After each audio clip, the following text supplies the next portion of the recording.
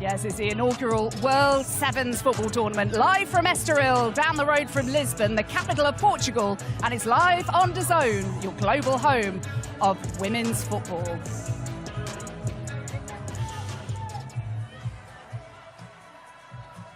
Great to be with you. Thank you for joining us at a very blowy Estoril, about half an hour away from Lisbon. Delighted to be alongside Nita Asante and Kelly O'Hara. Great to see you. Last time I saw you was on the pitch for Gotham, and you retired at the end of last year. So what have you been up to? You been busy? No, just sitting on the couch, having some ice cream, you know, relaxing. No, I've been up to a lot, honestly, Jackie. This being one of the things, which I'm very excited about. I host a podcast, Sports Are Fun. If anyone out there listens, watch, tune in. Yeah, so just been keeping busy and staying close to the game, because obviously not playing anymore, but you can't stay away for too long, you know? You can't stay too far away, so been doing a lot, yeah. Yeah, you've had a finger in a lot of pies, haven't you? Well, Anita, UK viewers have seen a lot of you, which is fantastic since you retired, and you bring a huge amount of expertise from a lot of these teams to this tournament. But both of you have been busy helping to organise this tournament, and particularly giving input from a player's point of view. So tell us what that's all about. Yeah, it's been great to just connect with players like Kelly and the rest of our advisory group, Tobin and Laura Georges, Caroline Sager, and we basically have been so excited for this moment to see elite clubs from Europe compete against each other. And we've been involved in the competition rules, we've been involved in what the fans should experience and what the atmosphere should be, and you know, we're just so happy to see it come to life. Yeah, and to be together finally in person. We've been on so many Zooms in the last couple months, all of us around the globe. So to be in person, to see this come to life is just truly incredible. And again, it's like what our focus has been for many, many weeks, a couple months now. So it's very exciting. And it's just fun to like be with each other, you know? It's good. Yeah, you usually see each other down the line at different time zones. No, it was funny. We were all, well, you weren't there, you were a little late, but we were all out at lunch yesterday, and we were talking about how we played against each other for so long throughout the years, and now it's nice to finally be on the same team and working together. So that's a special part of this, I think. Definitely. And I'm guessing, Anita, it must be quite nice from an athlete's point of view to actually be asked how you feel about playing in a tournament, what works for you, what you don't want to happen. So how did those discussions go, and what did you tell them all? Yeah, it was brilliant. You know, the ownership and the founders wanted us to have the input and recognize the value that we could add from our playing experiences. You know, many of us have played for multiple clubs and across different countries, and we were able to just bring all our ideas together and challenge each other, and also be like, what would we want if we were playing? Like, we were dying. We were like, we'd all get our boots back on and out of retirement to be in something like this, because it's just so exciting. You know, we expect players to be able to express themselves, lots of creativity, lots of dynamism, fast-paced kind of football, and we grew up on that. We grew up on small-sided football, and that's where I got my enjoyment from, and I'm sure Kelly was the same. For sure, and I mean, 7v7 is the game that you always die to play at practice, right? You got 7v7, you got 5v5, small-sided. When the coach says you're playing small-sided, everybody's energy goes through the roof. So for us, like Neat said, bringing this tournament together, it was based in, we want the player experience to be elite, and we also want the fan experience to be something they've never experienced before. So like you can see around the stadium, it's just like, the energy is going to be incredible. They're going to be so close to the action. It's crazy. I'm just so excited. I don't even know what to say sometimes. I'm so excited. I walked in here, I was just like, wow, this is incredible. I'm word vomiting as well. Yeah, I can feel your enthusiasm. Yeah. We feel it just being here pitchside. Bearing in mind, we've got a load of players behind. We've got Manchester United players. Ella Toon's up there. Hello, Ella. A load of them just watching on here, so they're going to be up there. And then we've got a DJ behind us, the fans over there, commentary up there. There's so much to be excited about, but what about the rules? It's very different from 11-a-side football, so let's see what rules the players are going to be abiding by, or not, in the next few days. Or not.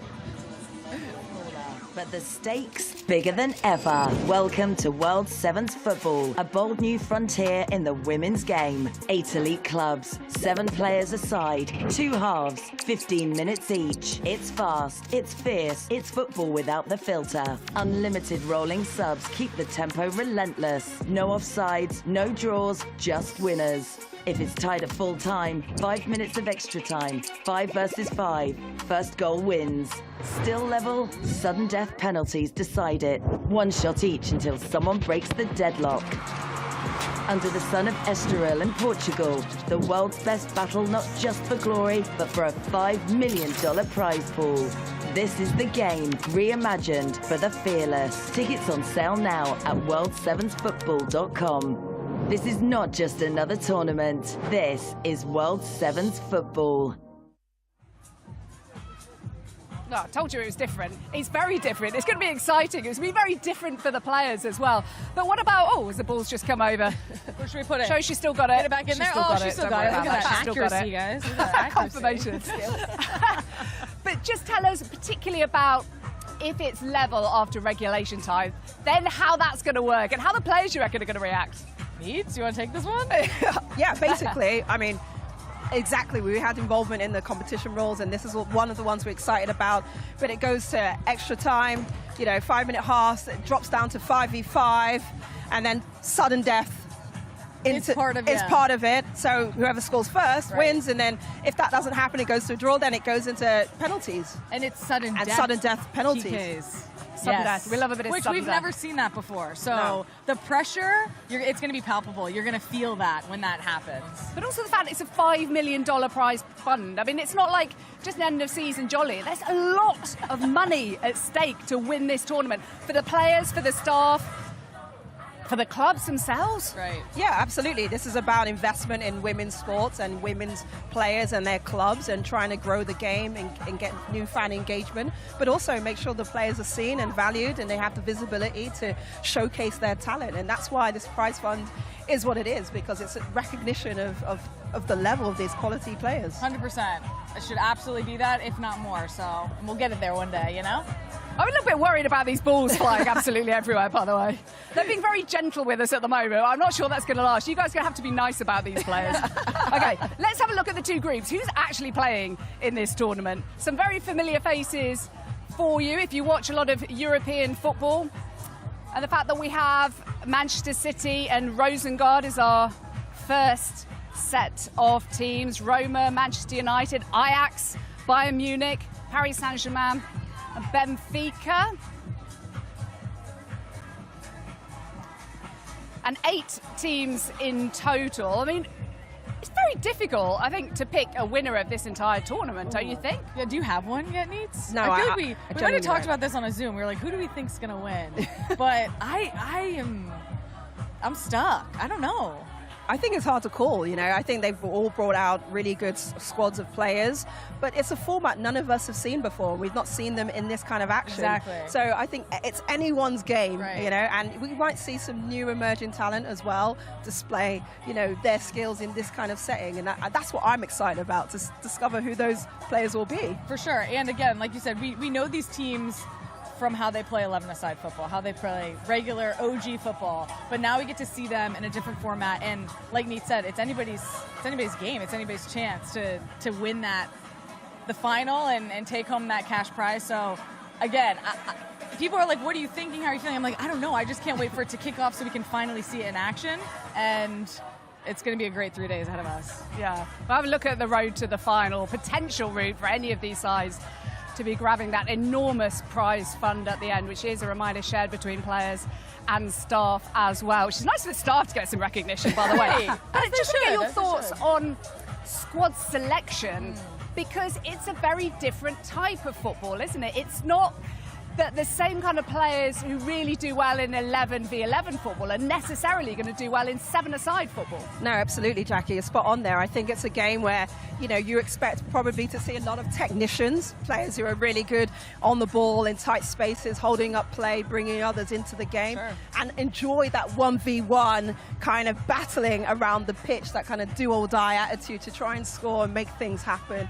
And I'm telling you now, I would just love to be able to put my boots on and get involved in this. Yeah, and another part of the rules, or what makes 7v7 and World Sevens football unique, is the roll-on, roll-off substitution. So I think that's going to add a layer of strategy to how are these teams going to utilize that and getting the most out of their players, feeling the energy. Is there a lull? Do we need to replace somebody? That sort of thing. So I'm really interested to see how that plays out in this format.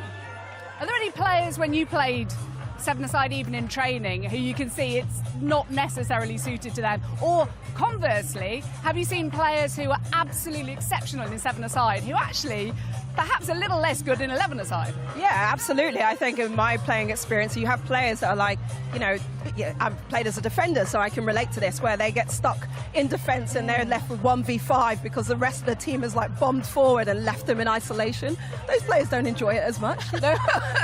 But I think for the attacking players who have the freedom to express themselves, go 1v1 with no kind of shackles or restrictions, they thrive in this type of environment where they got to be able to like entertain the fans and the audience as well, and just, you know, just go out there and have fun and explore. For sure. There was a time in my career when playing with the national team, this was early on, I was much better at playing the 5v5, the 7v7, the small-sided, and Pia let me know that, you know, so I think that there's opportunity for, and I obviously took that and, you know, grew into the player that I became, but I think this is a great opportunity for players who might not get as much playing time in the 11v11 format, and they can show their skills and potentially, you know, get into that spot on their team full time.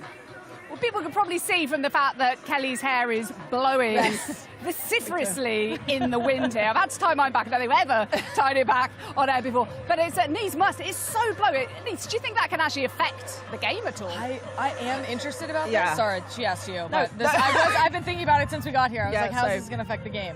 But I do think that because it's a smaller pitch, I think more is going to be on the ground, right? I think it's going to be quick. It's going to be, you know, fast-paced. It's not going to be a lot of balls in the air, in my opinion. So, and I think that if the players are being smart, they understand that and they're going to play and make sure they take the wind out of what's happening on the pitch. Yeah, absolutely. The players recognising the conditions they're in and trying to make the most of that, you know, keeping the ball on the ground, moving for each other, showing some ingenuity on the ball in possession and really just going for it. I mean, it's a beautiful day.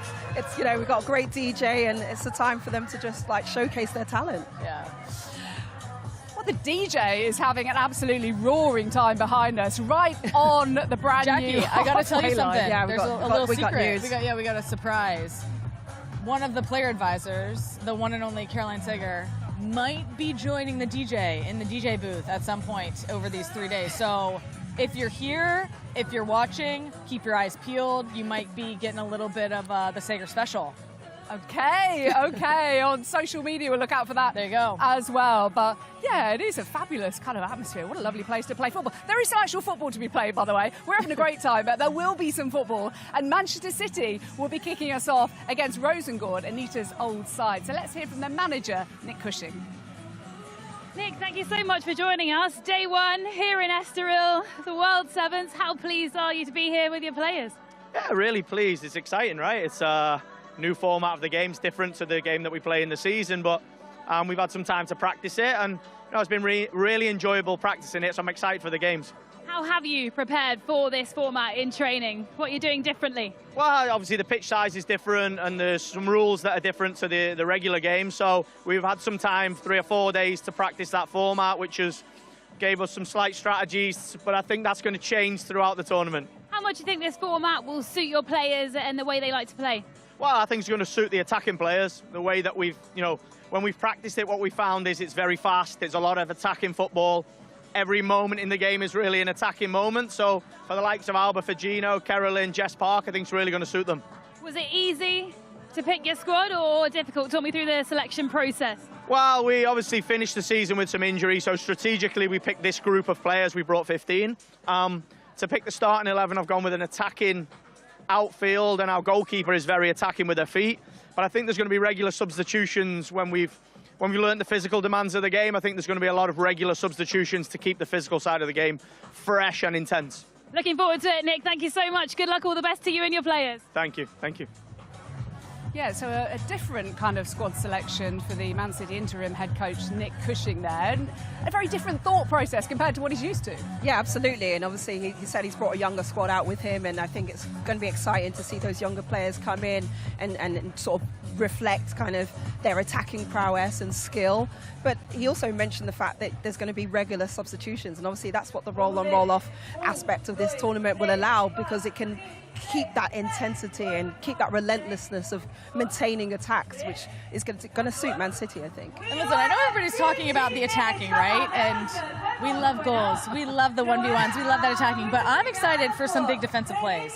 And defenders stepping up and making those moments because, you know, got to give defenders some love here just because of who I was. So I think that's going to be really exciting to see these players in that position as well. But what are the qualities that you need defensively in this format? Here's the thing. You got to be able to organize quickly and on the fly, right? So there's going to be movement. You're going to have defenders that might be taking shots, might be up in the attacking third. So you have to be able to balance, and the thing is, everybody has to be playing defense all around the field and recognizing, you know, if a defender does go forward, who's filling in that slot, because again, there's no offside, but you've got to be aware and balanced in your defensive shape. And communication, I would imagine. 100%, yeah, Massive. Yeah, massive. I think the communication is massive. There are moments where you realize that you're underloaded or overloaded because of a play, and recognizing, okay, what action do I need to take now? Do I need to close the ball quickly because we're not in shape, or do I need to regroup with my team and find that shape? So the communication's massive. The willingness to be combative in your 1v1 duels, I think, is going to be huge too. Okay, I have a question for you. Because there's no offside, and say a team just places a player, just is like the whole time we're putting somebody touchline or top of the box, just leave them up there high. What are you doing? Are you staying 1v1 with them, or are you letting the keeper pick them up? No, I'm letting my keeper. I'm going to take a risk with my keeper. I think super keeper, get a little bit higher, deal with that space. And if you've got high pressure on the ball, the player can't face the pitch and play those balls, then it's ineffective anyway. So I think it's about the group staying tight, staying together, staying connected, and obviously communicating the whole time. For sure. It's like when you're goal hanging, isn't it? When you're playing with your mates and you're goal hanging, there's no offside here. Yeah, a little cherry picking is going to be happening. I'm excited for it. Got to ask you about your old side, Rosengård. You were there for a good few years, weren't you, in Sweden? What do you make of the club and this side? Bearing in mind, they haven't had the best start to the season. We should mention, by the way, they're only 8 games into their season. Yeah, I mean, I had a fantastic time at Rosengård, won a lot of things there with really good players. But again, it's a club and a team at the moment that's in transition again. They've lost 8 key players to their team, which probably explains why they've had the sort of start they've had. They won the championship last season, but they've lost Caroline Sager, who's now with us, due to retirement. Olivia Scoot to Inter Milan. They've lost Therese Högren, who was the sport director. So big pieces of that, the cogs of the club are missing. And I think, for them, this is an opportunity to try and maybe find that form of momentum and take it back into their league season as well. And let's hear from it, Yeah. Like, enjoy. Yeah. Right? Well, that's what we're here for. Yeah. That is what we're here for. Whether the Rosengård head coach, Carl-Joel Kitzelberg, feels the same way, let's find out. Well, thank you so much for your time ahead of the first game here at the World Sevens up against Manchester City. I know you're in the middle of your season. How much are you looking forward to taking part in this? Yeah, it's going to be amazing. The girls is really happy to be here and also competing with one of the top players in the world. It's going to be amazing. Not the conventional rules of football, as we know. What is your approach going to be to these games? I think the first game is going to be hard now because no one knows really how the games is going to develop and how you're going to do with subs and everything. But I think just be switched on and enjoying it and competing. That's I think is the most important. How did you go about picking your squad for this to bring out here to Estoril? Yeah, almost the whole squad is here. There's somebody home playing with the B team, but we took in many players because we are in the middle of the season. We had game last week, and we're going to have a game on Saturday when we come home. So, which players should we be looking out for? Who do you think is going to thrive here at the World Sevens? I think we have a couple of them. I think that our goalkeeper is going to be one of the top goalkeepers in this tournament, Arthur Cummings, and we have some young ones who is really good, but the Nigerian national team player, Hailmati Ayinde, is fantastic to look at. So that's. How are you telling them to adapt their game? What are you telling them to do differently? It's no outside, so it's going to be hard to have a formation. It's going to be so spread out, so how can we be compact? And also, with every set pieces, I think it's going to go fast, so be really switch on and really work hard in the games. Well, here's the opposition if you want to take a closer look. Carl, thank you so much. Good luck. All the best. Thank you so much.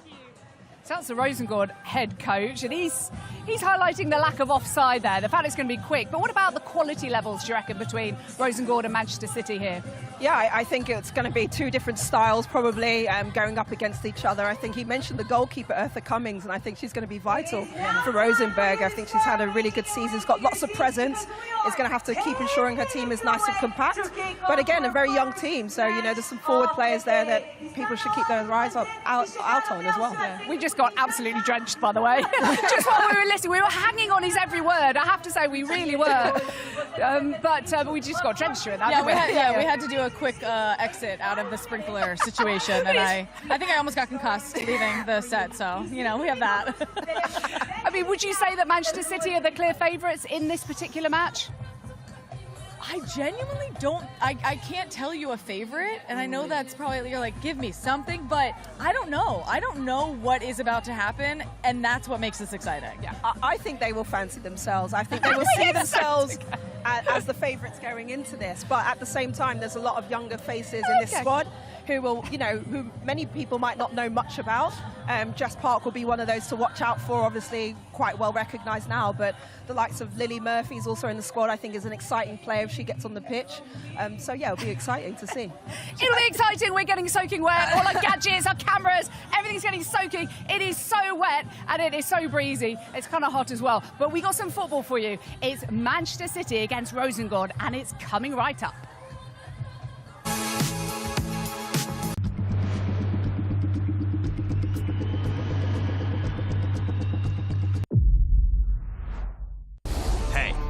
Listen up. Let's have it. We know you've always got your eye on the prize, the championship belt. And why wouldn't you? You're a finely tuned, well-oiled boxing watching machine, capable of consuming over 185 fights on DAZN every year. We've gone big, we've gone global. Churning through combinations, comebacks, and non-stop knockouts. With big fights every week, you're the best in the world. So go on, get that belt, champ. DAZN, undisputed.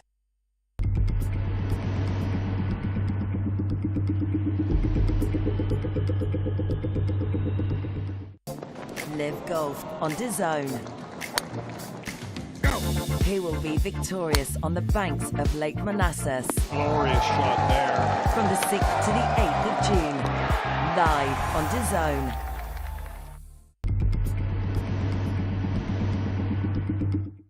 Greatness comes to DAZN this summer.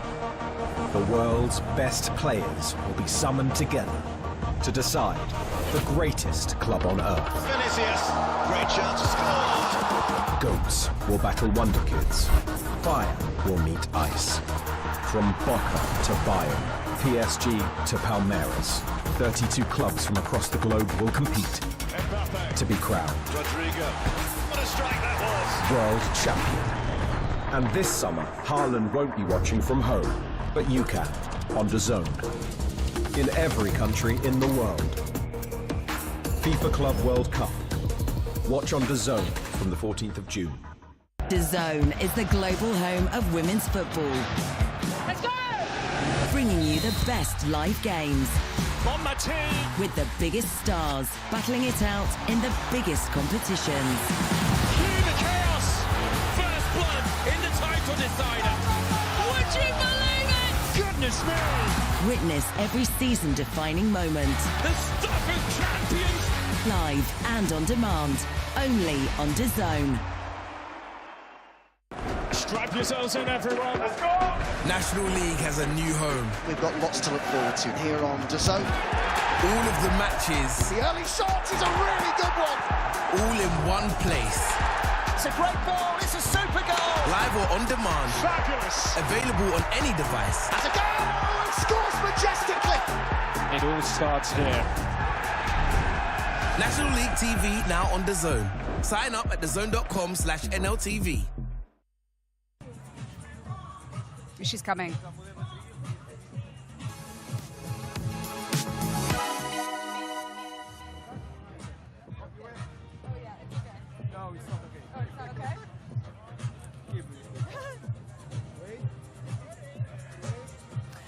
Welcome back to Estoril, just down the road from Lisbon, where the Women's Champions League final is taking place at the weekend. And they've stopped spraying us with water, which is an absolute result.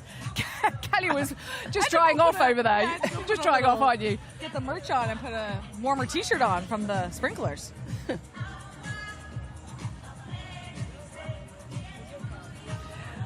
What do you think then, finally, just before we get this whole tournament underway? I think it's about the team that starts out the fastest, with intensity, with intention, that will get on top and get us to a flying start with hopefully some goals. Positivity, is that the key to it, Kelly? I think it's energy, I think it's confidence, I think it's being electric, and I think that's what we're about to see. Do you think the fact that they are only 8 games into their season in Sweden could have a bearing in terms of they should be fully up to speed by now, whereas Manchester City coming off a long, hard and frankly disappointing season, if we're honest? Yeah, I think that might play into it. I mean, again, I think the rolling subs is really what's going to make this interesting and who executes it the best. Yeah, I mean, I can't top that, really. I think ultimately it's about the team that wants it the most and is brave. Okay, thank you guys for now. It is time to get the action underway. Up in the commentary box to kick us off is Flo Pollock and Amelia Pereira.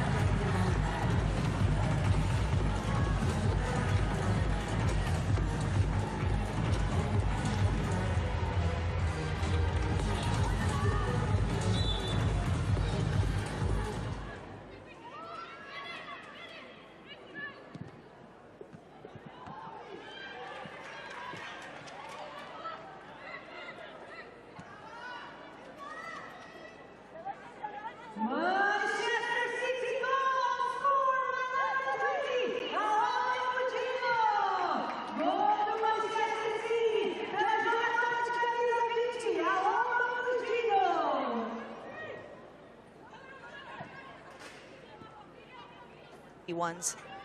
And you can see already Keating, the Manchester City goalkeeper, out of her box, forming a part of the build-up for Manchester City. Yes, the two defenders are wide, but very projected in the offensive mid. So just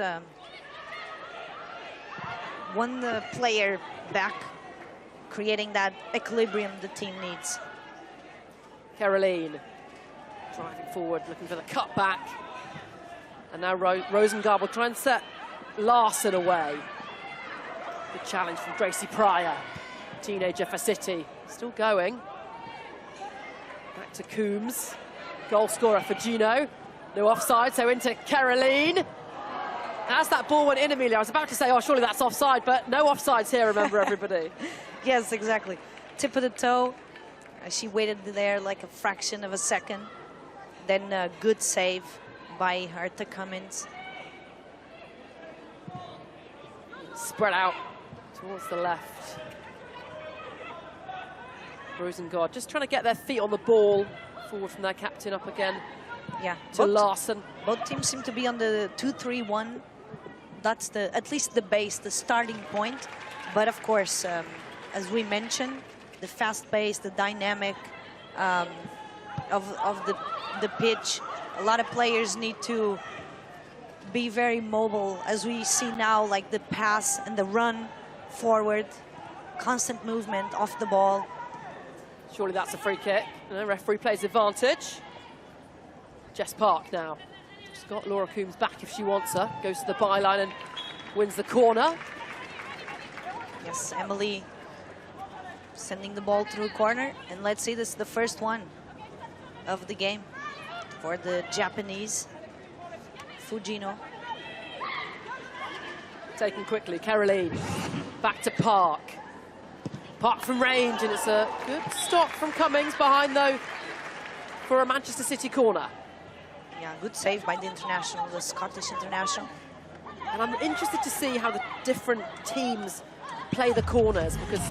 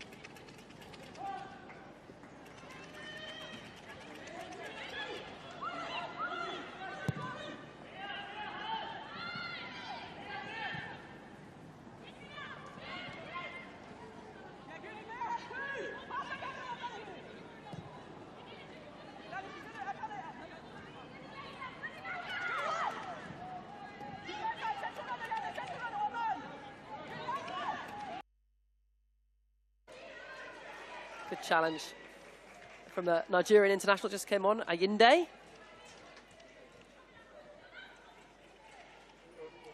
Manchester City fans watching on. Into Lily Murphy, another one of those young players that got minutes, scored in the Champions League for City. Kind of game that really suits a player like her. Now this through ball didn't get the best destination. Some space here for Oyama. Another Japanese player that plays for Manchester City. They've got quite the Japanese squad. It's up to Lily Murphy, goes for the flick on. Oh, you could see what she was trying to do. And I tell you what, Amelia, in these opening 11 minutes or so, it's clear that Manchester City have got to grips with this game format a little bit more. They're playing in offside positions, which you can because there are no offsides, and they're making use of the full width and breadth of the pitch. Completely, yes. So the forward players provide that width. Left and right, we can see that, and they also almost touch. We saw Caroline doing that a lot, almost touching the end line. I think that's important to kind of spread out the opponent. We can see Rosengard hasn't been able to do that. The team doesn't have one player offside, and maybe that's what it needs to kind of stretch the Man City team, because the Man City team is very, we can say, perhaps comfortable defending this way because they just push higher. There's no one in the back, so they're comfortable and they win the ball in advanced areas of their offensive mid. Euros, of course, this summer, and the international managers will be watching on, hoping that their players remember that there is offside come the Euros, so they can't goal hang. Laura Wienreuter on the pitch, will be playing for Austria. Naomi Lezelle has come on. She might be off with the Lionesses. She heads it clear. On by Lily Murphy. Lezelle then, number 3 for Manchester City in defence. Scored in her Champions League debut this season against Barcelona, who are in the final on Saturday. Barcelona-Arsenal, of course, live on DAZN. Can't wait for that final. I wonder how many of these players in this tournament as well will stay on to watch that. Yeah, it's a great opportunity since they'll be here in Lisbon. It's the next day. I'm certainly staying on for that. Got my ticket already. This is better from Rosengård. That's a really nice little move, and the ball in. And out behind for a corner. Let's see what the Swedish side do from this set piece. Yeah, good work by Anna Sevenius, and will be Hannah Anderson on the corner. Tense, but stay there. Breakthrough. Blinkilla Brown, she's got Ficino to her right, couldn't quite pick her out. And Sevenius now.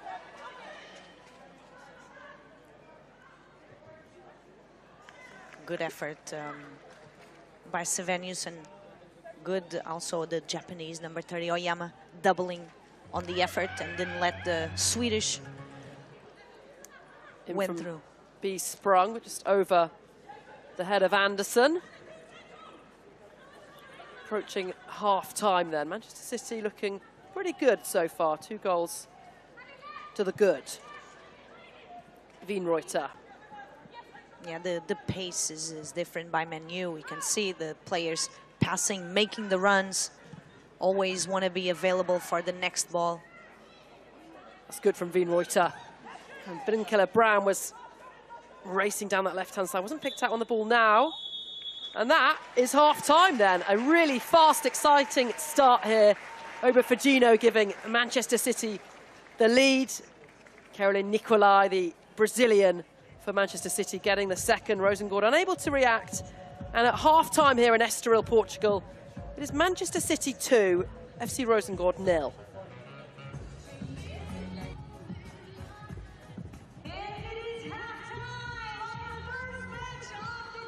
Sevens tournament here in Estoril in Portugal. It's fast and furious as we expected, and we'll have analysis from Kelly and Anita when we come back. I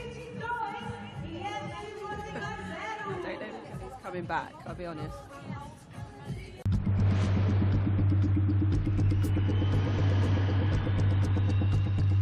Let's knuckle up! Can I get a face-off with Conor McGregor? Combat fighting in its purest form. There is no show in the world like the BKFC.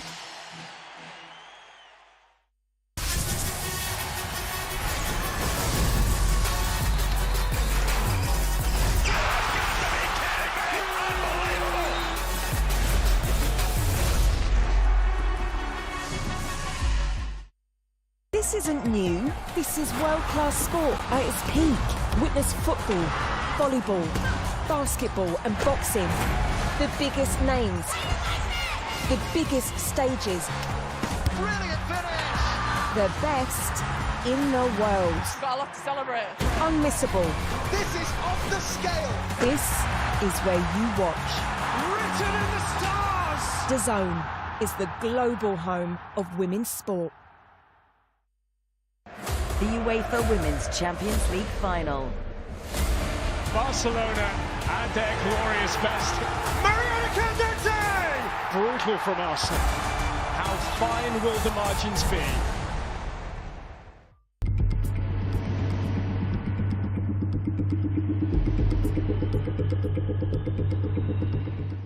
Real-time stats and scores have arrived on your DAZN app.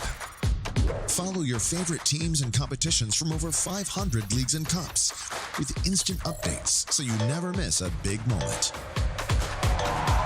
Get even more from your daily destination for sport.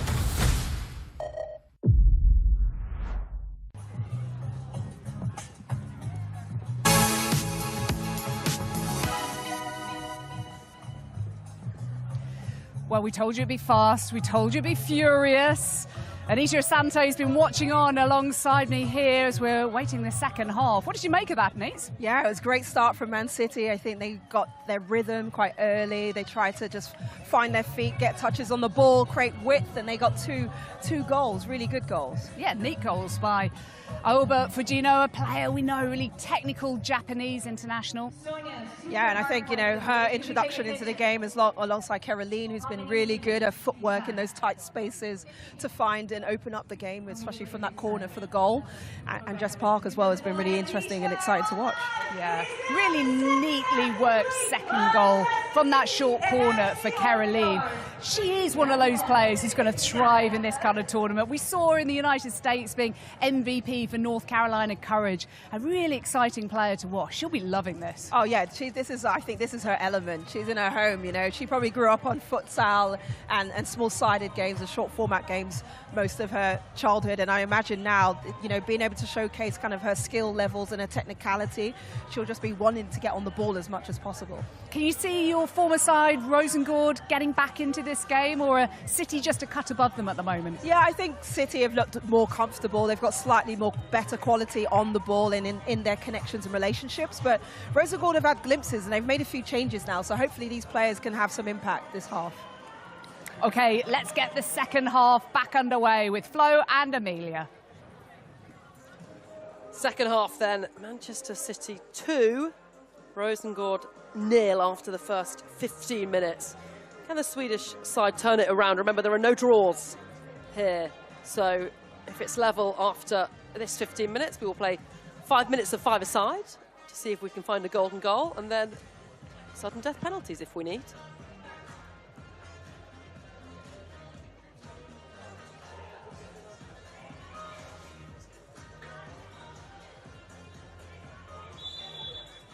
And Una Savenius gets us underway then.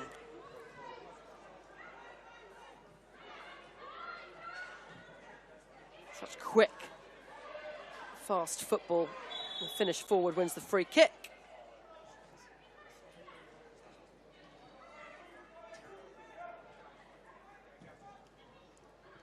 This is better from Rosengård. Ayinde nearly catching that ball sweetly. Then in comes the effort. That's a great save.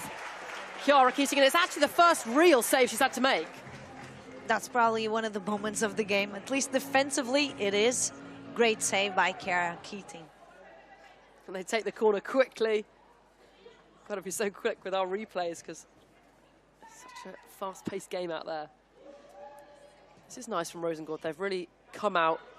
Yeah, I think now that 1v1. And let's see Caroline racing forward away from the defender. Look at the pace. City have a third. And that is a great illustration of why she's so good in these kind of small-sided games. Fantastic from Caroline. Fantastic. The skill, the pace, and then just putting in the back of the net. 3-0, Man City.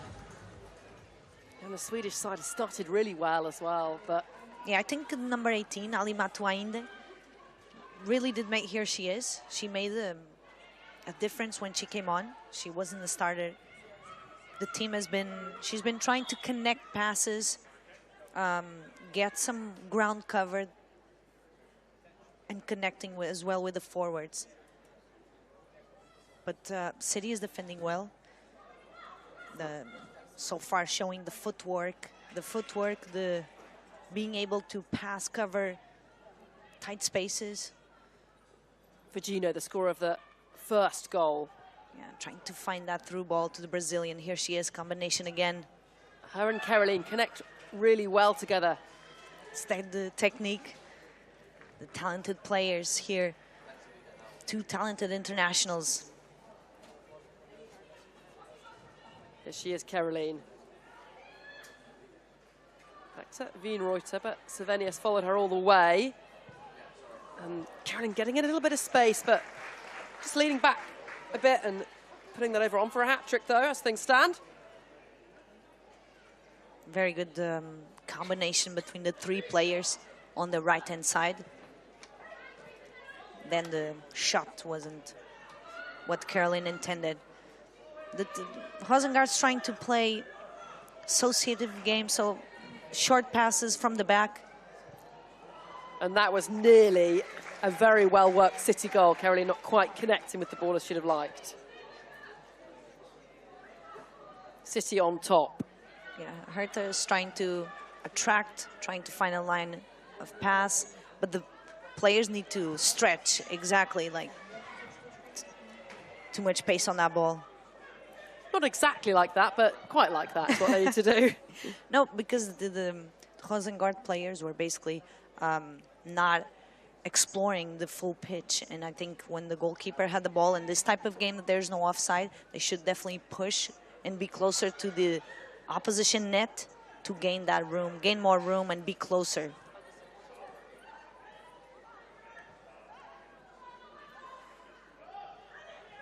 That's nice from Rosengård, but it's through to Keating, who bowls it out straight away to Park. As well to just keep that in. No, she doesn't. And here comes a quick change then for Rosengård. The quick subs kind of reminds me a bit of ice hockey. I don't know if you've ever watched ice hockey. Yes. They don't really play it much here in Portugal, but they have roll-on, roll-off subs there. Yes.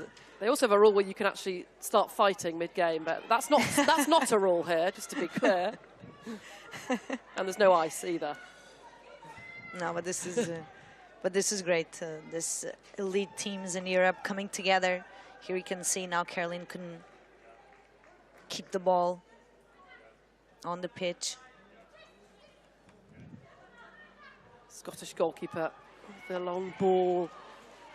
Rosengård trying to stretch the pitch, but they're not really getting the flight of the ball right.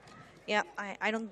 Sometimes when Cummings has the ball, they're not exploring the last third. There's no one there, and they should be there. And we can tell already the Scottish goalkeeper can definitely put the ball on the other side.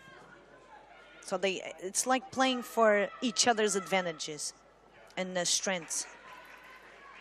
Laura Coombs can't quite keep that in. A player that won the FA Cup with Chelsea and City. No. Been at City for quite a while now, 34-year-old.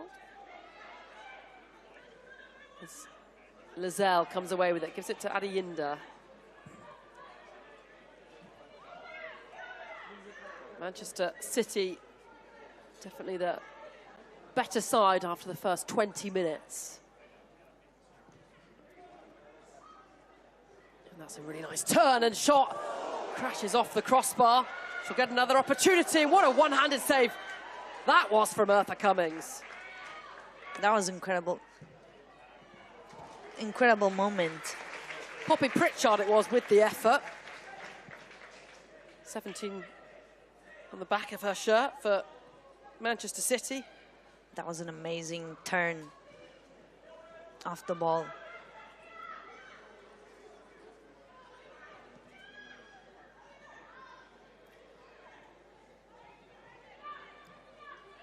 Back with Keating.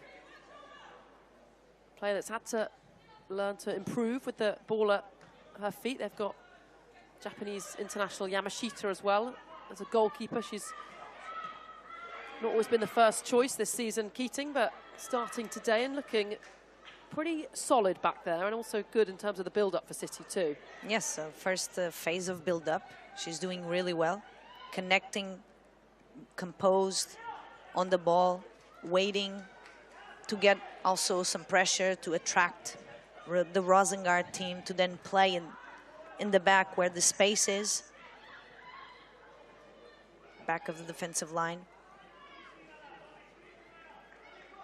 Fujino is doing a great match. Yes, she is looking like a player that is set up for this type of football, isn't she, Fujino? Yeah, the footwork, the ball close to her feet, especially her left foot. She's had a good season, good debut season in the WSL.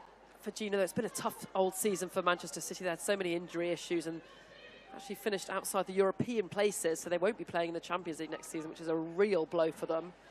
Yeah, just 1 point below Man United. Who are playing next? Up against Roma. They've got a really strong squad that they've brought to this seven-a-side tournament, the World Sevens. They're really going for it. And why not? There's a lot of money on the line. Yes, absolutely.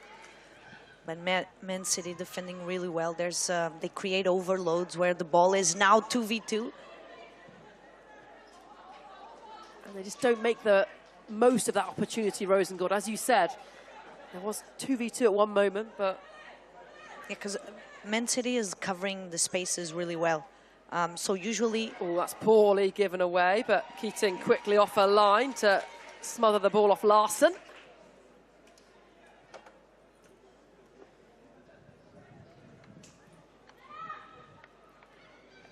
Pushing higher, Man City. That was a great run by Laura Brown.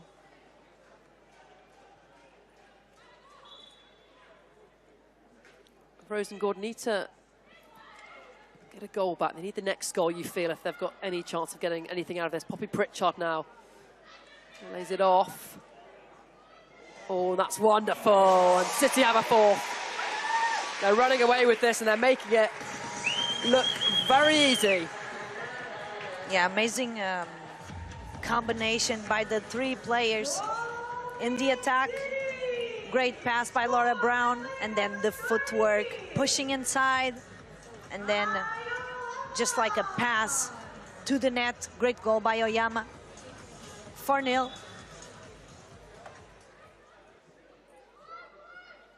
Manchester City laying down a marker in this first game. And there's going to be so many goals. I'm going to have to write them all down to keep an eye on how many and who scored. A little bit of space for Rosengård, but it's just, again, out of play. They've not quite adapted to the change in pitch size. It is half of a standard pitch. The goal's a little bit smaller. Yeah, and since there's no offside, they can definitely push higher and explore that space behind the defensive line, the last defensive line of Man City. And there's no one in that area to finish the cross. Larson. Heavy touch, and it's cleared by Lizelle. Referee content with the challenge. That's nice from Kronkist. Just trying to do a through ball between the players. Ball for Rosengard. spending more time higher up now, but this can be a transition. 1v1, we know she's quick.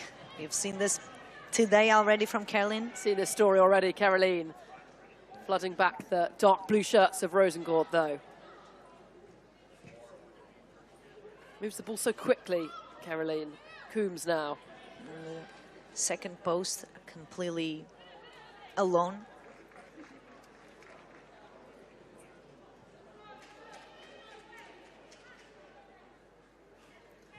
This Group 1, so the other teams in this group are Bayern Munich and Ajax, who play later today. And as things stand, Manchester City going top of the table. 1 point you get for a win. There are no draws, and obviously you get nothing for a loss. It's a good first game. Goal average might be decisive at the end, so it's important that the teams have a lot of offensive production and can score a lot of goals. That's a good point. If teams are level in terms of picking who goes through to the semi-finals, it's goals scored if you're level on points. So scoring a lot of goals could well buy you a ticket to the semi-final. Final 3 minutes.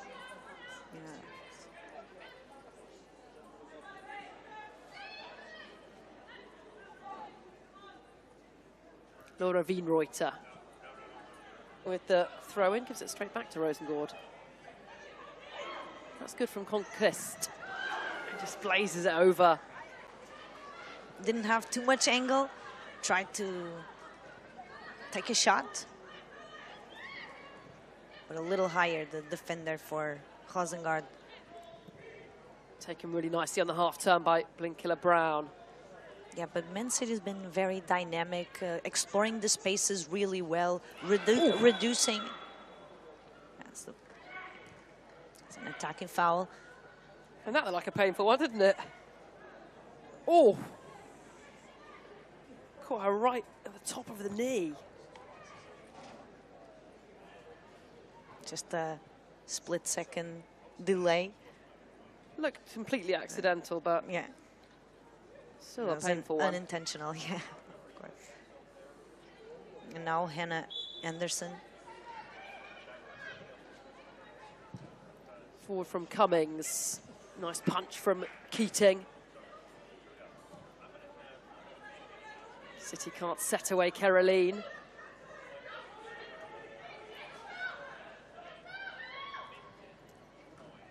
And on comes Jess Park.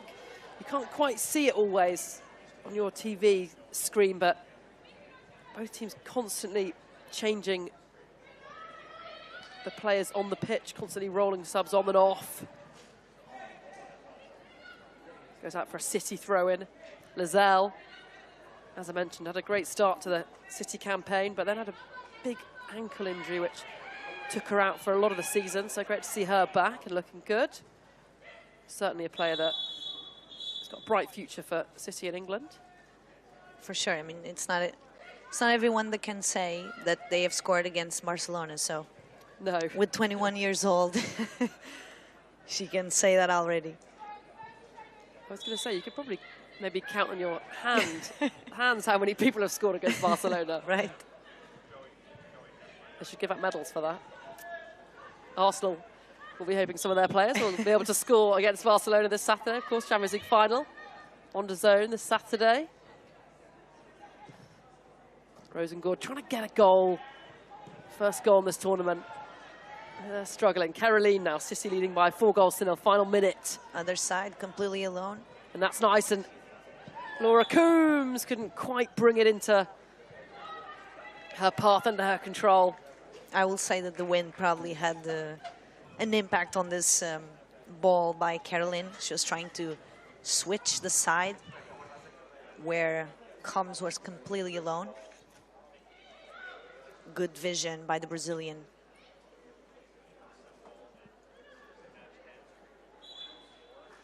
And there is the full-time whistle then. The first game in this World Sevens football competition. And Manchester City breeze to victory. Caroline, the star for City. Fagino got the goal scoring underway, 2 for the Brazilian.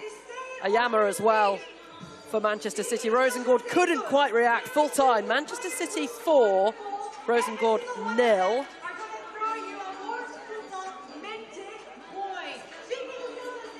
Let's take a look at the group table then. This Group 1, Manchester City go top. Bayern Munich and Ajax playing later today.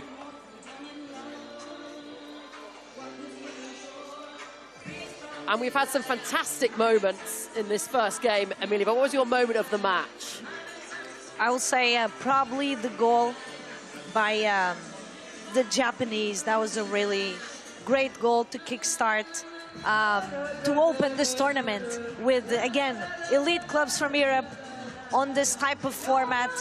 Players get to touch the ball way more. There's a lot more goals. I think it's exciting all around, and that was a great moment to open this tournament, as well as the save, I think, by the English goalkeeper for Man City. I think she did a great save there. I think it was 2-0 when that was that first shot, the dangerous shot from Rosengard. Let's see the moment of the match then, presented by Invisalign.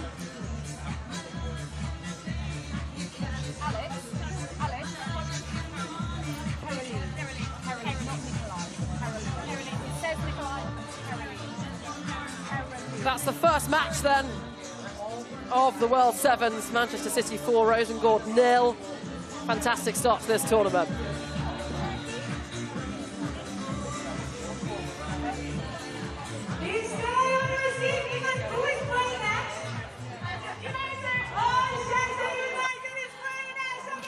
When?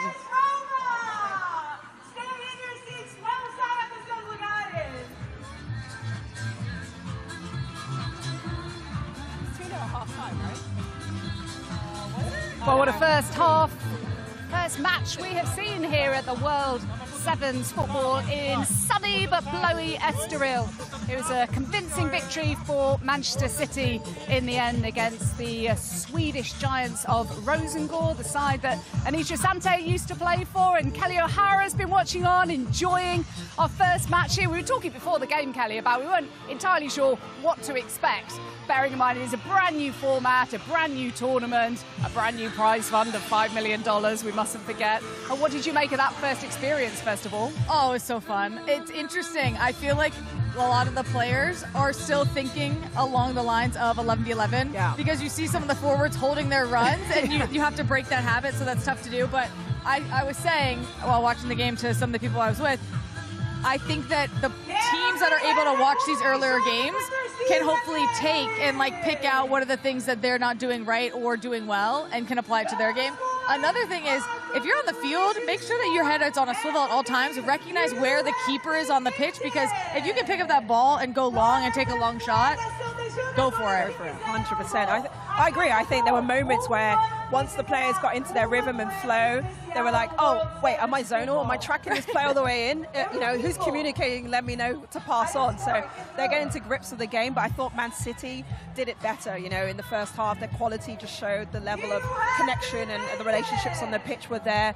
Rosengård opted for more of a sort of direct style of play, trying to find the space in behind, which wasn't bad, but I think the execution they just couldn't find.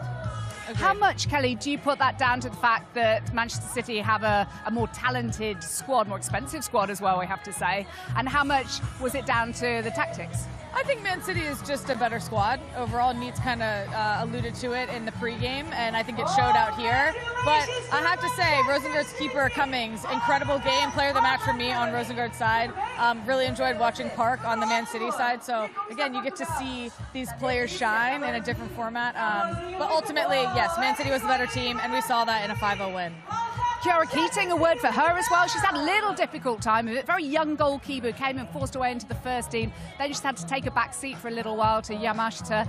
And what did you make of her today? One big save in there. Yeah, I think for me, we know of her quality. She always steps up in the big moments. And today she made a fantastic save, even though her team were dominant. But it's about being alert in all moments, because at that point, 2-0, 2-1, different game, and the other team suddenly gets a bit braver and goes forward. So it counts. And I think for her, she's shown so much character to be regularly playing and suddenly not playing and back in the team again. Yeah, Carolina player you know very well. She's right behind you, Jackie. She's right behind us. There she is. Oh, she's about to be interviewed. I was giving her a little clap as she was walking off the field. Give her a little wink, Oh my God, I thought you were clapping me. Oh, I was. Okay. But, well, I'll tell you what, let's hear from her now. She's about to chat to Alex. Carolyn, congratulations. Big win for City in your first game. How did you find it? Thank you so much. I think it was good to play, fun, this weather really good. So I think we're here just to enjoy and also be ready for camps and everything. I think it's a good opportunity, this tournament, to come back and dribbling those things and have fun. 2 goals for you. How did you have to adapt to your game? I think just more, not too much pressing myself and just enjoy the game and also play together with the girls of the team. And I think when the moment to go 1 against 1, just try and then see what happens. How much belief is there that Manchester City could win this, and what would it mean for you to inject some positivity into the club? Well, we have so much positive, but I think it's just the first game. So we're gonna also see another teams, how they're gonna do, and they just enjoy and compete for the money. Yes, absolutely. Well, you are player of the match, so I've got 2 prizes for you. 1 special awards here. Show it to the camera. And a water bottle. Stay hydrated, because it's rather warm, isn't it? I need it in Portugal. Thank you so much. It's really warm in here. And windy. Yeah, and windy is right. Parabéns. Obrigada. Oh, well done to Caroline.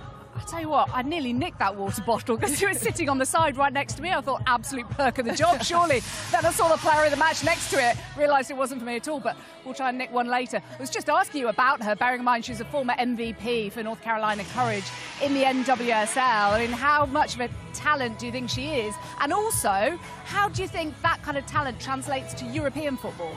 Oh, well, I have to say, I think that most players were happy to see Caroline go to England because they didn't have to compete against her anymore, the defenders especially. But I know all the fans, myself included, so sad to see her end up going over to England. But England is lucky to have her. She is an incredible talent. She is so fun to watch. She is, you saw it today.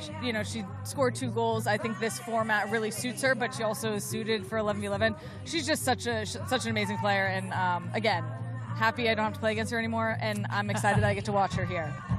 I think, just listening to her in the interview then, the enjoyment that comes through when she talks about playing in this format is what it's all about. She was able to show her quality in those moments, her dribbling ability, her finishing, especially that second goal, the ingenuity to recognise, that loose ball, pounce on it, carry it from her half into the next half. I think those things are just so good, and she had impact. From the first one, it was for Gino, getting on the end of that, getting inside on a left foot, low, hard strike. Yeah. Keeper had no chance in that instance. Great accuracy here. It's a brilliant finish, and it's instinctive to find that space, open up, and go for the shot. And again, it's a bit of interplay in the box, and you see Caroline, she just comes alive. As soon as that ball comes to her feet, she just opens up her hips and is able to guide it with her right foot, and I think that's what she does in those tight spaces. She's always thinking, how can I hurt the opposition? How can I find space? And listen, this second goal from Caroline is what she used to do in the NWSL all the time. She picks it up at half field and goodbye, see you later. No one's catching her. She's putting this away, no problem, finishing. I can't tell you the number of times I watched film of her doing this in the NWSL, so that was made for her.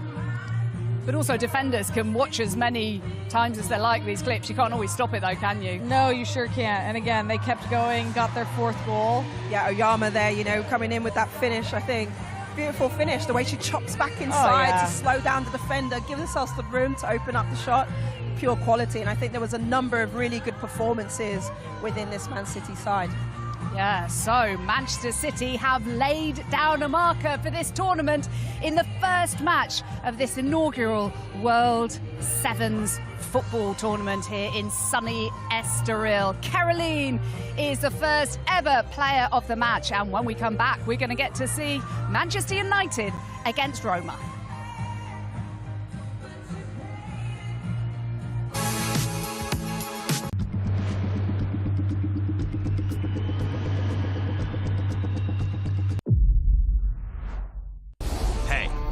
Listen up. Let's have it. We know you've always got your eye on the prize, the championship belt. And why wouldn't you? You're a finely tuned, well-oiled boxing watching machine, capable of consuming over 185 fights on DAZN every year.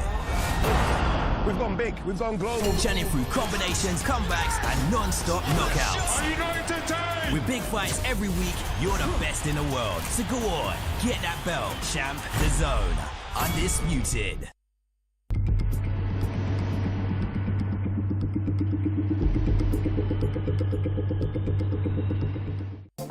Live golf on DAZN. Who will be victorious on the banks of Lake Manassas? Glorious shot there.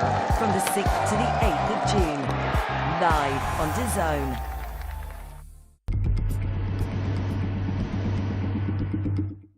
Greatness comes to DAZN this summer. The world's best players will be summoned together to decide the greatest club on earth. Vinicius, great chance to score. Goats will battle Wonder Kids. Fire will meet ice. From Boca to Bayern, PSG to Palmeiras, 32 clubs from across the globe will compete to be crowned Rodrigo, what a strike that was. world champion. And this summer, Haaland won't be watching from home, but you can on DAZN. In every country in the world. FIFA Club World Cup. Watch on DAZN from the 14th of June. Strap yourselves in, everyone. Let's go! National League has a new home. We've got lots to look forward to here on DAZN. All of the matches. The early shot is a really good one. All in one place. It's a great ball, it's a super goal. Live or on demand. Fabulous. Available on any device. Has a goal and scores majestically. It all starts here.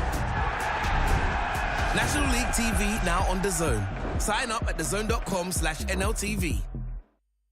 DAZN is the global home of women's football. Let's go! Bringing you the best live games. On my team. With the biggest stars, battling it out in the biggest competitions. Cue the chaos. First blood in the title decider. Would you believe it? Goodness me. Witness every season-defining moment. The stubborn champions. Live and on demand. Only on DAZN.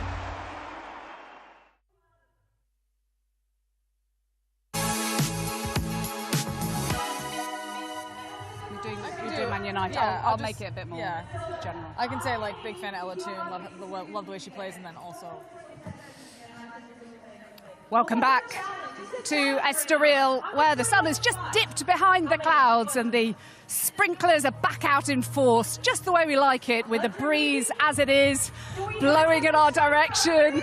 Kelly and Anita have just been diving for cover because we're expecting another onslaught, aren't we? My various technical gadgets are not enjoying this at all.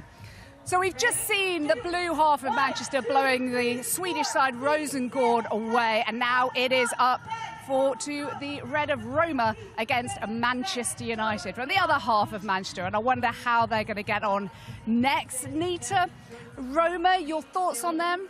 Yeah, I think I'm really excited to see the Italian side play in this format, because I think traditionally Italian sides have been really technical. They like, fast-paced football, really sort of creative type of players. They finished third in their domestic league as well, so I feel like they want to come here and prove a point as well, and try and compete against Man United, who I think have had a really good season domestically. Okay, well, let's hear from the Roma head coach, Alessandro Spugna. He's with Alex. Alessandro, grazie per aver parlato con noi. Thank you for speaking to us. Quanto siete felici di essere qui? Just how happy are you to be here? Siamo molto felici di essere qui perché è un'esperienza nuova per noi e devo fare i complimenti all'organizzazione perché è veramente qualcosa di molto bello. We're so happy to be here because it's a new experience for us and we want to thank everyone for organising this amazing competition.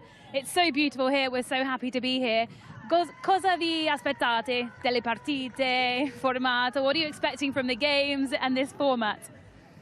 Per noi è una novità, quindi non sappiamo neanche bene cosa andiamo incontro, però sicuramente è molto bello fare partite di questo tipo contro giocatrici così forti e questo per noi è un motivo di grande orgoglio e di grande soddisfazione.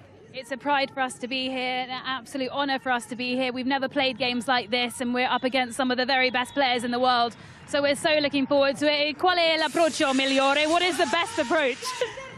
L'approccio migliore sarà quello di provare a interpretare la partita nel miglior modo possibile, cercando di giocare bene, di creare spettacolo e di provare anche a vincere la partita. We just have to try and play as best we can. Look, it's a spectacle here. We're just going to enjoy it and do our very best in these games. Good luck to you. In bocca al lupo. Grazie, crepi il lupo.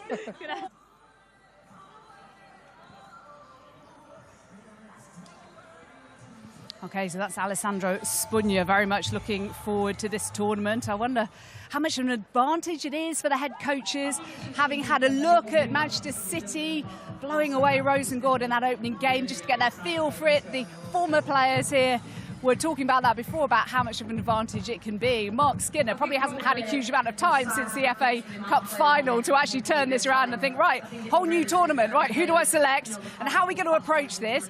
But looking at the starting lineup today, he has some experienced players in the likes of Ella Toon, Grace Clinton, a young talent, but on the international stage, players from around Europe as well as the US goalkeeper, Fallon Tullis-Joyce. What do you make of them? Yeah, Jackie, I think exactly what you said. Man U is putting out a starting 7 that has a lot of experience, club-wise and on the international level, and I think that is going to serve them well in this type of competition. Like you said, Tullis Fallon-Joyce, excited to see her play in this type of format, and I think that Man U will come out on top tonight. Yeah, I think it's going to be a really exciting matchup. I think one of the things I'm interested to see with Roma is they've added more international players into their team, so how that would have changed their style as well. Yeah, well, let's hear from the Manchester United head coach, Mark Skinner. He's with Alex. Mark, great to have you with us here in beautiful Estoril for the World Sevens. Day one, you're watching the first game. What have you made of it so far? It's exciting. It's 4-0 currently, and look, it's playing a little bit like an 11v11. There's the players are trying to keep onside and all the habits that they've created that we've got to undo in this format. But it's exciting. We'll try and add to that when we play next. Playing a fantastic team, so hopefully we can get the win. You've had one session to prepare for this since the FA Cup final. Just how difficult has that been for you and your players? Very difficult, as you can't hardly train this format. I mean, even to play 7v7 in training over 30 minutes would be like a massive hit physically. So it's very hard to train, but that probably increases the chaos and what we want from the tournament, which is excitement. So we're looking forward to it. We're going to hit it as hard as we can, playing a fantastic team, as I say. So we'll see what happens. What is the message to your players going into their first game of this tournament? Enjoy it and run hard, because you're going to need to. Very windy as well, isn't it? How will that affect things? Very windy. I'm hoping it keeps the ball in one way and not the other way. So hopefully we'll see. But look, it will affect a little bit. But it looks like it's playing really quickly on the field. So we've got to take advantage of that with the football skills as well. Mark, all the best. Thank you so much. Good luck. Be positive and hit it hard is the message from Mark Skinner. We'll look forward to seeing how Manchester United play out in that regard. Some talented players in the Roma squad as well in the starting lineup, but so too Manchester United. They're about to come out. Final thoughts? Yeah, I think Vins is one to watch, the Canadian forward, for sure. You know, they've got a lot of international players like Rosengård as well, another attacking type player. So I think it's a good physical matchup between the two teams. You're expecting Man United to come out on top? I do think Man United will come out on top, but I think this is going to be more of a chess match than we saw in the first match. Okay, well, it's time for our second game then. Let's see whether Manchester United can match Manchester City. It's asking a lot. They won 4-0. Over to Flo and Amelia. Hello. So one Manchester side has played, one already. Now it's the turn of the red side of Manchester. Here comes Manchester United, Roma, and the Roma players coming out first to line up for the face-off. Harvey, the Norwegian forward, coming out. Cesar, the goalkeeper. And it really is, as Anissa Asante said, a very international Roma side. Evelyn Wiens, Canadian forward, was the top goal scorer last season, also won gold with Canada, the Olympics. Hawa Sissoko, a player that WSL fans will remember from her time at West Ham. No-nonsense defender. As Catherine Kuhl comes out, player that was at Arsenal, didn't quite break through to the Gunners' starting 11, but she's in the starting 7 here for Roma.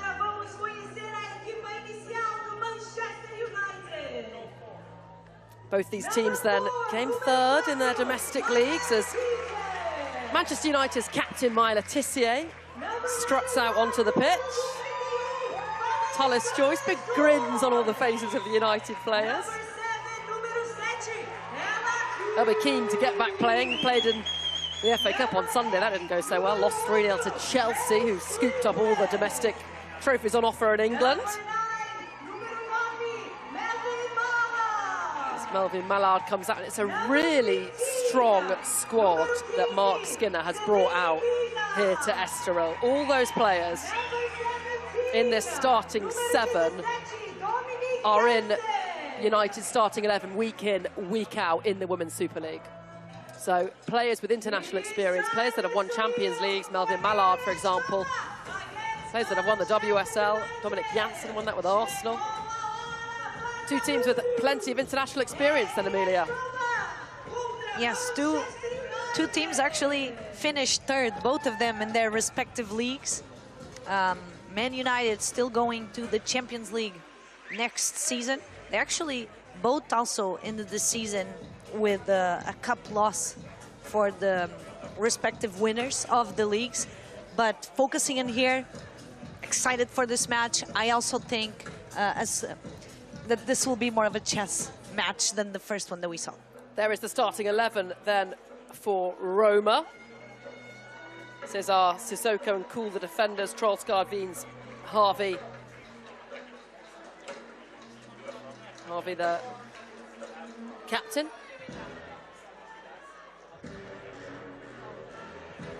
Myla Tissier, the Manchester United captain, always an ever-present at the back for United. Also will be going off with the Lionesses, I suspect, for this coming Euros, so she's not a starter.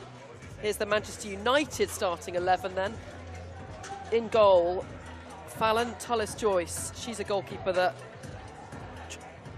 tied for the Golden Glove. Letitia, Elatoon, Clinton, Janssen, Mallard and Celine Bizet, Norwegian forward. Of course, unlimited subs, so both sides can call on their bench whenever they so desire.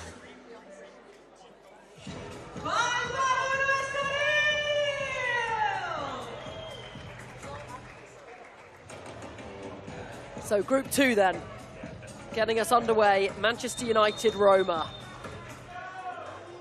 And straight away, United trying to get in behind. Bizet gets there, runs it out of play, but you can see from the get-go what United's they came here tactics, to do. Yeah.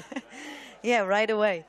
Very offensive-minded. That is great for this type of spectacle that we also want to see here. Cool. Goes back to Trollsgaard. Yeah, the wingers are providing with goalkeeper also playing from the back, helping on the first build-up phase. More direct. Yeah, long ball up to Evelyn Wiens. And here is Tullis-Joyce. Yep, tied with Hannah Hampton for the Golden Glove this season in the WSL. A really good goalkeeper. As Mallard gets the shot across. Blocked by Sissoko. First corner of the game goes to United. Nice footwork by the French international, pushing to her left foot, trying to strike right away. Short corner. And now Janssen will dink it in. Flick on by Mallard. But this game started really quickly. Yeah, the teams, especially Man U, trying to get more right away towards the goal. Different styles of football as well, the two Manchester sides. City very much a possession-based side. United in the WSL particularly, a little more defensive and direct. And I wonder which style will best suit this format.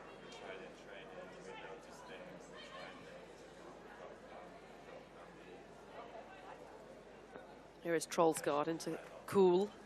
As I mentioned, was at Arsenal, had a season at Everton. Rosengård also played in the WSL. Quite a few of these Roma players did. As Letitia wins it back, posts it back towards her own goalkeeper though, and that's poor. And Roma can't quite capitalise on that uncharacteristic error from Letitia. Yeah, there is seemed to be like a split second. There was some space to get a shot on goal, but then very quickly the defenders closing up that gap. Very good, making.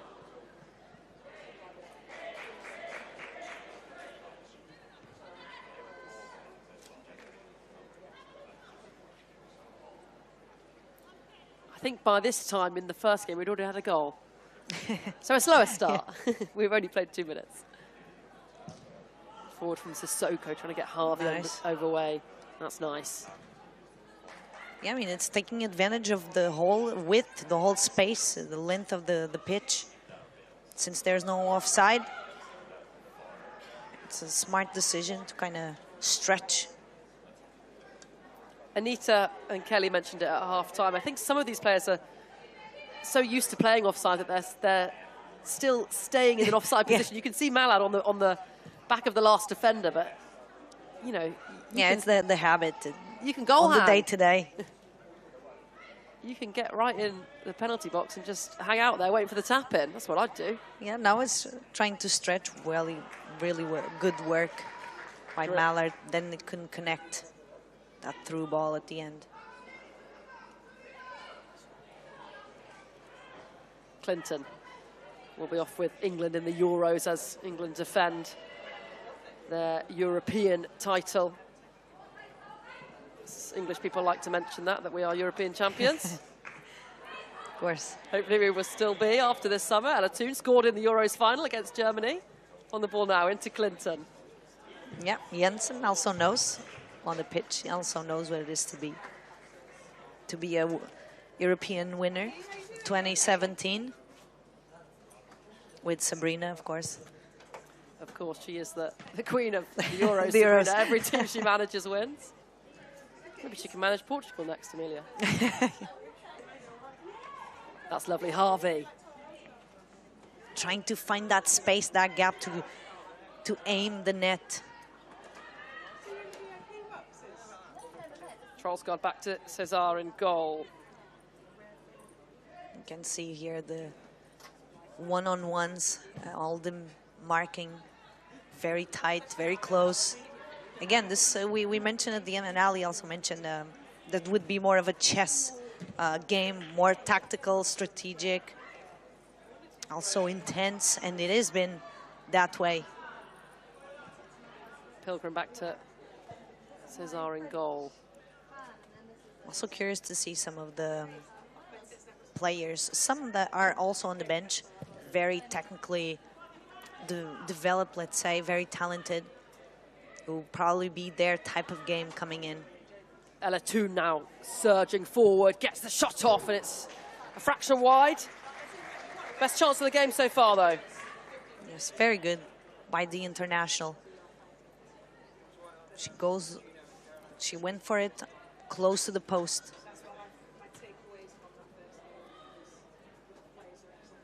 Cool, trying to shrug off Toon. But it's individual markings, now letting the very good ball.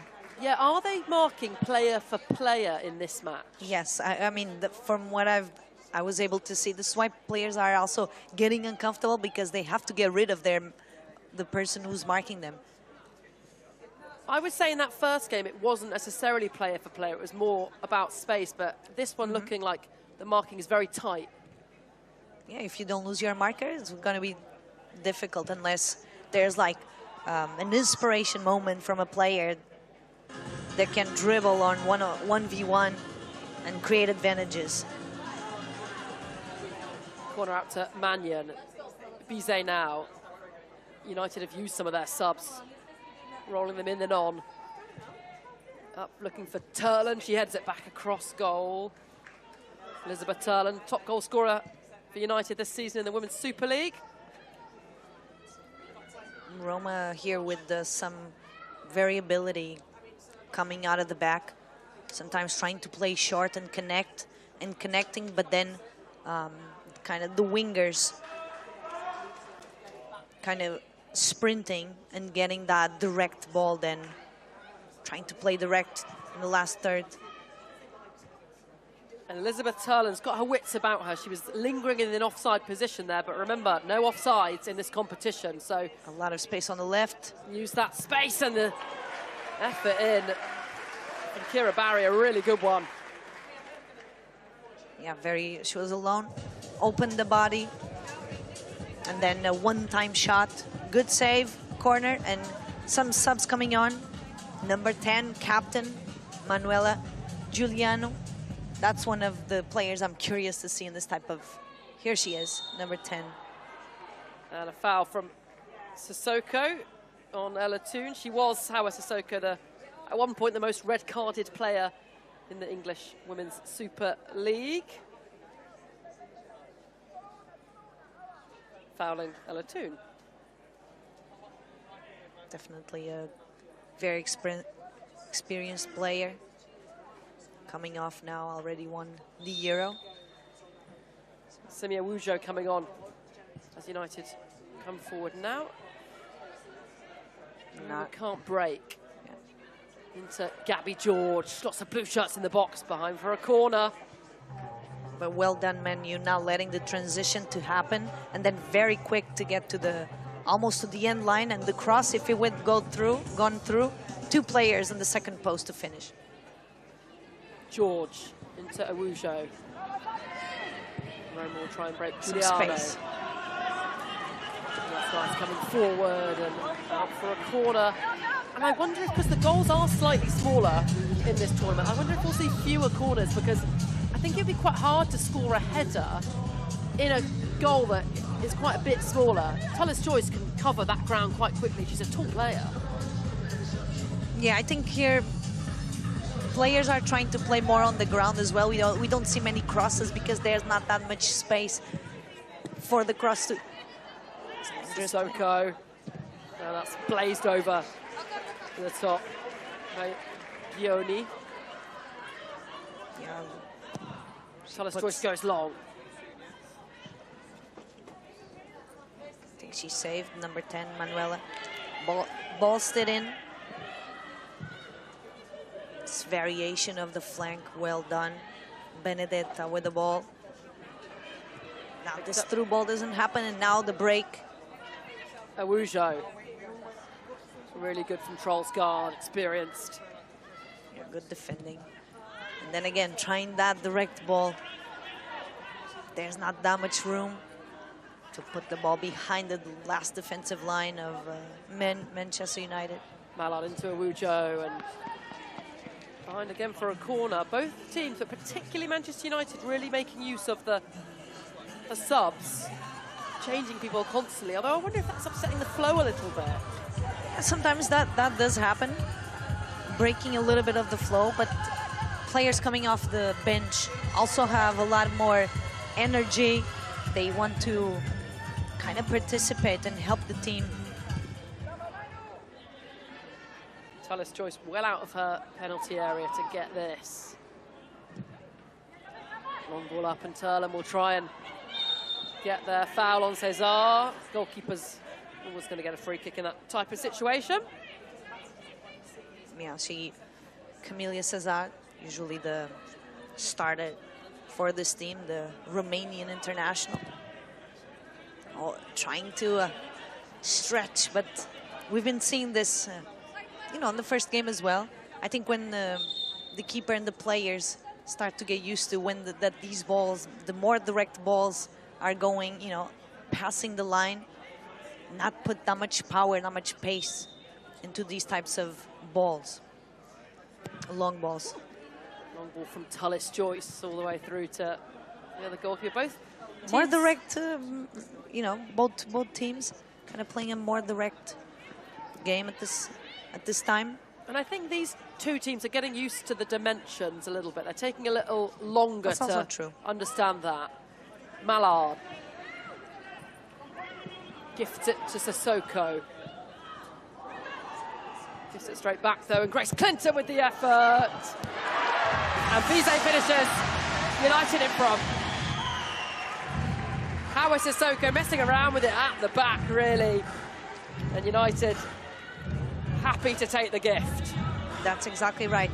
Sissoko's trying to explain now to her teammates what she was trying to do there. But we know that that's the red zone. No dribbling in that area, especially in this types of dimension of the pitch. Norwegian forward then, Celine Bizet, signed in the summer from Tottenham Hotspur. A lot of assists for her this season in the WSL. But on the score sheet here, as Mallard tries to bring it down, Clinton's in the box. Very strong physically, doing really well, the number 51, Rosengård, on the one-on-one with Mallard. Need to be on point, very physical. Long ball up to Valentina Giacinti. Can't quite get that under control. Back with it now, Giacinti. 3 times top goal scorer in the Italian division for various teams, as Mallard breaks away, and United have an advantage here. Into Elatoon, saved by the foot of Cesar. Great save. That was the first time that Mallard got rid of her marker. Great job. And United back underway straight away, and Elatoon into the bottom corner. Manchester United have a second from the quick corner. And it's Manchester United who lead by 2 goals to 0. Very good goal by Elatoon. The international doing what she did so many times this season in the WSL. She's a real fan favourite for United players, as, wow, Roma have a goal back. That has to be also one of the moments. That is one of the girls that I was expecting to see on this type of pitch, and she did not disappoint. Amazing goal by Manuela Giuliano. Left foot, top corner, great goal. And that's the thing about this type of format, it can change so quickly. United had that goal through Elatoon, and suddenly Giuliano's through and fires it top bins. Yes, it was an important goal just before the half as well, to give the team more momentum, the Roma team. Good save by Tullis Joyce. Good save, indeed. Mia Ponte trying a shot from a distance, being pressured 2v1. It's nice from Clinton. And she getting out of that zone with pressure. Well done, Grace Clinton. That's a good ball up to Tooney, and she can't quite head it in. As you said, Giuliano made a real difference, and that's a wonderful through ball, but Tullis Joyce will clear. Yeah, didn't want to risk it, the goalkeeper. Well done. But that's the type of ball that I'm saying. Not with so much power, but the pace. So when it hits the pitch, kind of bounces. And there is the half-time whistle then. Took a little bit longer to get going this game, but we have had goals. Giuliano with a fantastic one, but United with 2, Elatoon with the second one. Half-time, Roma 1, Manchester United 2. On our hands here in Estoril in the second match. The first one, a bit of a walkover for Manchester City against Rosengård, but Roma have come to play against Manchester United, and they are still very much in this game. We'll react and reflect on that first half when we come back.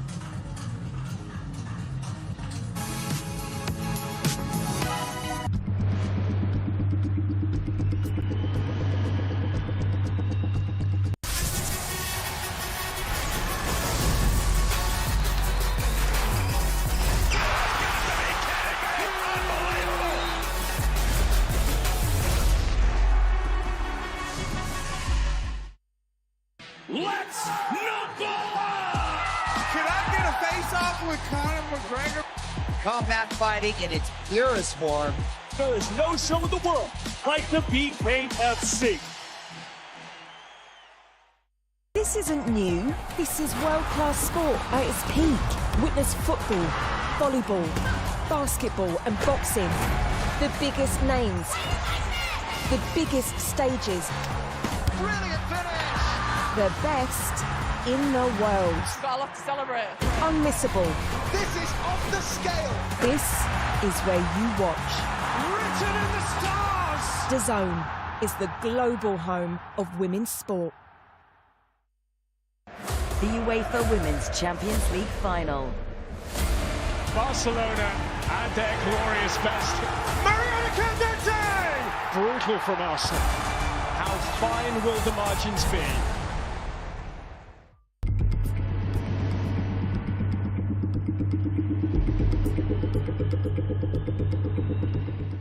Real-time stats and scores have arrived on your DAZN app. Follow your favorite teams and competitions from over 500 leagues and cups with instant updates so you never miss a big moment. Get even more from your daily destination for sport.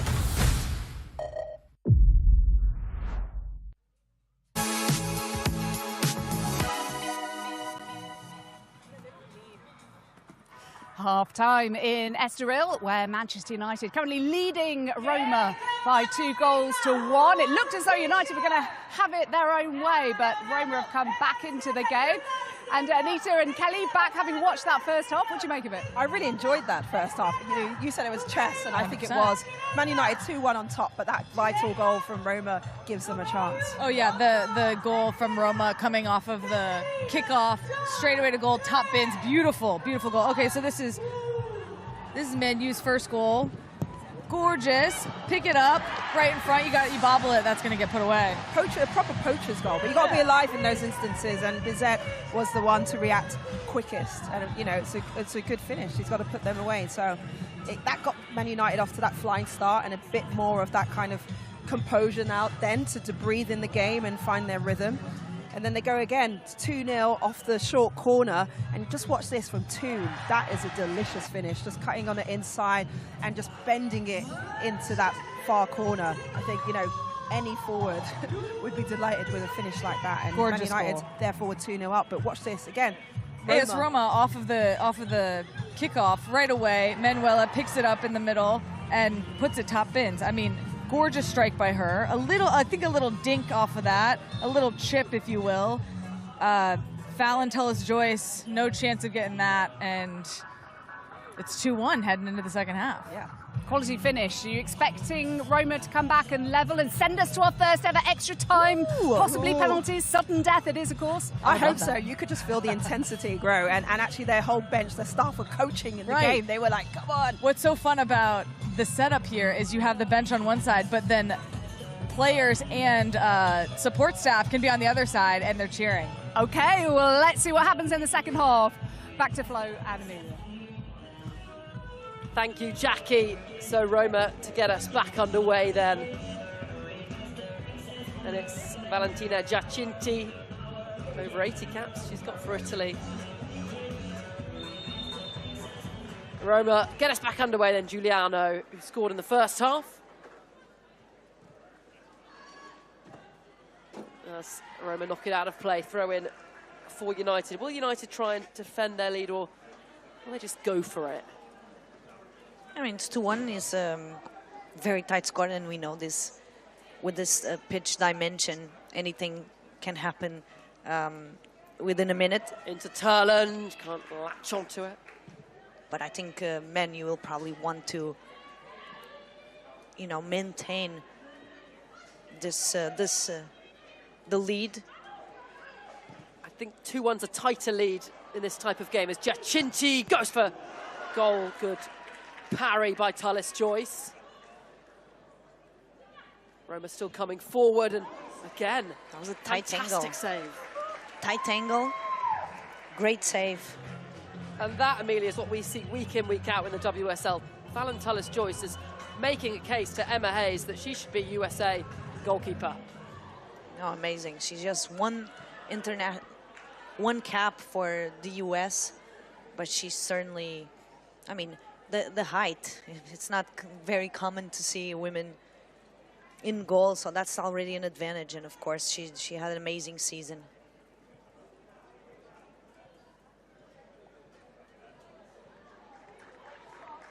Very United throw in by the Nigerian defender, another international.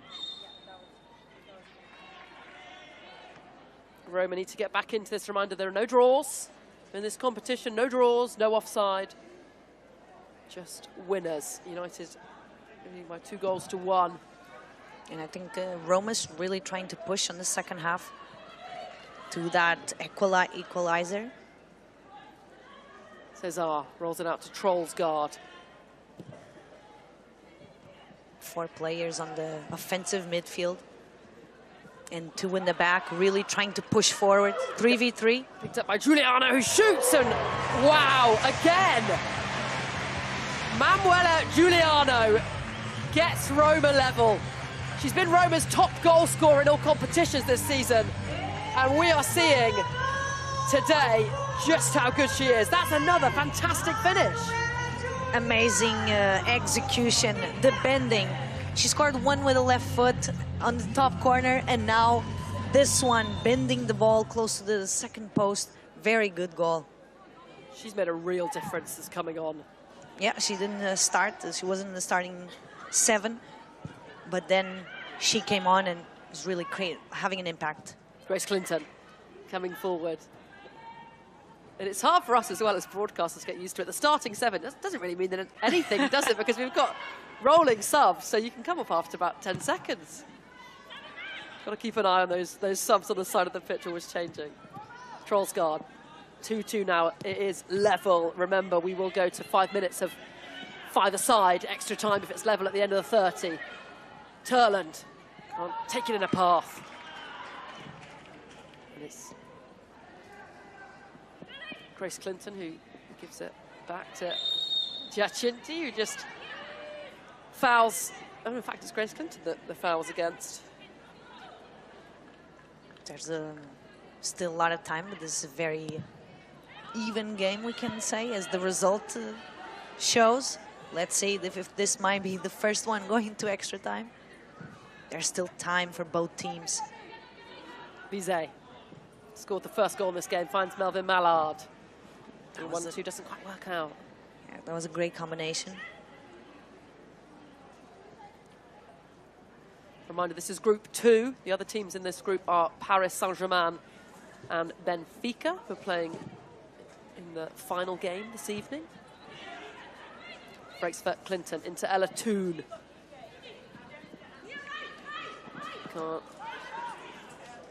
Does manage to win the throw-in even. Oh, lovely flick on from Mallard, and Grace Clinton sits down the goalkeeper, and what about that? Manchester United back in front, and that is a simply stunning goal. And What the kind a of finish. goal as well that we want to see at this kind of tournament. What a finish. Great chip over the goalkeeper, Caesar. 3-2 Man United. Really enjoyed that. Grace Clinton, she's a young player. Yeah, but she is midfield, but she has that finishing ability. A very good relationship with the goal, if we may say. But we can't forget the pass as well. You mentioned the assist for Mala. Very good assist. I like that expression, Emilio. Good relationship with the goal. I had a That's what terrible we say. relationship with the goal. That's what we say in Portuguese, you know. In my mind, these things No, it's a nice make phrase. more sense. I had a terrible relationship with the goal, hence why I never made it throw. Veens, Canadian forward, lays it into Harvey, the Norwegian international. Giuliano's there, leaves it, and Tallis Joyce with the really excellent stop. Playing a key role, Fallon Tallis Joyce, in keeping United in front.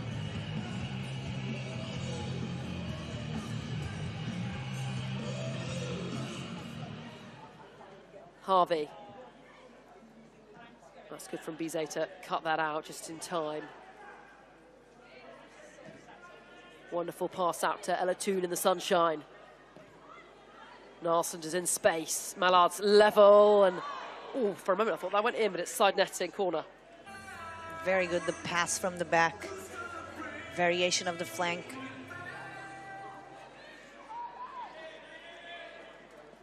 Beans. That'd be a great idea. Letitia up to Melvin Mallard. Can she get a shot away? Cesar claims it. But a good turn and shot with her left.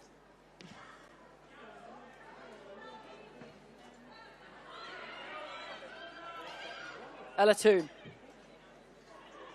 waits for support, left and right into Norseland. Blocked by Sissoko. Can't quite keep it in.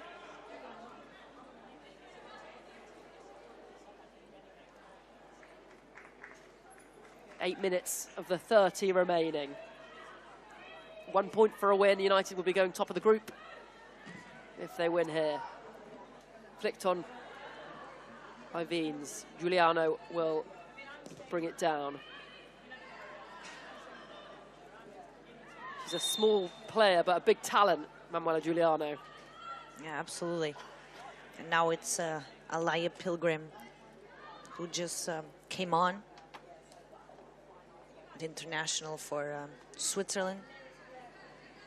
Just had this foul. Who will be hosting the Euros, of course, Switzerland this summer, as England defend their title. Did I mention England are reigning champions? Cesar collects. Definitely one of the big contenders, besides Spain, as always. Of course. Did draw with Portugal, though, in the Nations League recently, England.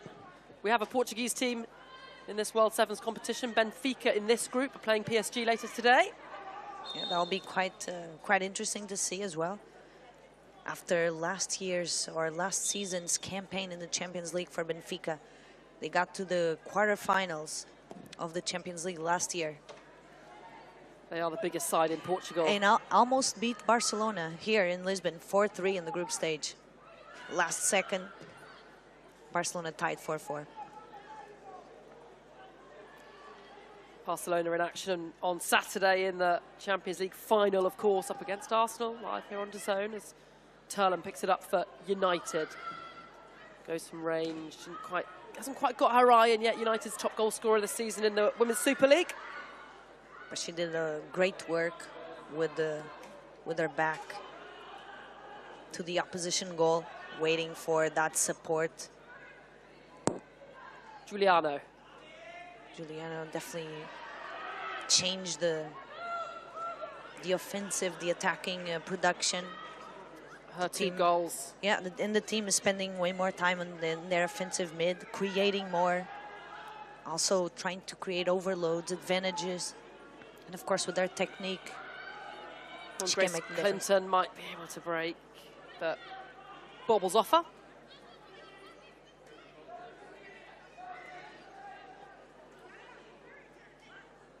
That Grace Clinton goal to give United the lead was fantastic. Bizet now. Bizet already has one goal. Collected by Janssen, Dutch international. Signed in the summer after a few seasons with Wolfsburg. Big powerhouse of German football. They're not in this competition. Bayern Munich are, though. They'll be playing next. Aoife Mannion. Yeah, nice menu under pressure. Being able to play out of the back. United controlling the tempo. Simia Wujo. Good strong hand from Cesar. Great save and great shot by the Canadian international as well. 5 minutes remaining then. Roma in need of a goal. Clinton dinks it into... Nice chip. Turlan, who can't finish. And that is very uncharacteristic of Elizabeth Turland. But the play in combination between those three players, playing to each other's strengths, but then opportunity to do the 4-2. Mannion. United in control of the ball and in control of this opening game as things stand. Mallard. Myla Tissier. This is nice from United. Wonderful touch from Mallard. Clinton's in the box, but so 4 Roma players. Yeah, now the covers came to help, but Mallard had quite some space and time.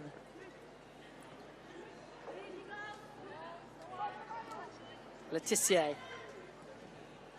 Bizet. She was looking for that through ball. Awujo finds Mallard. 1-2. Letitia can't finish. Wants the corner. Not going to get it. Now the through ball came. It was very good between the defenders, isolating the Canadian. Is there another goal in this?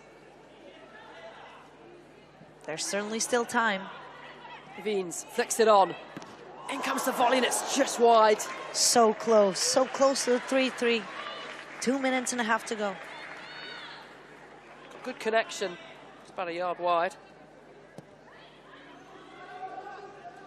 Pressuring high now, Roma. More direct football. Really good duel there between Mallard and Sissoko. Toon trying to create space for the shot. Good slide-in challenge. Yeah, well done, Oladipo. Awujo. Bizet. United playing nice free-flowing football. Yeah, passing and moving. That's what you need to do in these types of short-sided.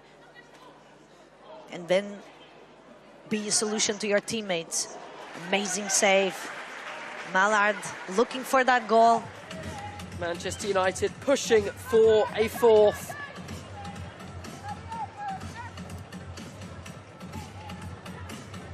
Here comes the corner then. A lot of teams going for the short corner. United do now. Toon into Awujo. That's nice. Ella Toon. Will she go for the curling effort? She does. Doesn't quite get the whip on it. Yeah, not enough the bending. Just off the post. She's been trying to flick it on Odelipo. Forward for Roma. One back by Ella Toon and then wins the free kick. Final minute. Roma running out of time. Yeah, but it's important that Menu keeps the ball during what's left of the game. Keep the composure, tempo.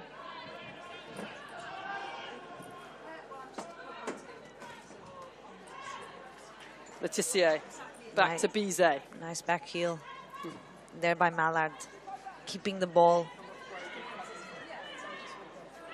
Says, Roma need to get this ball forward, and they do.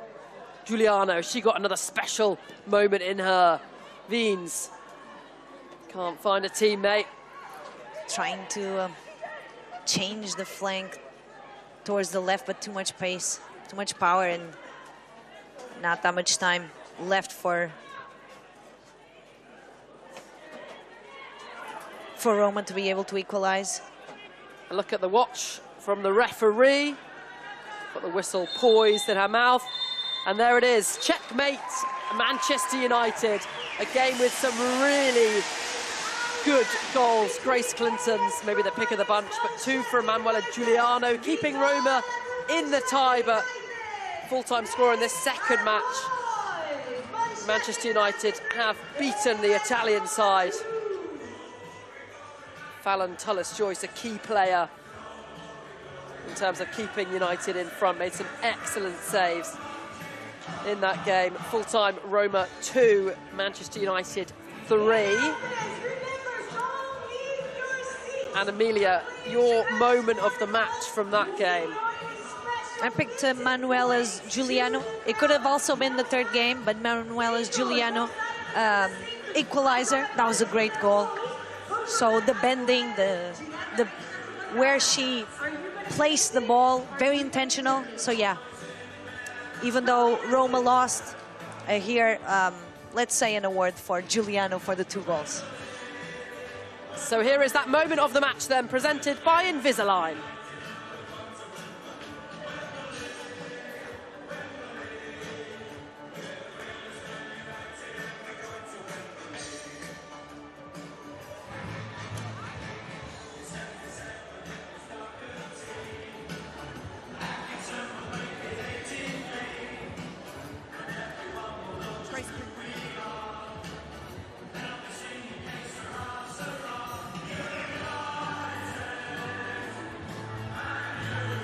So Manchester United getting their first win in their first game of this first ever World Sevens football tournament here in Estoril in the south of Portugal, where the sun has been shining, but that was a competitive fixture, very much so for Manchester United, having just edged past Roma in the end. But Manuela Giuliano doing her very best, a one-woman show to try and drag Roma back into the game, but Grace Clinton with the winner. How do you reflect on that, Kelly? Ooh, I loved that game. That was great. I love that AS Roma came back, got it even. Manuela Giuliano, just incredible goals. The second one almost as beautiful as the first, but obviously Man United was able to get that win and get them 3 points. I mean, for me, I was like, there's so many good moments in that game of quality, a bit of magic, a bit of ingenuity, and then, you know, Grace Clinton getting that third goal to seal the win. But it suited Manuela Giuliano so much, and Jacinta, their tight touches, their finishing ability, and it really, both goalkeepers, Cesar and Fallon Torres-Joyce, pulled off some amazing saves. What do you reckon that the two sets of players will have learned from playing in that game? Sorry, say that again? What do you think they will have learned, bearing in mind it's their first Sevens match? You know what I think is interesting? I want to see teams come out and have take a couple more risks, you know? I think that we're still seeing it as people, or the teams lining up as they're playing 11s, but put somebody on the touchline, leave somebody up at the 18-yard box, like send everybody forward. I want to see teams kind of break out of that shell and out of that expectation of how they're going to play and take some risks. But look at like, these seeds are so good. Like this is they're all behind us. Oh my gosh, the energy's great here. Energy's brilliant. I guess the players don't get to spend that much time with each other, do they? The opposition players. So it is a real festival of football, and the Manchester United players just filing past us now with huge smiles, most of them at least, having just squeaked past Roma in that opening match. And you wonder whether the tactics will be a little different for the second round of matches. You just wonder whether, does it start to get more serious as the dollar signs start to really appear in each other's eyes? Anita, what do you reckon? Oh, for sure. I feel like they were a little bit tentative, you know, the early matches, because they're just feeling it out. They're trying to get a rhythm and understand the game.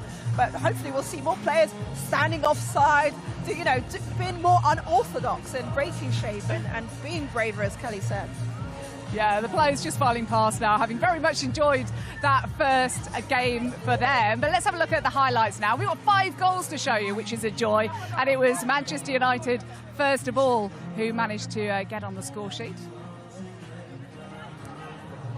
This is the first goal. Seems a long time ago now, doesn't it? It does. It comes from Bizet, you know. Bizet. When Bizet gets it here, you know, it's just a reaction.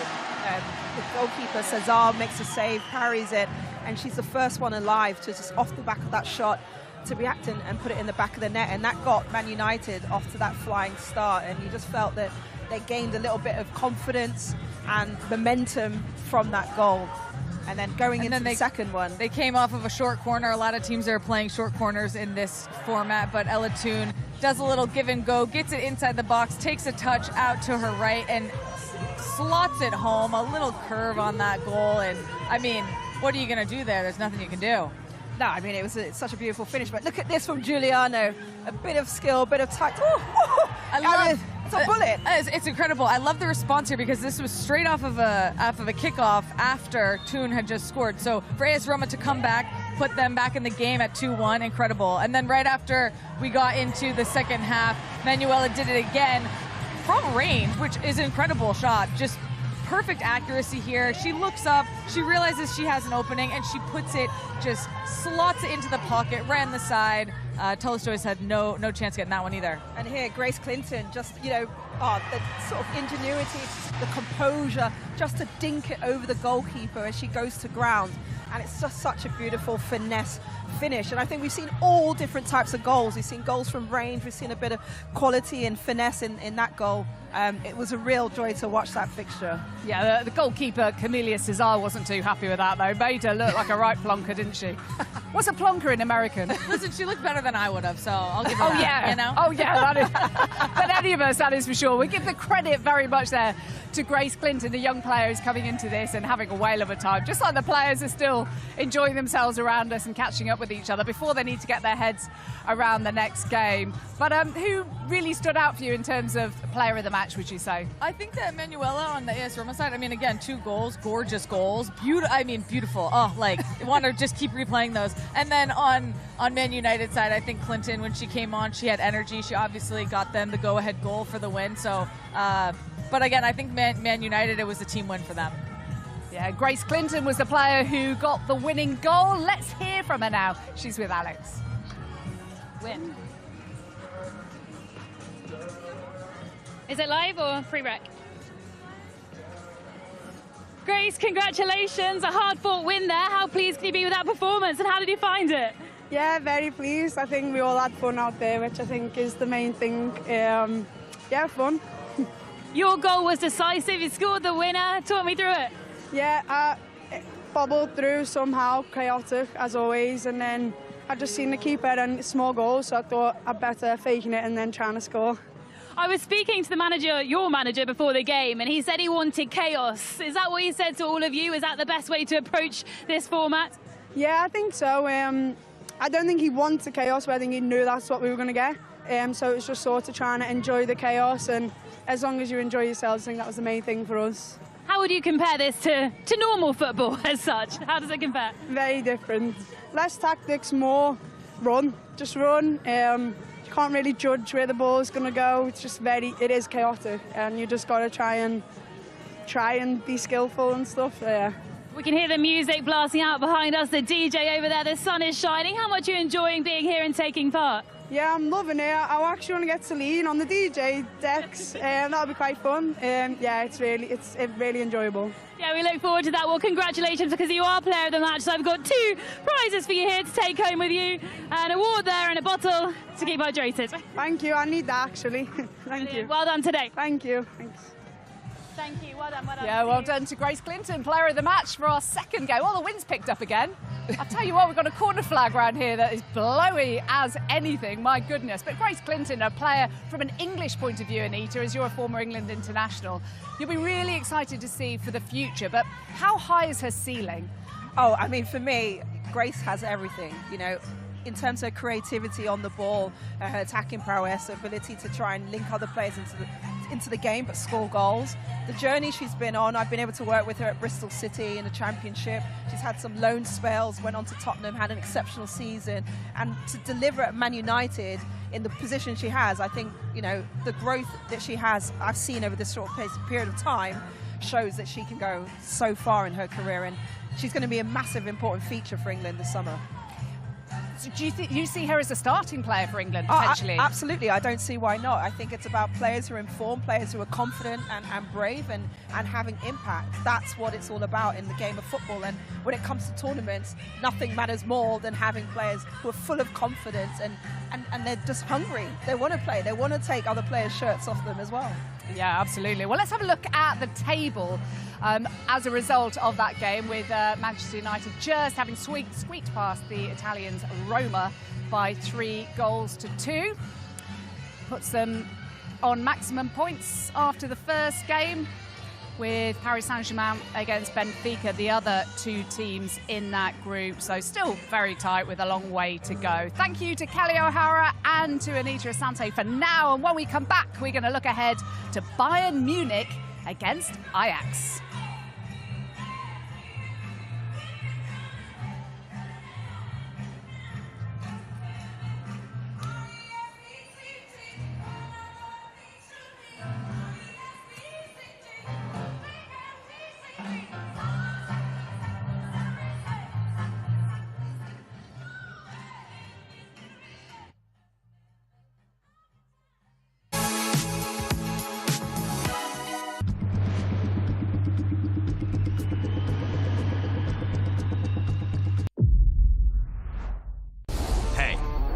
Listen up. Let's have it.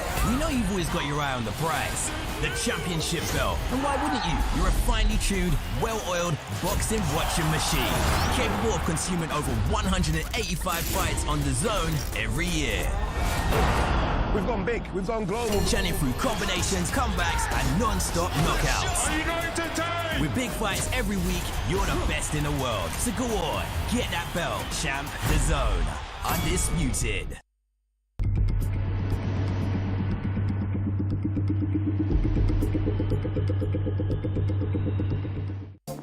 Live golf on DAZN. Who will be victorious on the banks of Lake Manassas? Glorious shot there. From the 6th to the 8th of June, live on DAZN.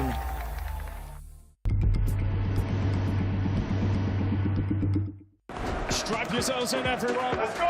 National League has a new home. We've got lots to look forward to here on DAZN. All of the matches. The early shot is a really good one. All in one place. It's a great ball. It's a super goal. Live or on demand. Fabulous. Available on any device. That's a goal. It scores majestically. It all starts here. National League TV now on DAZN. Sign up at DAZN.com/NLTV. DAZN is the global home of women's football. Let's go! Bringing you the best live games. On my team. With the biggest stars battling it out in the biggest competitions. Through the chaos. First blood in the title decider. Would you believe it? Goodness me. Witness every season-defining moment. The stuff of champions. Live and on demand. Only on DAZN. Greatness comes to DAZN this summer. The world's best players will be summoned together to decide the greatest club on earth. Vinicius, great chance to score. Goats will battle Wonder Kids. Fire will meet ice. From Boca to Bayern, PSG to Palmeiras, 32 clubs from across the globe will compete to be crowned Rodrigo, what a strike that was. world champion. And this summer, Haaland won't be watching from home, but you can, on DAZN. In every country in the world. FIFA Club World Cup. Watch on DAZN from the 14th of June.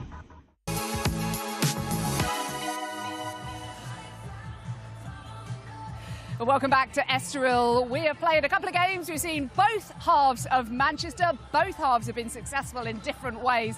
And now we're going to move on to Bayern Munich against Ajax in just a few moments' time. But first, we've got to introduce our own rolling substitutes here because we've still got Anita Asante, but we have another living legend. Rolled off is Kelly O'Hara. Rolling in is the mighty Caroline Seger, Sweden international. Nobody's got more caps in Europe than you, 240, just to really embarrass her, sorry. But come on, it's true. And you're also part of the Players' Council for this tournament. But first of all, tell us what you've been doing since retiring.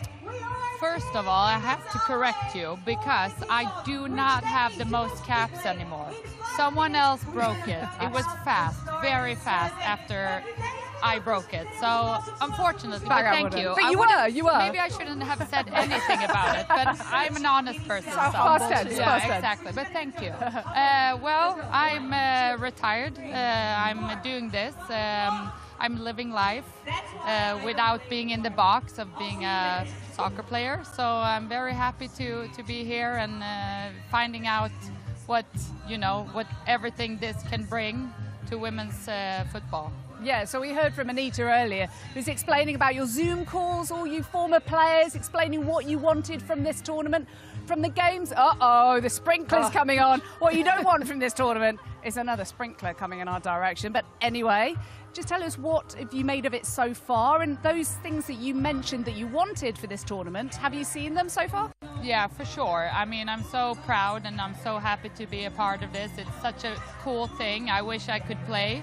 I think Anita also wants to play, but it's just such an amazing experience, both for the players and everyone, fans around, and bringing a different level to the women's game.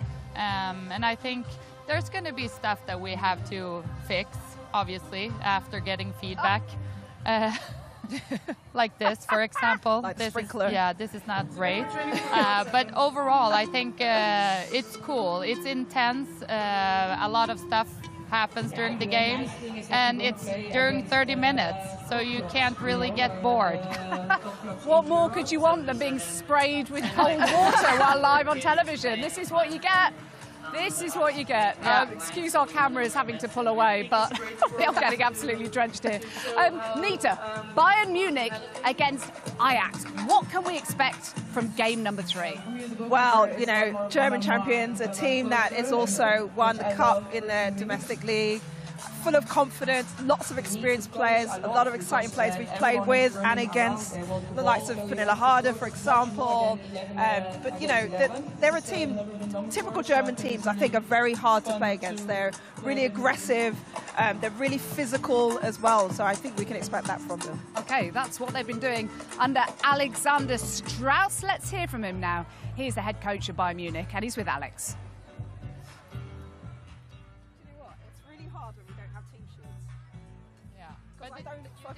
Alex, it's been a great season for Bayern Munich, won the double for the first time in the club's history. Now a new challenge for you, the World Sevens. How are you feeling going into this tournament? No, we are excited. It's something new, it's something different from what we do normally. So, yeah, we're looking forward to it. It's going to be exciting. It's certainly not normal football. From what you've been watching so far, you've been watching on, what are you expecting from these games, and are your players ready for it?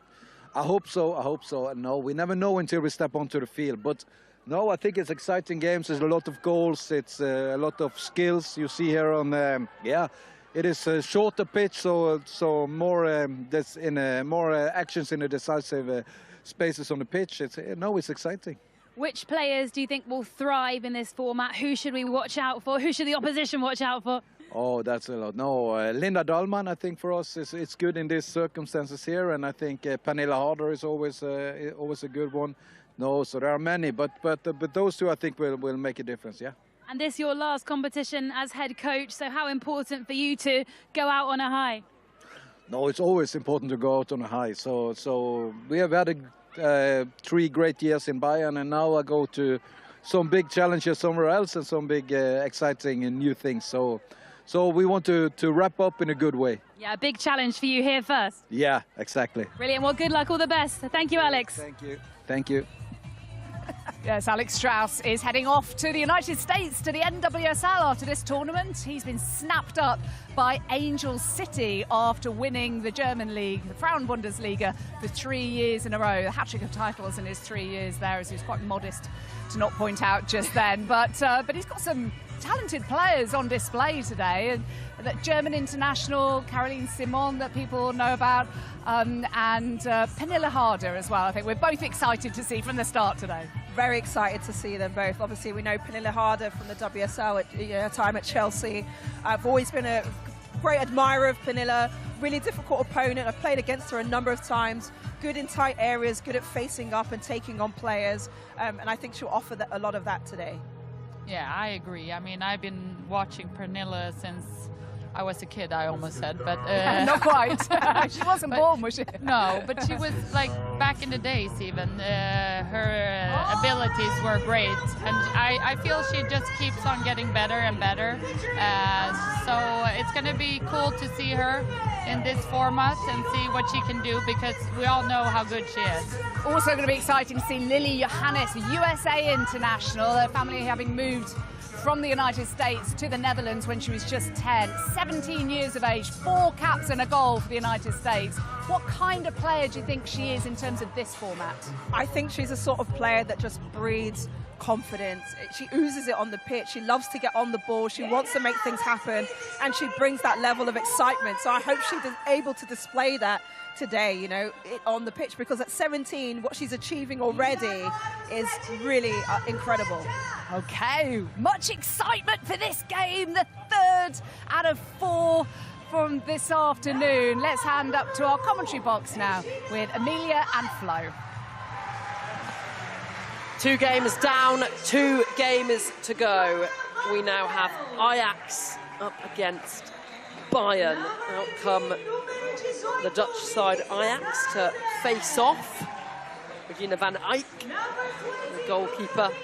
Really solid young Dutch goalkeeper. As Lily Johannes trots out, she's the only player in this Ajax side that isn't Dutch, actually. She represents the United States. Emma Hayes making sure to call Johannes up, so she'll be in the US side. Could have played for the Netherlands as well, but looks like she'll be a USA international and potentially a future star. And for this third game, sorry, we've got a new co-coms, former England goalkeeper Rachel Brown-Finnis. What have you made of the first 2 games, Rachel? Oh, I've loved it, Flo. You know, your role as a goalkeeper is different. You've got a smaller goal, smaller pitch. You can react more quickly. There's such a fizz and a buzz, no time to sort of stand still. Everyone wants to get on the ball. It's been really exciting. And here comes Bayern Munich then. They lost just once in the league this season as they won the Frauen Bundesliga. They are some side, Bayern Munich. There comes the Bayern Munich players then.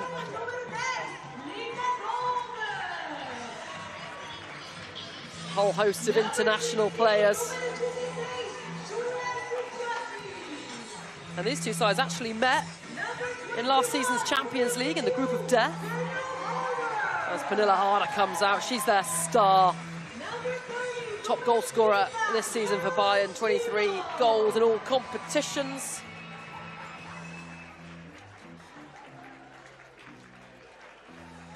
Lena Oberdorf watching on, she's injured, the German midfielder.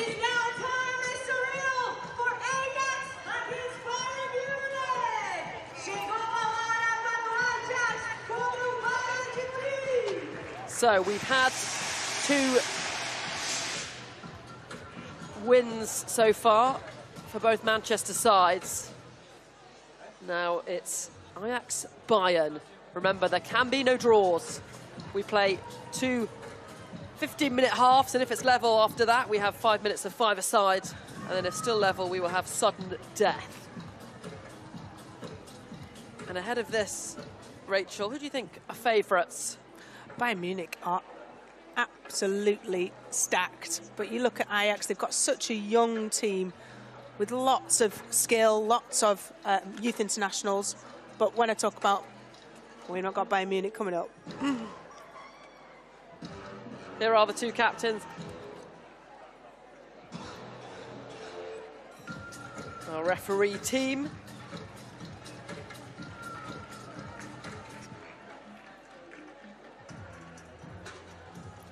I wonder if it matters what end you're at. It is pretty windy here. Could make a slight difference. Also the sun shining in the goalkeeper's eyes in one part of the goal. Here's the Bayern lineup then. Mamutovic in goal, Sembrant, Vigastottir, Simon, Zigotti, Dalman and Pernilla Harder. That's the starting 7. Remember, rolling subs, unlimited, so there's 7 players on the bench that can come on at any point. Ajax Bayern then the second game in this group, Group 1. Manchester City top of the group as things stand after that emphatic win against Rosengård in the first game.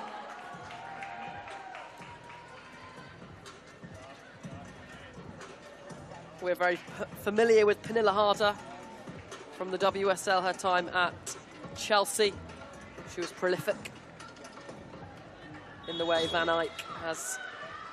Well, let's get us underway. Lily Johannes it is. Cardinal. Into Johannes, takes it brilliantly on the half turn.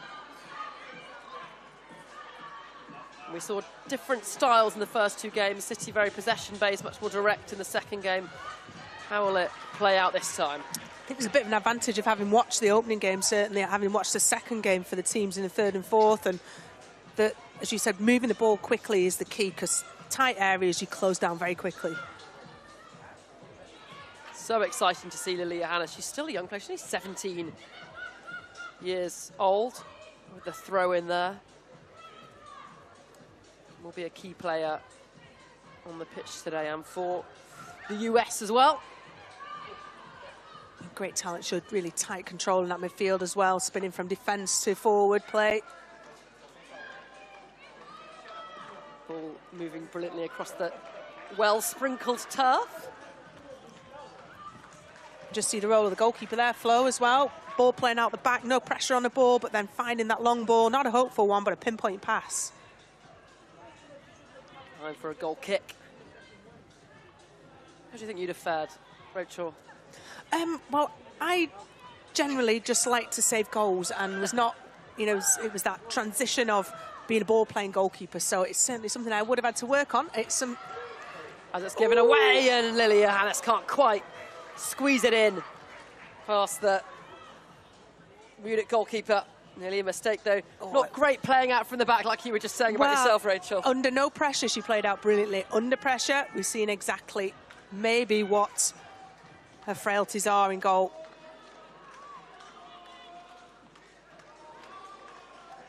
Ajax players watching on. Remember, unlimited subs. Roll on, roll off. As it's a Cardinal is under pressure. Pokes it back to Van Eyck. He goes long, and it's now Johannes. This is nice from Ajax. And this is really good, and it's a deflection. And in, Ajax in front, and it's Lotta Kuikalaja who forced that. Might be an own goal, but all about that cut back, that chop onto her left. Yeah, lovely chop there. You can see how it just sells the defender. And yes, it does get a big deflection. I think it was possibly going wide. But we've seen so far in these opening games, there's going to be plenty more goals. Pernilla Harder now, she's a player that can get goals steaming forward. And it's well saved by Van Eyck. Johannes flicks it on. What I've noticed about the goalkeepers, with the smaller goals, they take a more advanced position. Not much chance of them going to get lobbed in a much shorter dimension. Crossbar is only 2 meters high, so easy for the goalkeeper to cover it. Johannes picks it up. Wants to run at her player, wants to squeeze the shot in, this time go for the far post rather than the near post. Good save from Mamutovic. Yeah, that amount of yards she came down the line, made that goal small, but still made a save with her foot. Excellent technical K-save there. As I mentioned, Ajax got the better of Bayern Munich when they met in the group of death in the Champions League a couple of seasons ago. And they're on top here, leading by a goal to nil. Only a slither of the pitch now, still in the sun here in Portugal. Ball cut out just in time. Again, Munich try and get Pernilla Harder away. Out comes Van Eyck. Good proactive goalkeeping. It's hard to get used to. I was watching Pernilla Harder's run. She was hanging on the shoulder of the defender. She didn't want to get in advance. There are no offsides in this. She can bomb on. She can get behind the defender. When they start to analyse it tonight, the teams, that's what they'll be looking. Trying to change that mindset. It's been inground for so many years. Up to Damjanovic. Yeah, I'm surprised we've not seen too many players just goal hanging. I totally would, Flo. I would just goal hang. Carolyn did it in the first game. And then soon, second half, defenders put 2 on, 1 tight on Carolyn and 1 to kind of cover that big gap that she was leaving by staying so high. Taniqua with the ball in. Magda Eriksson has just come on the pitch. We know all about Magda Eriksson. Had such a successful time at Chelsea. Won 11 trophies with Chelsea. Yeah, what a leader she was, and what a leader she was to lose for Chelsea. But Chelsea move forward. Damjanovic with the throw. Looking for Taniqua.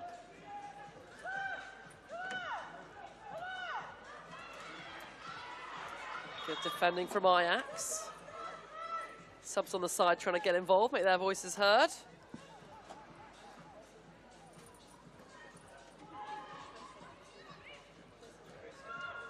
Up to Johannes, who won't be able to keep that in. Love the pace that this game's played at. Yeah, you can't look away for a second because a goal might go in. No, it's almost impossible to keep tabs on exactly who's on the pitch at any one time as well. Good defending from Cardinal. Damjanovic gets the goal for Bayern, gets it level, but that is a catastrophic error from Van Eyck, who took her eye off the ball for a little moment and was punished. It was a nasty bit of spin. You see how it deflects off of Bayern Munich player, spins back towards a goal, but absolutely just takes her eye off it, gets caught on her heels. But she'll know there's plenty of time to get back into this game. Just wanted to liven up the crowd. 1-1 then. Damjanovic is awarded with the goal. Probably the easiest goal she's ever scored. And she's doing the chasing down now. Yeah, there should be no excuse for not doing that, putting players under pressure, smaller areas of the pitch to do that doggy work in, to press the defenders in possession. Exactly what Bayern Munich have just done and won themselves possession up the pitch. Taniqua, really good footwork, and she laid it back. And Bayern Munich couldn't find the finish. Zagotti at the back post. Oh, and one as fortuitous has gone into the back of the net. Fortuitous, really, for Ajax that one stayed out. Zigotti should have buried that. It was a lovely bit of play. It came from that pressing of the front line from Bayern Munich. Really caused Ajax problems. Midway through this first half then, score finally poised, this game finally poised.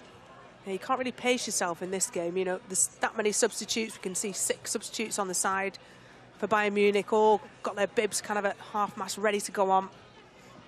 Spoke to someone from Bayern Munich. They intend on making lots and frequent subs to make sure that the intensity is always remains really, really high. Because in a way, although it's a smaller pitch, it's actually more hard work. It's more running. It's constant. Yeah, but it's for shorter periods of time because you've got roll and roll off subs, so there's no reason for that intensity to ever drop. Free kick taken too quickly for the liking of the referee.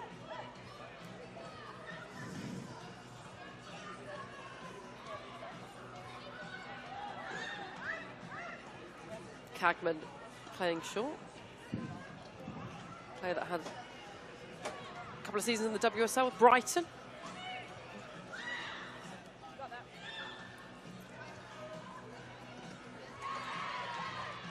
Both these teams a little more tentative, and that's a nice long throw into Van der Velde.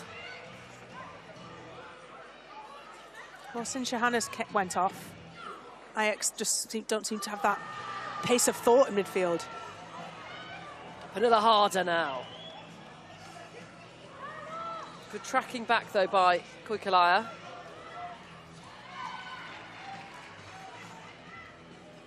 No George Stanway, of course, for Bayern Munich. She's out injured. England fans hoping she'll be back for the Euros. Goal scorer, Kuikalaya. Into Van der Velde. Need to use the width there. Ajax getting too narrow. It's really congested. Yes, you want to be in the centre to have a good shot at goal, but try and stretch it out, find those little pockets of space. And Bayern Munich pressing the goalkeeper now after that mistake. That's a good half turn, but doing a harder tracking back. Zagotti. And harder, and can Munich find the finish? No, they can't. Behind for a goal kick. Good last bit of last-ditch defending there from Ajax. They were 2v1 Bayern Munich at one point when Pernilla Harder was running through with the ball. Should have made it count. And it's been rectified. It was a corner. VAR must have come in. I was going to say, I thought I called that right, and I did. In comes the corner, swung in, and it's bobbling around in the box, and there is the finish. Munich back in front. Really nice goal from Vigestottir. Well, it's a nice little layoff. Oh, yeah, and she just really pulls the trigger. Look, behind, great shot there, great angle from the camera. Just sees that little window outside of the defender. And I think, Rachel, that's the best corner we've seen so far. Just smack it in low and hard and just hope that it pinballs in. Well, there's no point in trying to chip it up, is there? Because, you know, you've got a low goal, headers, it's going to be just end up bobbling around in the box. It's got to be short, sharp fire balls in, and that's all over the pitch. So, oh, that's poor, Damjanovic. And there you have it. That little chip. It's not really going to work in this kind of format. No, incisive football. I mean, I've watched futsal, and it's all about the ball on the ground. You know, it's a weighted ball for that reason, to keep it on the ground. In fact, the Ajax manager said, oh, it's a really good header back. Free kick. The Ajax manager actually said that he has spoken to futsal coaches and hockey coaches ahead of this to discuss the kind of the difference. Yeah, the hockey coaches for the roll-on, roll-off concept, you know, which is alien to our version of football. As Damjanovic goes from range, and did that kiss the crossbar? I think it might have. I think it just did the upside of it, the top side of it, but it was never troubling the goalkeeper. I'm not even sure that that was a shot, to be honest. It sort of bobbled up just before she kicked it. And so far, Van Eyck, the Dutch goalkeeper, looking like she's struggling to get used to the format a little bit more than perhaps the other goalkeepers we've seen so far. She made the error. And other than that, I think she's played out from the back pretty well. Goalkeepers don't like being under pressure. And, you know, it's a small, contained environment. It's really going to put them under a big test.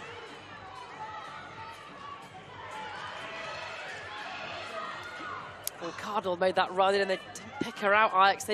As you said, it's about pace of thought quite a lot of this game, isn't it? When the player makes the run, go straight away. Absolutely. And for anyone who's played five-a-side football, it's exactly the same. Those runs are made, and they're made really as dynamic as possible. So the pace of thought, the pace of pass, it's all got to be top-notch. Here come Ajax. Lily Johannes. There's the 1-2 with Cardinal. Will she shoot there? No. Back with Johannes. Trying to create space for the shot and was always leaning back as she struck it.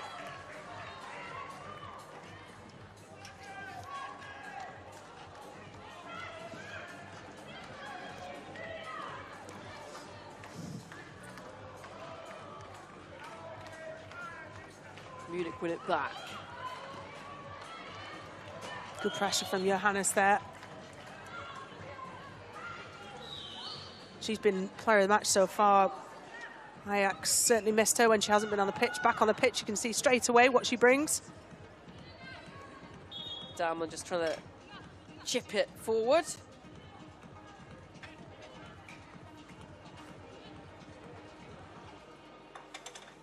Up to Damjanovic, lays it off to Dalman. That's a really good cutback. She needs a player to be running into that space, crashing the box. And now can Johannes get in behind? No. The Bayern Munich goalkeeper's there to sweep up. Yeah, no risk from Amutovic there. So we got a team of throw-in as well.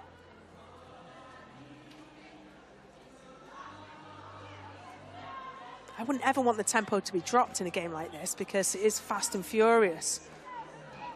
Time for teams to reset, it makes it easier. And Damjanovic throwing the ball away. We're going to get a yellow card. We're going to get our first yellow card of the game. And the referee just making sure she's aware that not to time waste. It's all been very clean so far, no yellows. Van Eyck. Pretty big competition coming up in just a few weeks for a lot of these players. Yeah, no one going in with any horrible slide-in challenges quite yet. Johannes steps on the ball and Dalman will nick it off her. That's good from Dalman, tries to poke it forward. And there is the half-time whistle then. So fast and furious again. Kuikalaya got Ajax in front. Damjanovic then got a goal back for Bayern Munich after a mistake from Van Eyck in goal. And then a lovely corner move finished off by Vigers-Dortier. And at half-time, it's Ajax 1, Bayern Munich 2. So after our opening match, which was a relatively comfortable one for Manchester City, the other sides have not had it all their own way. The champions of Germany, Bayern Munich, having to come from behind to lead Ajax 2-1. Analysis of that first half to come when we come back. I can elaborate. Can you speak now? Yes.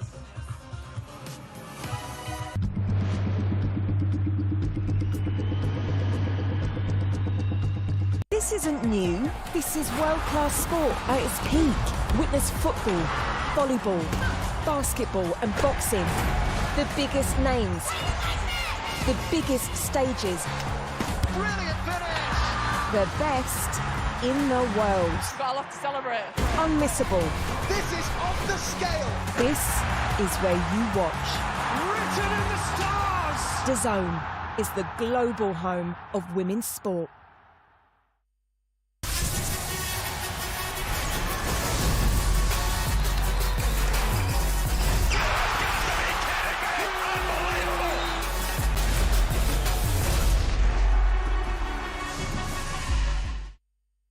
Let's knuckle up! Can I get a face-off with Conor McGregor? Combat fighting in its purest form. There is no show in the world like the BKFC. The UEFA Women's Champions League final. Barcelona at their glorious best. Mariana Candente! Brutal from Arsenal. How fine will the margins be?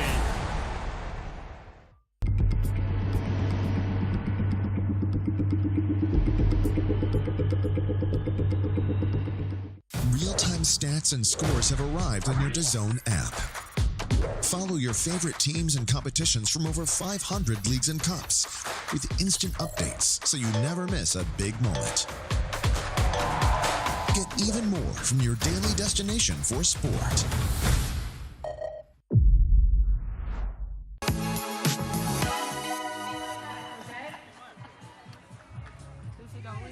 Okay, so Bayern Munich, the champions of Germany 3 times in a row, but they have had to work pretty hard in this first half to come from behind against Ajax, a famous club from the Netherlands. And we have a couple of legends of the game with us still. Anita Asante's not gone anywhere. She's been here all day.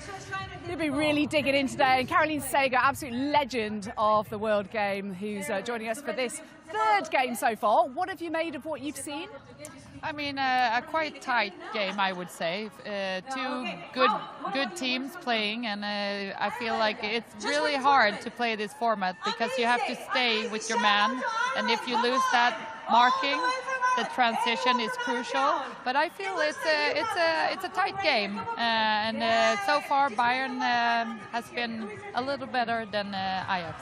A little sharper. What's your take, Nick? Yeah, I think that Ajax came out firing, quite early on, got the early goal from Kukala, and it was a wonderful finish. The way she chops inside, sells the defender, and just unleashes the strike top corner. It was a fantastic goal, and then they got into a bit of rhythm. But Bayern didn't panic at all. They found their way into the game, and then you see here they get that goal back with Damjanovic, just from a bit of fortuitous. It was a bit fortuitous, an error from the goalkeeper, but it got them back in the game. And at that point, at 1-1, you felt that they started to get a bit more of their momentum and dominance in the game. And then here from a player we know very well, Glodis Perla Vigersdottir, a defender by trade, but she scores a lot. She scores a lot of goals for a defender. But you see here, she doesn't hesitate. Her first thought is, I got the goal in sight. Can I just get the ball out of my feet and take the shot on? And it was a great finish. Okay, it is tight, just the 1 goal in it. We could be heading to extra time, possibly penalties, sudden death of both. Back to Amelia and Flo. Then second half then, we had to get back underway. Penela Harder over the ball. Munich have a narrow lead.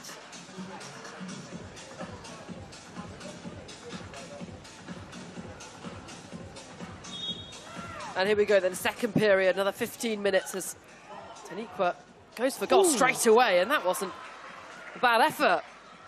We saw a couple of long-range efforts, didn't we, in the Manchester United game? She had a season at Rosengard, Taniqua.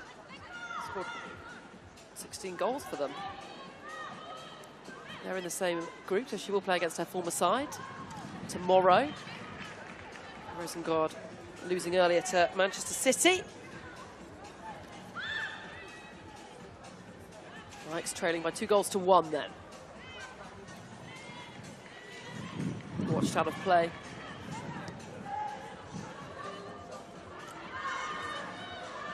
And the move breaks down. Here comes Bayern Munich. You thought for a moment there, Rachel, she was going to pull the trigger. She just got it all wrong, didn't she, Zadrazil? Thought about playing it through, should have played it through earlier, and then absolutely fluffs the shot. Had time, had space. That early warning shot from taking the centre kick, ran straight through. Shot on goal. They advanced themselves with a wind advantage in this second half, Bayern Munich.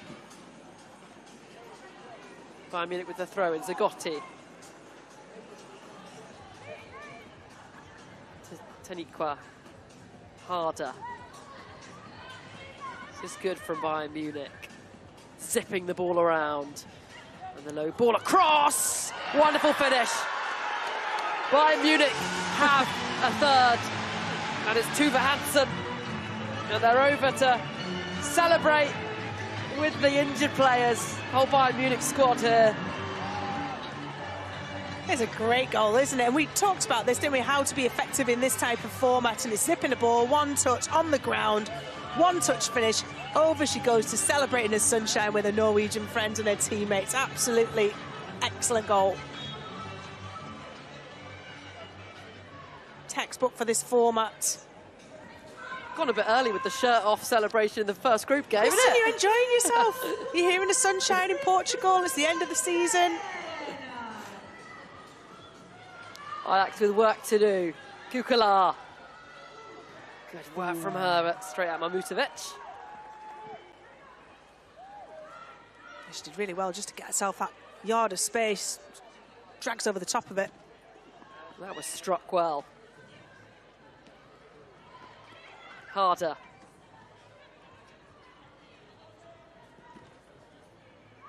Hansen in the sunshine, back to the goalkeeper. Bayern Munich look comfortable as Hansen storms forward. Just like in five-side short version of the game, you bomb forward, it's really easy for a player to recognise that and just sit in. And that's what Bayern Munich did really well there with Hansen shooting down that left-hand side. And we did get a yellow card. We have had the first yellow card of the game, and it is for Hansen for taking her shirt off. Oh, boo. Don't worry, Rachel, as long as you get suspended after 3 yellow cards, so I think she'll be okay for now. Unless she gets a second one this game and sent off, but let's hope we don't see that. Cardinal. Johannes lingering in an offside position, but we have no offsides, remember, so if anything, it's a great position to... He's stretching the pitch, use the dimensions of the smaller pitch that they do have. Throw-in goes the way of the German champions. Lots of changes going on. Always as 2 Bayern Munich players come on, Harder off, Hansen off.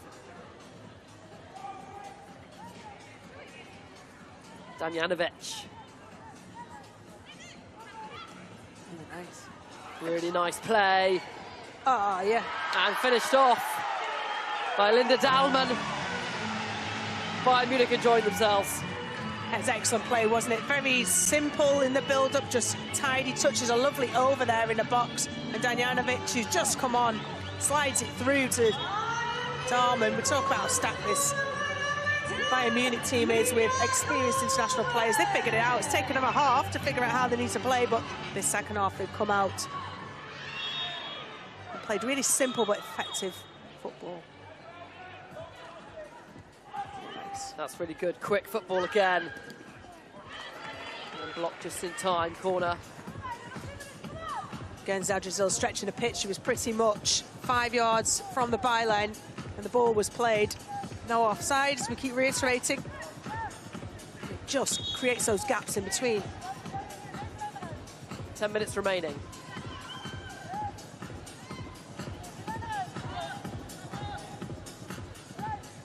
Taniqua.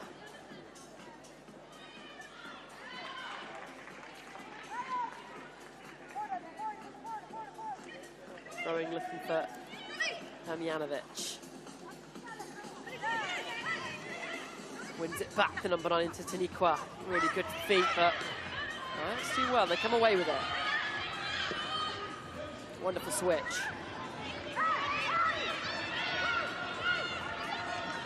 was nice from Ajax, but key moment given away, and Damjanovic down, put a hand to the face there, looked accidental, but still caught her.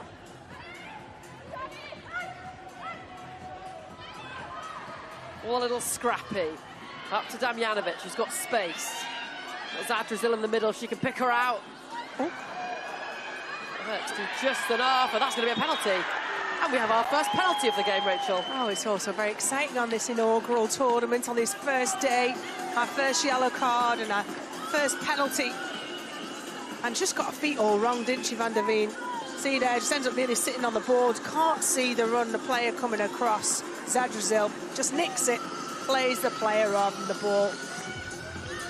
Good anticipation from Zadrazil to be able to force her into that error. We're going to have our first penalty save of the tournament. That's what I'm thinking as a goalkeeper. Jovana Damjanovic from the spot. Oh, it is a save. It's a fantastic save. Wow. Having a good game now. Having a good game now. Made up for that earlier error. Exactly, yeah. Certainly will have been thinking about that. Not the way she will have wanted to start the tournament, but what a sensational save. Strikes with huge force. Just that little bit of lift off the ground gives the goalkeeper the chance. You put that hard and low. But whereas it's normally an advantage to the striker, you expect them to score, maybe, in these smaller goals. Tenikua can't quite flick that in for Bayern Munich. Right, playing with fire at the back there. Get away with it, though. I wouldn't be fancying that. No, not had extra time yet, have we, either? We have not had extra time. It doesn't look like we're going to be heading to extra time in this game. It would have to be level after 30 minutes. Foreign looking for Pernilla Harder, can't quite. Pernilla Harder's at her best, isn't she, when she's running? She's got yards to run into, and in this format, she's going to have to be a little bit tidy with it, not rely on her excellent pace. Free kick, Ajax. And yeah, as you say, Rachel, there are some players that their talents actually might be suited to a bigger game.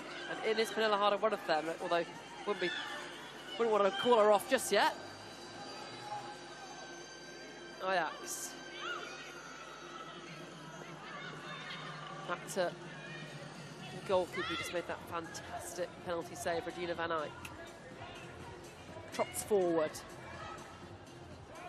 And that's nice. And the ball around the corner is a good one. Ooh. Out for a corner. Still good attention to detail with the defending from Bayern Munich.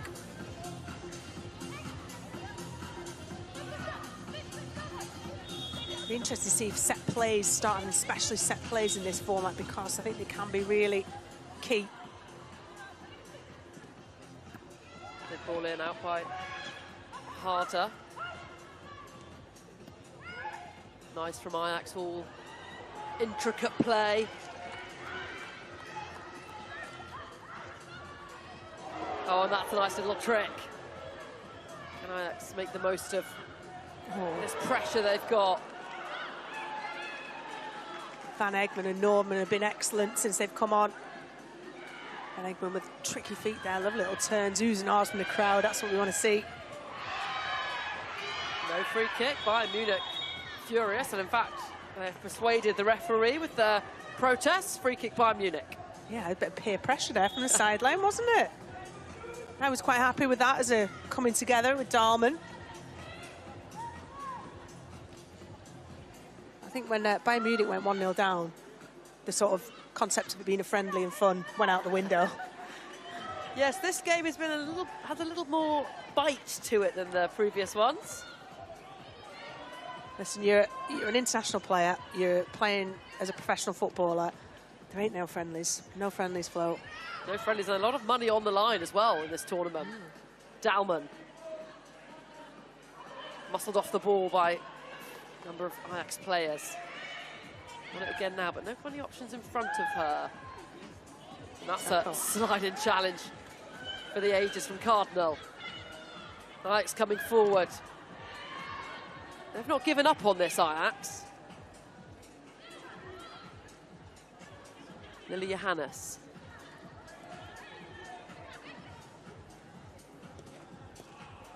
Oh. Ajax are playing some really nice, intricate football, but struggling to create many chances, really. I can't remember too many saves from Mamutovic. Well, the football nous, you know, once Bayern Munich have got into the stride of this game, figured out what it takes to be successful in it,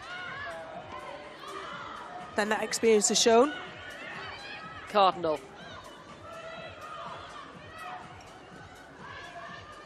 Kukala couldn't quite get the shot off, and now Dahlmann will race forward. Damjanovic into the penalty box, and the cross just a little wayward.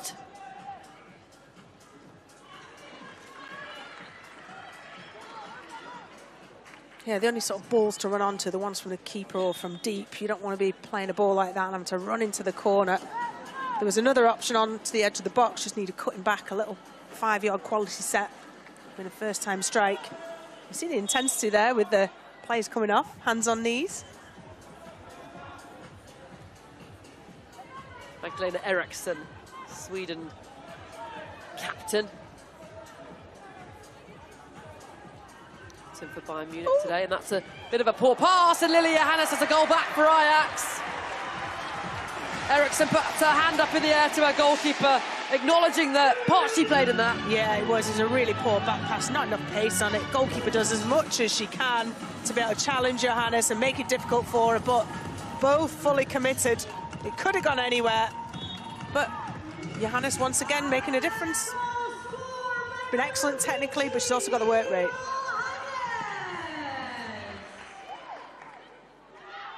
Perhaps time still for Ajax in this game.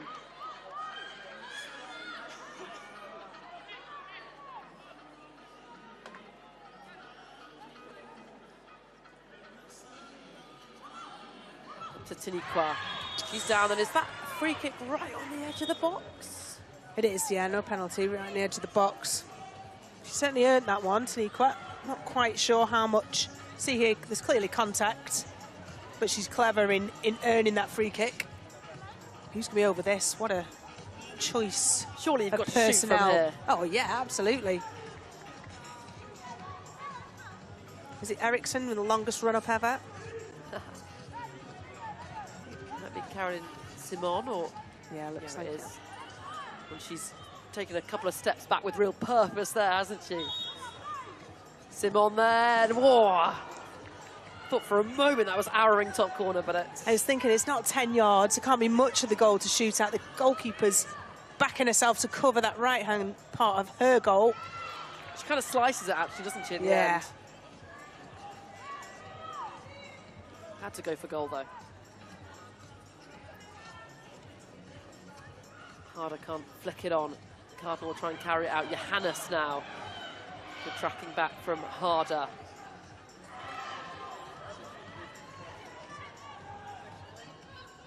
Magdalena Eriksson in the tiny little bit of sun left on the pitch.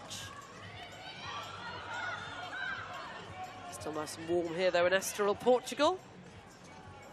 Sun never sets here in Portugal, does it? Unlike England. Ajax coming forward, and Mamutovic just got enough on that. A bit of an awkward save. It just kind of, it went through her hands, actually, didn't it? Not what you want as a goalkeeper, is it? Well, they made the substitution. It's Velman in goal, but in the sunshine, maybe that was a factor. It's the power. There's such close proximity, the shots. Anna's ball in, and I wonder as well if managers will use the substitutions as a chance to bring on a player to make a late run. And the players on the pitch won't be able to see that run coming, because bam, they'll be coming off from the bench as Tiniqua drives into the penalty area, and oh, side netting. Off an Ajax player, though, so it will be a corner. Well, going on to those, the slickness of those substitutes, you can certainly use it to your advantage. We see it in lots of different sports. But being the first time for football, a bit getting used to. That's nice, Harder. Ball across. Oh, and nearly our first headed goal, Rachel. it would have quashed all of those fears of keeping the ball on the floor, wouldn't it? Lovely bit of skill though between those three players. Johannes at the heart of everything good that Ajax have done. Taniqua, Hartha didn't make the run. She saw it was already beyond her reach. And there is the full-time whistle then. Bayern Munich with the win. Ajax scored first, but the reigning German champions, once they got in the swing of things and in the mood, they scored some really, really good goals. Full-time, Ajax 2, Bayern Munich 4. And Rachel, your moment of the match. Well, Tuva Hansen got that beautiful goal, and then it's a celebration. I think it epitomises what we've got here in the World Sevens football tournament. Excitement, smiles, and celebration. And there is the table then. Bayern Munich and Manchester City on a point each. And let's have a look at the moment of the match then, presented by Invisalign. As they were just celebrating over with their fans. Here it is. It's a nice bit of build-up. Zigiotti, Taniqua, slid across. We've just been saying on the floor is where it needs to be, and Tuva Hansen goes over to injured players. Brandy Chastain, Chloe Kelly moment. Take your pick out of those two iconic celebrations and blows a kiss to the referee in acknowledgement of that yellow card. Well done, Bayern Munich. Well done, Tuva Hansen.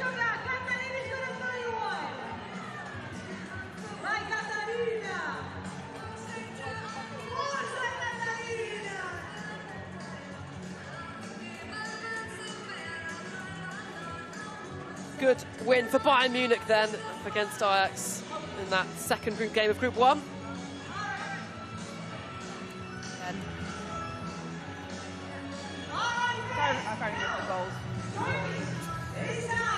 Well done to Bayern Munich, turning the screw in the end.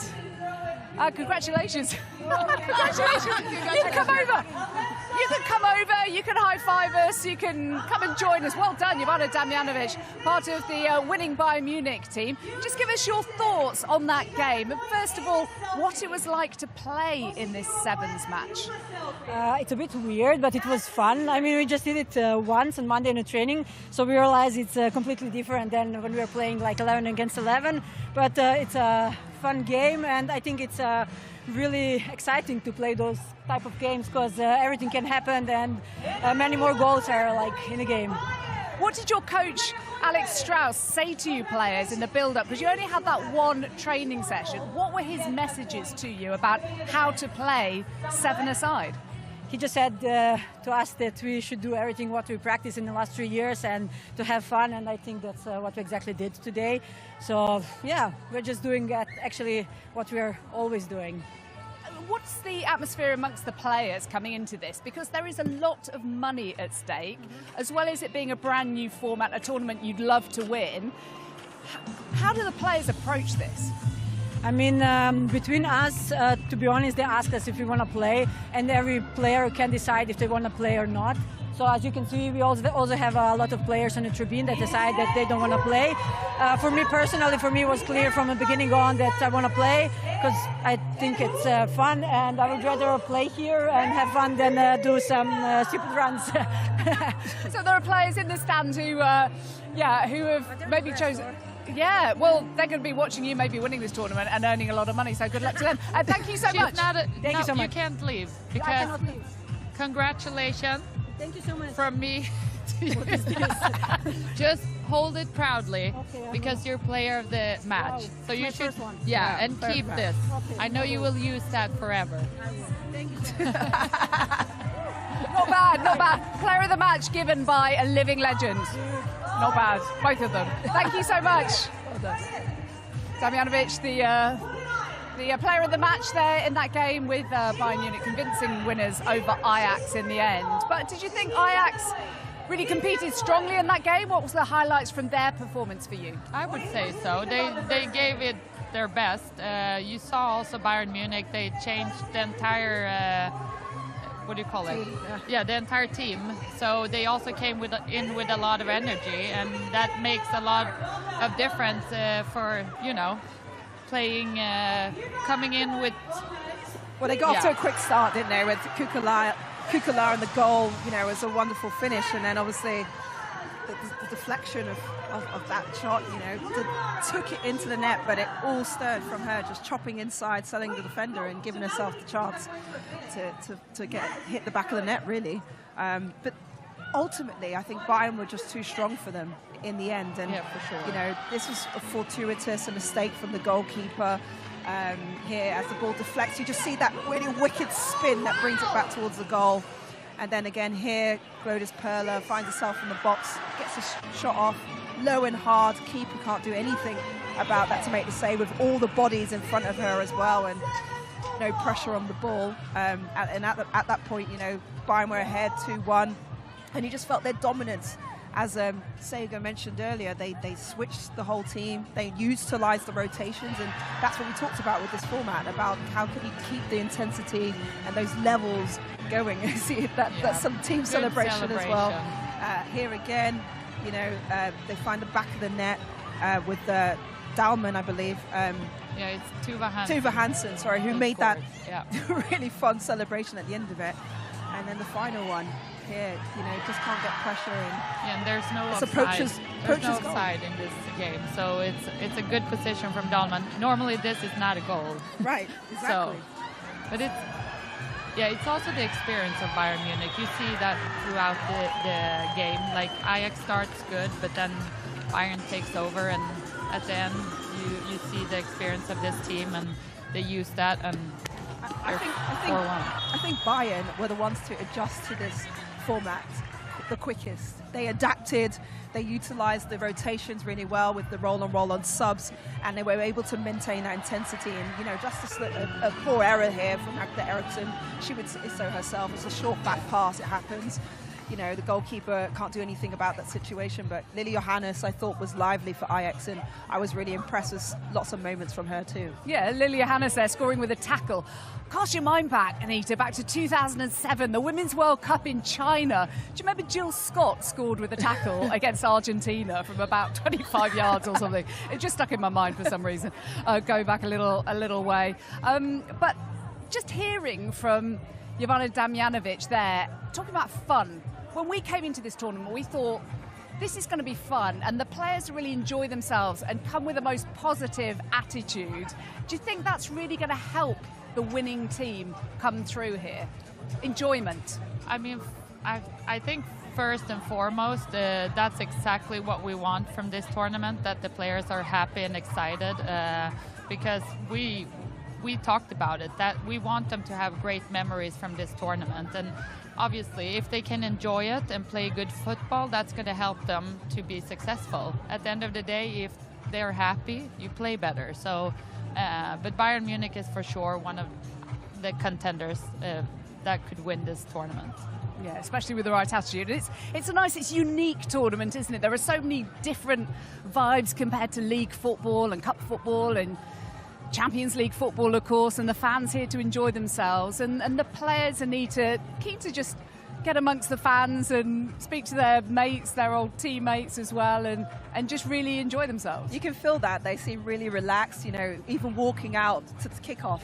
You saw them all these different types of walkouts, and they were clapping hands and they were dancing and running onto the pitch and celebrating each other. And that's what it's about. Football is about enjoyment. It's about entertaining the fans as well. And we want every player to leave with that feeling of, I want to come back again. I want to play in this competition. And as players growing up, we enjoyed playing small-sided games and short formats, because that's what it's about, freedom of expression. Yeah, well, I think it's time well we had... said. Yeah, well said, Anita. Say that after everything you say, in fairness. But we're looking forward to another game of football next. And when we come back, we're going to look ahead to our next match, which is PSG from France against Benfica from just down the road over there.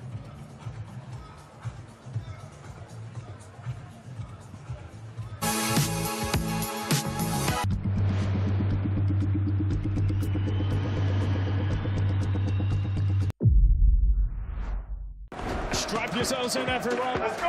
National League has a new home. We've got lots to look forward to here on DAZN. All of the matches. The early shot is a really good one. All in one place. It's a great ball. It's a super goal. Live or on demand. Fabulous. Available on any device. That's a goal. It scores majestically. It all starts here. National League TV now on DAZN. Sign up at DAZN.com/NLTV.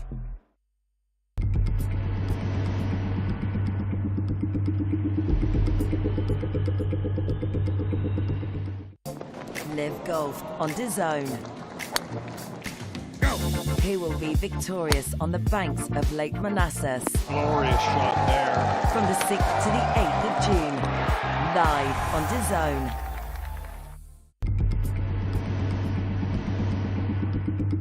DAZN is the global home of women's football. Let's go! Bringing you the best live games. On my team. With the biggest stars battling it out in the biggest competitions. Cue the chaos. First blood in the title decider. Would you believe it? Goodness me. Witness every season-defining moment. The stuff of champions. Live and on demand. Only on DAZN. Greatness comes to DAZN this summer. The world's best players will be summoned together to decide the greatest club on earth. Vinicius, great chance to score. Goats will battle Wonder Kids. Fire will meet ice. From Boca to Bayern, PSG to Palmeiras, 32 clubs from across the globe will compete to be crowned Rodrigo, what a strike that was. world champion. And this summer, Haaland won't be watching from home, but you can, on DAZN. In every country in the world. FIFA Club World Cup. Watch on DAZN from the 14th of June.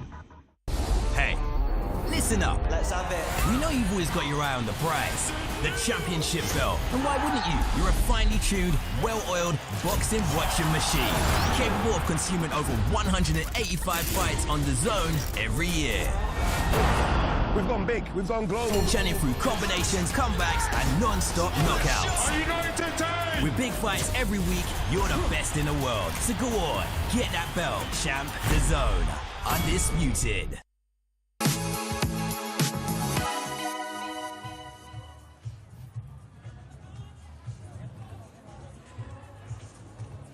Welcome back to Estoril, where Pernilla Harder is one of the many Bayern Munich players who've been engaging with the supporters here, Magda Eriksson as well, amongst others. It's got a little bit chilly here as the sun's starting to go down, but we're not shivering too much because it's not chilly compared to where we're from, that is for sure. We're definitely not complaining. Continuing the theme of rolling substitutions, massive legend of the women's game, Caroline Seger, has rolled off, and rolling into vision now, Laura Georges, France legend, former Federation member as well. Laura, great to see you. You're also on the Players' Council along with Anita, who's still here putting in quite the shift today. And tell us what else you've been up to since leaving the French Federation. So yeah, I've been still lucky to be around football. First to be advisors for the program. I'm lucky to join Anita and the other girls like supporting the program. So it's not just about football, it's also supporting non-profit organization, making a difference in the community. So we are in Portugal, so we've been supporting 3 non-profit organizations, so it's been great. And tomorrow we have an event with kids, more than 100 youth, 13 girls playing with us, and we will also have a discussion. I'm also doing conferences. I'm a speaker, so I go to university and share my experience as a player, so as an ex-executive. And so I'm still a pundit in French TV, commenting the national team, and supporting the game, the women's game, and still doing and playing games for caritative games. Yeah. And what have you made of the tournament so far today? Really interesting to see teams like to be challenged in the way they play, the tactics that they use, or they adapt to this new game. Or do they play together? Are they playing long balls, short balls? Or they communicate? It's really interesting to see how they adapt. Okay, and what do you reckon we can expect from this last game, Nita? Because we have seen 3/4 of the teams, and we've just got Paris Saint-Germain and Benfica still to come. Well, the wind is picking up, so that might impact it. And I think, hopefully we'll see, again, a lot of the energy we've seen in the previous games, dynamism, PSG have got really athletic, dynamic type of attacking players. And I think Benfica, I imagine, Portuguese style as well, really technical, good in tight areas. And I think it's going to be an interesting matchup. What do you make of this Paris Saint-Germain side? I just figured out that two important players are not playing. Sakina, Kashawi and Brasgueiro are not playing. Yeah. So I think there's a tactic from the coach who is like putting some players on the side and say, okay, we're starting with Benfica. Let's put the young players, let them warm up in the tournament, and you guys observe, and then when it's going to be tougher, you get in. But it's interesting because the coach is Brazilian, and I talked to him yesterday and told me this type of game has to be played like futsal. So there's a way to play. You have the positioning, don't touch too much the ball. So it's going to be interesting, the tactic he's going to use. What do you think of the tactics so far, Anita? Do you think they've really made the most, for example, of the fact there is no offside?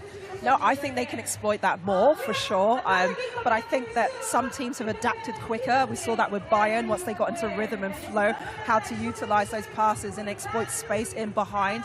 And it'll be interesting to see with those tactics that Laura's talked about, how they will employ kind of futsal techniques into this next game. Do you think it's going to be a comfortable victory for Paris Saint-Germain, or do you think Benfica will really give them a game here? I think I won't say it's a comfortable because we're respecting Benfica. I don't know how Benfica will be playing, but I think we will have some domination from Paris Saint-Germain, and I think we can expect PSG to be really aggressive because this type of game is like you dictate the game. You have to go after the ball and not people dictate how you should be playing. Do you reckon these players, Anita, who are just filing in behind us now, amidst the wind, my goodness, we're going to have to get jackets, are we, for this last game? Woo! Temperature's really dropped, by the way. They were expected to come and play in the sunshine, but it is really quite breezy here now. Do you think they will have watched carefully the other games? Do you think they'll have looked out for the tactics that have been deployed to try and really turn that to their advantage? Yeah, I think there'll definitely be players on both teams that are students of the game, and they'll be watching and analysing how they can exploit space, how they can utilise, obviously, the no offside rules, how they can think about how to attack in 1v1 situations, lose players, create space for their teammates, and to be clinical. You want to win the ball higher up the pitch if you can as well, because then you've got a better chance to go at the opposition defence and hopefully get more goals. Who do you think are going to be the key players in this match in particular? Bearing in mind, it's very much a squad game with rolling substitutions. Whoever starts might not be on for very long. It's hard to say. I don't really know the players from Benfica, but we have technical players from PSG. I'm looking at Lorena Pfizer. If she starts, she's a technical player. She's fast with her feet. It's going to be interesting to see her in the midfield if she starts. Yeah, just to recap for people who've maybe been joining us throughout the day, that the rules are very different. Obviously, it's 7-a-side, that's the first one. Rolling substitutions, we mentioned, Anita, the fact that there's no offside, but the fact that we're still waiting for potential sudden death extra time, which means first goal wins it, and then it goes to 5-a-side because they have to take 2 players off, and then sudden death penalty shootout as well. That's kind of an exciting aspect of this. We're kind of hoping that someone's going to go to. I was really hoping we'd see it. Maybe we don't get it on day one, but you know what's great is that the players are really going with intensity and intention, and they're really trying to win these games. So they're going all out. The management are using the rotations and the substitutions really well to maintain those levels, and hopefully, you know, the margins have been quite close in the last 2 games, so hopefully we will get what we want to see, just for our own kind of neutral entertainment. Yeah. Well, Caroline Seger, the legend who was in your position just before you, was talking about the positivity, and the teams that are here to have fun and to really go for it are the teams that are probably going to prevail, because for some of them it's the end of a long season, but if they come and see the real positive aspects of it, obviously it's a huge prize fund, $5 million as well. Do you agree with Caroline that those players who are so positive coming into this are likely to be the ones that come through? You know what, yeah, of course, like to be positive about the tournament, you're really willing to win it, but I think that besides the prize money and everything, players are just enjoying because it's a quality tournament. You know what, I mean, you have good hotel, you have a good field, you feel like the atmosphere is safe. Players are happy to see each other because usually they see each other on Instagram. They are relaxed in the stand, some of them, they come to us, they discuss. It's a way for them to say, okay, it's football, it's nice, and that's why we like football. Okay, well, we've seen 6 of the teams in this inaugural World Sevens football tournament here in Estoril. It's time to see the final 2. Paris Saint-Germain against Benfica. And to talk us through it, Rachel Brown-Finnis and Flo Pollock. Final game then of the day. Paris Saint-Germain coming out. Players there a moment ago just on the bench, not in action today. Quite a young starting 11 named by Paris Saint-Germain. Going with youth. Came second in the French league, so often the bridesmaid rather than the bride, with Lyon always winning, of course, in France. And now we've got Benfica. And this is going to be interesting because they've got a bit of a home advantage. Lisbon, about 20-minute drive from Estoril, where we are here. So Benfica on home soil-ish. Will that give them a bit of an advantage? And they are very dominant domestically. They've won the Portuguese top flight 5 times in a row. Nicola Reisa is coming onto the pitch, Brazilian attacker. Marit Lund coming on as well, being cheered on by all of the teams still here watching from the stands. And these 2 teams now have had the opportunity to watch the other teams before them, and will that affect the way that they play as Katrina Amado comes on, obviously a popular figure, getting a big round of applause from the home crowd. As is Laura Martins. And Anna Gaspar coming on as well. So this is the 2 starting sides then. Remember, we have unlimited roll-off subs, so these players are just the start for this match.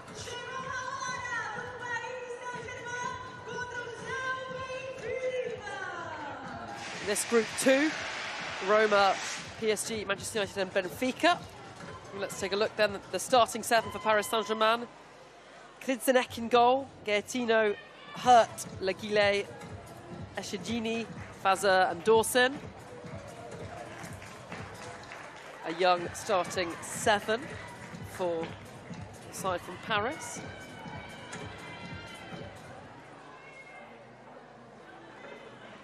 There's the 2 captains. Do the coin toss. Who will shoot which way? The sun completely off the pitch now, so no need to worry about the sun being in your goalkeeper's eyes.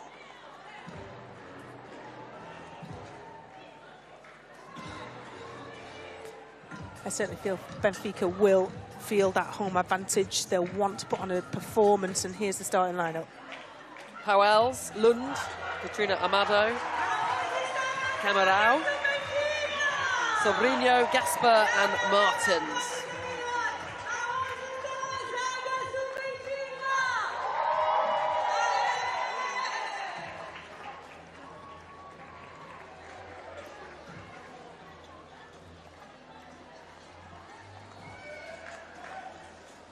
All games have been won within the 30 minutes so far. We have our first extra time. As Paris Saint-Germain face off against Portuguese champions Benfica.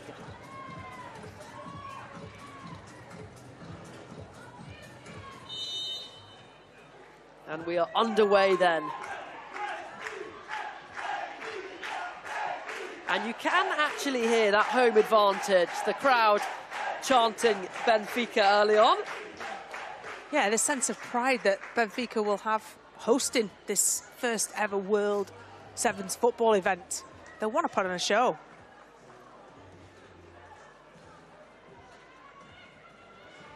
Really good defending there from Gaetino.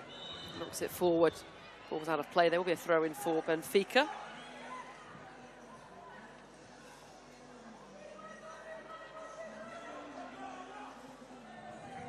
So much exciting women's football going on in Portugal this week. Of course, the Champions League final on Saturday. Arsenal Bayern Munich, Arsenal, Barcelona even.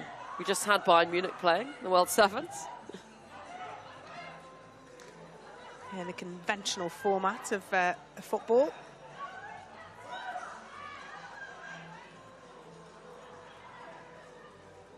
Yeah, I just met some Arsenal fans actually who'd started off their Champions League final tour by taking in this tournament.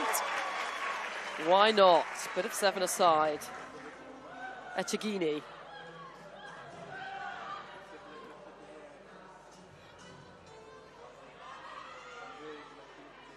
Nice slick passing from the French side. That's a good ball in behind.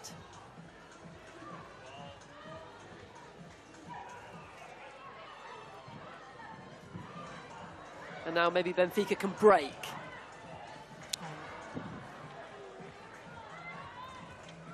Yeah, certainly these young crop of French players will all be about possession-based football. You know, modern football is about that, and they'll have grown up and only ever played possession-based football. And so many of these teams as well, Rachel, will play seven-a-side in training all the time, these kind of small-sided games. So it's not a completely new format for them, is it? Certainly the feel of the intensity that's required to play a smaller-sided game will absolutely be something they're accustomed to.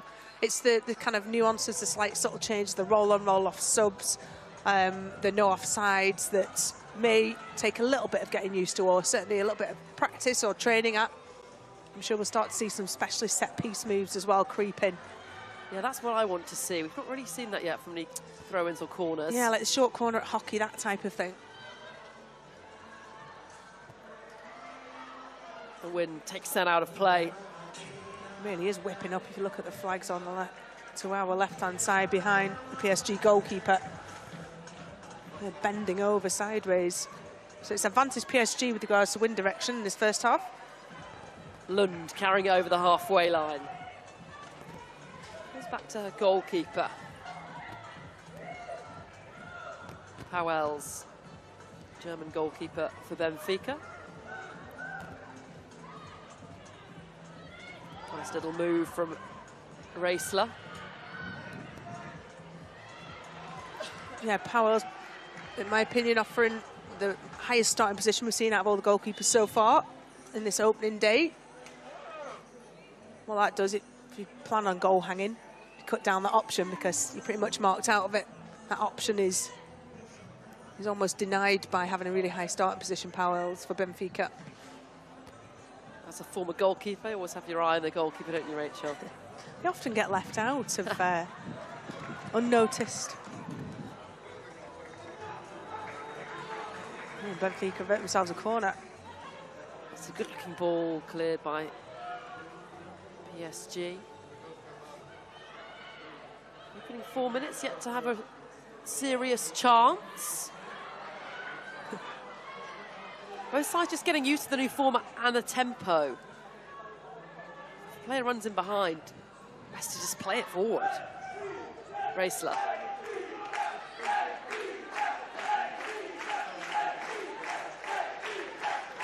Home crowd cheering them on.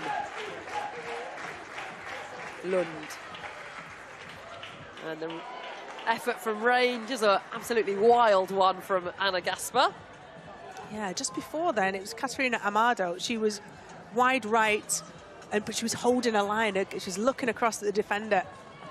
You've got to almost delete all the things, the patterns of play that you've learned, the timings of your run. Let those inhibitions of playing as a forward player, let those just drop. Try and pinch some goals, hang out around that goal area. Good headed clearance.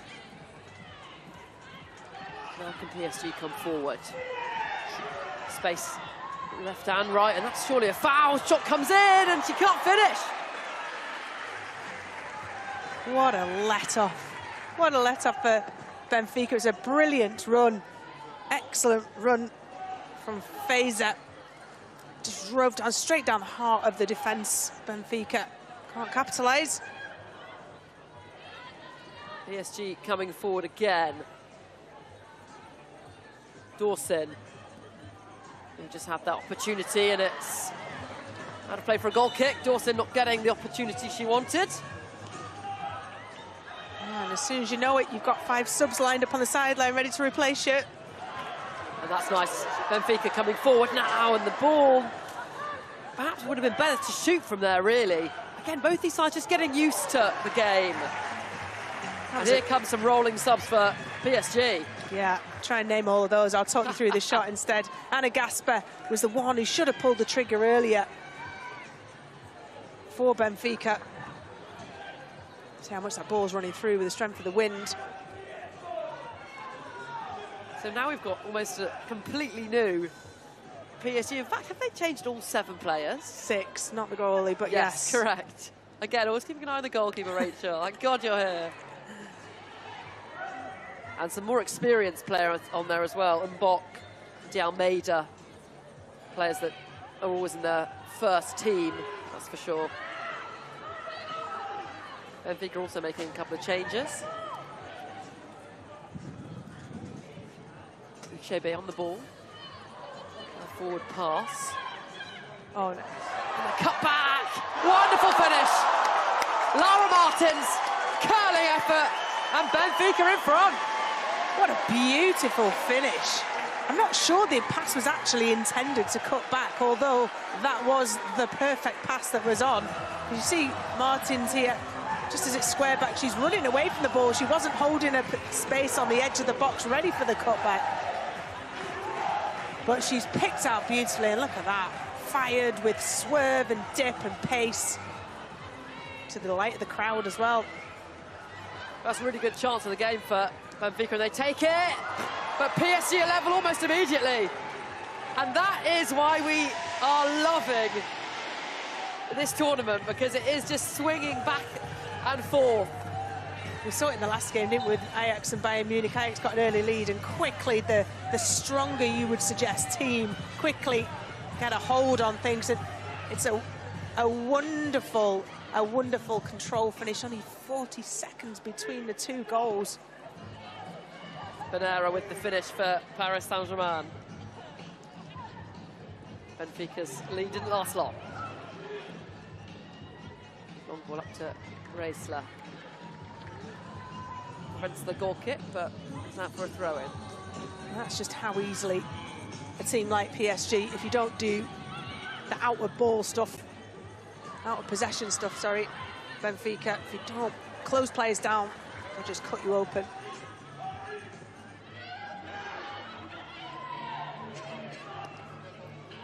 Nice looking switch.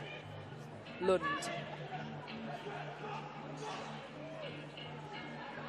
Does well to get the ball in. Almeida's at the back post, and an acrobatic attempt from Katrina Amado. To Kajinga, can't hold on to it. Well, Marshall Bayou-Chibi there at the back, last player, deepest one for Benfica.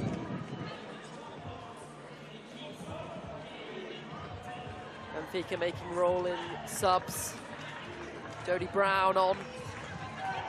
Jamaican international. And she's picked up here, Brown. Can she get past Screech and Bot? Yes, she can. The ball across. Good goalkeeping.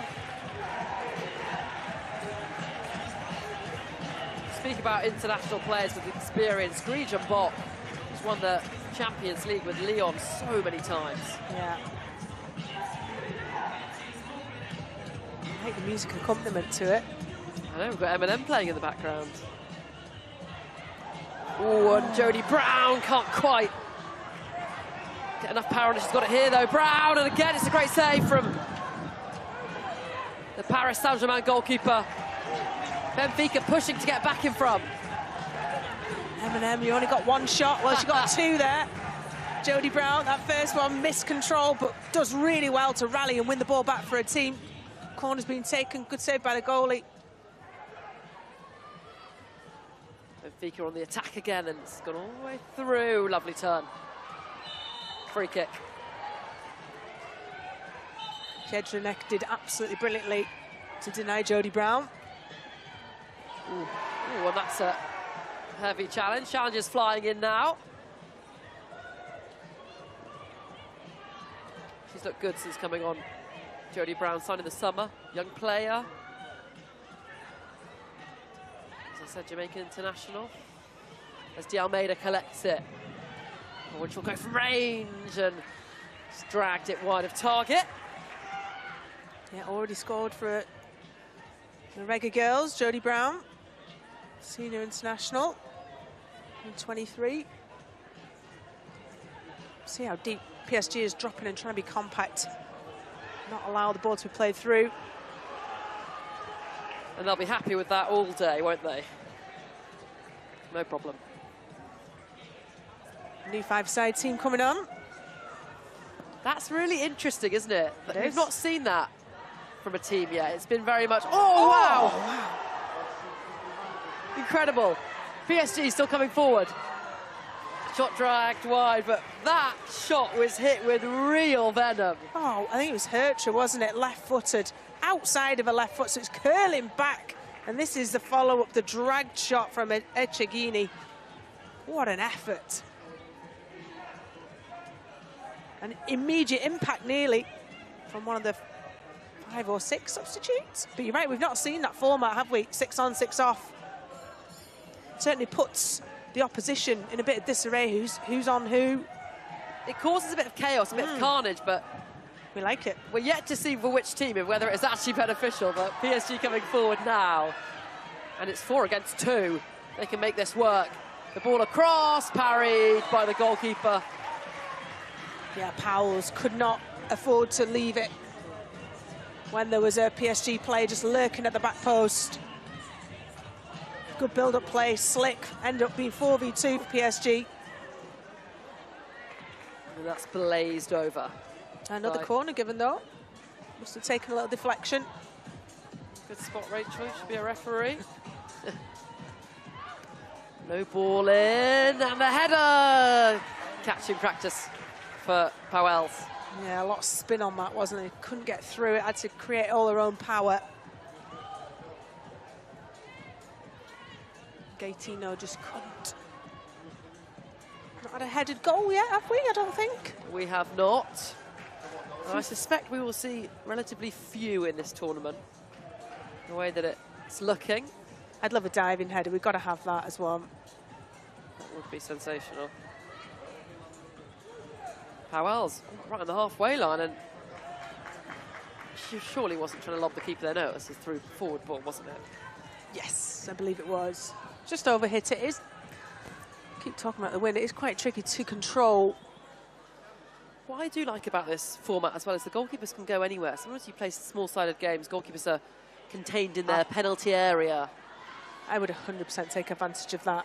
Rule, stroke, no rule. Get forward, have a shot. Yeah, especially, you know, if the back line backs off. No pressure on you. And that is something that PSG are doing quite a bit. They're happy to drop deep and then try and burst forwards on the counter. Dawson now goes with a vicious effort, but shanks it a little bit. Yeah, not the first time that PSG have ended up outnumbering Benfica. Benfica's midfield, sure they have made some changes, but the midfield's certainly been lagging behind that. Turnover of play, turnover of possession. PSG is certainly the quicker to get forward and try and make something of it. Dawson gets it across, sliding challenge, and wow, what a save. Powell's really, really alert.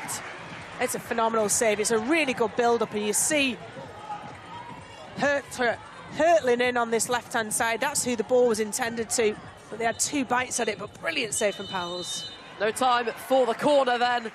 The half-time whistle blown end-to-end. Exciting football once again. Benfica taking the lead using their home advantage, the crowd behind them to get the goal, but Paris Saint-Germain getting level, and at half-time it's Paris Saint-Germain 1, Benfica 1.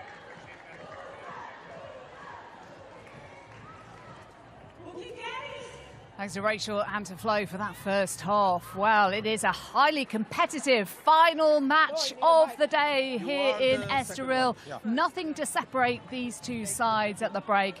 Benfica going for it, PSG going for it. There has to be a winner, whether after normal time or sudden death extra time or possibly sudden death penalty shootout. Stay tuned.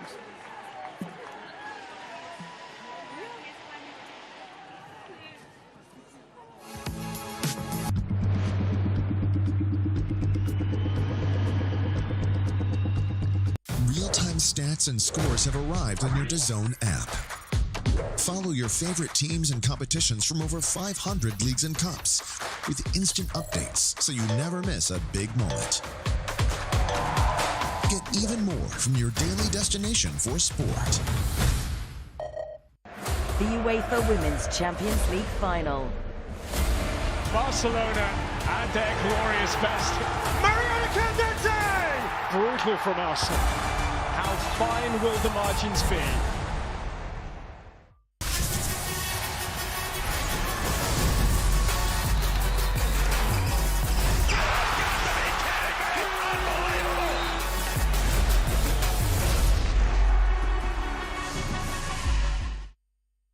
Let's knuckle up! Can I get a face-off with Conor McGregor? Combat fighting in its purest form. There is no show in the world like the BKFC.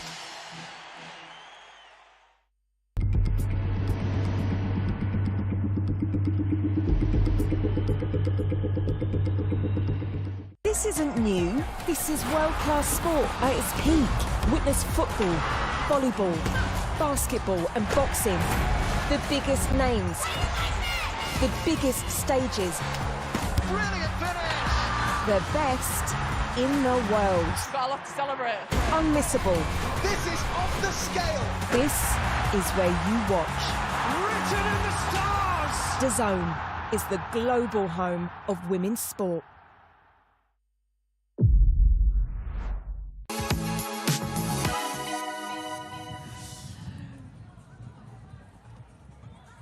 It is chilly and it is breezy and it is tight in our final game of the day between Benfica and Paris Saint-Germain. Nothing to separate these two sides at the break.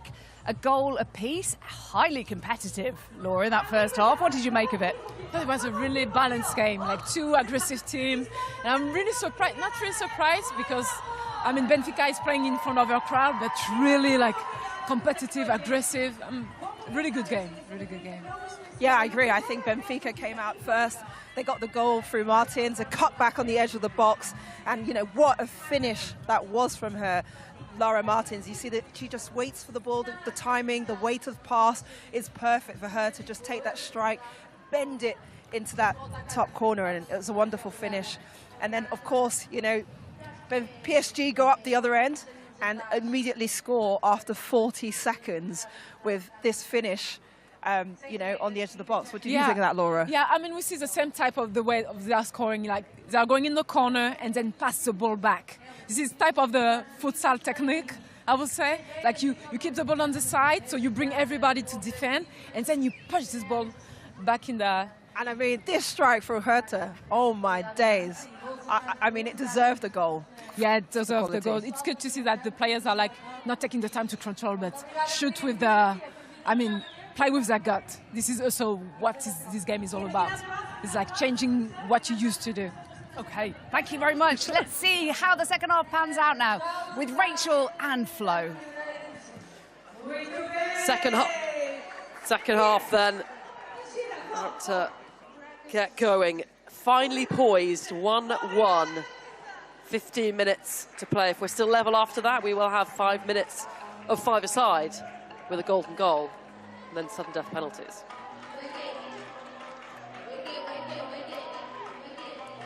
And Benfica's goal scorer from the first half, Laura Martins, gets us underway. PSG immediately breaking forward. And that's good goalkeeping from Powells. Did just enough.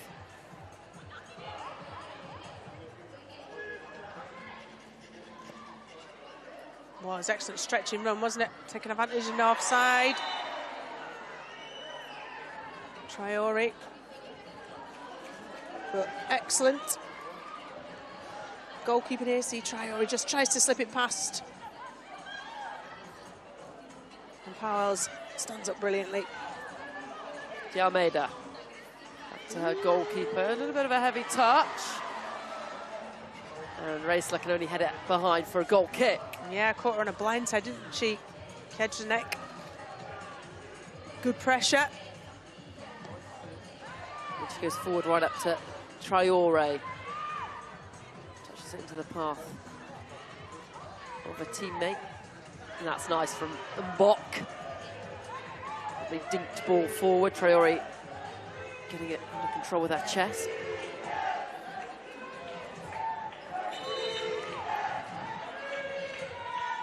As mentioned, Mbok. Lovely in that. Great feet. Lovely little touch inside.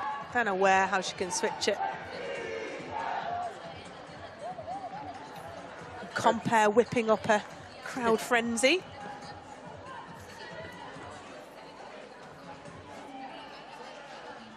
One back, Traore.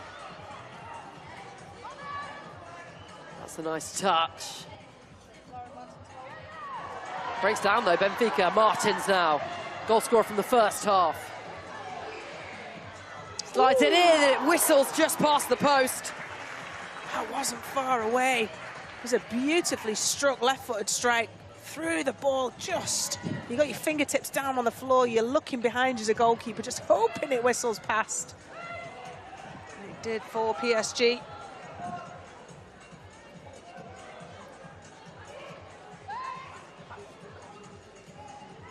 Mbok knocks it into what she thought that was the hand of a teammate. Then she gives away the free kick. Taken quickly, Racela. That's what you want to do in this kind of game. Take the free kicks quickly. And then there's a hand in the face of De Almeida. Yeah, unintentional, but you just put your arms out so the player can't run past you. Racela, but there's De Almeida. Defended brilliantly. And it looked like it could be advantage Benfica, didn't it? It took the free kick really quickly. Martins done really well there. Still going, Martins! And shot just went away from Laura Martins in the end. Oh, showboating down this left side. Look at this little scoop. Woo, beautiful skill set. If she'd have finished this off, I'll tell you what, she'd have done a lap of the pitch. Tuva Hansen style, shirt swinging around her head. Fully would have earned that.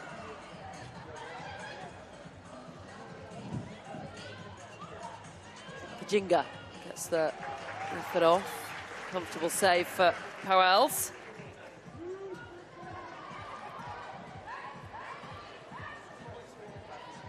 Benfica using their bench, bringing on Nigerian Uchebi. And that crossfield pass, just a little overhit, caught up in the wind.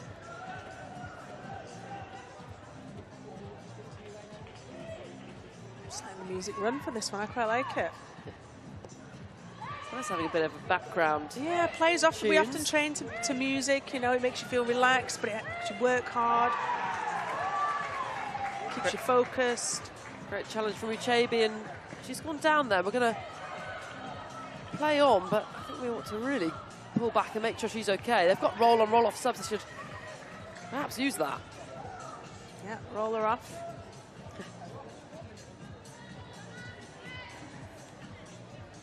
She's played that kind of player marking role, man marking role at the back there.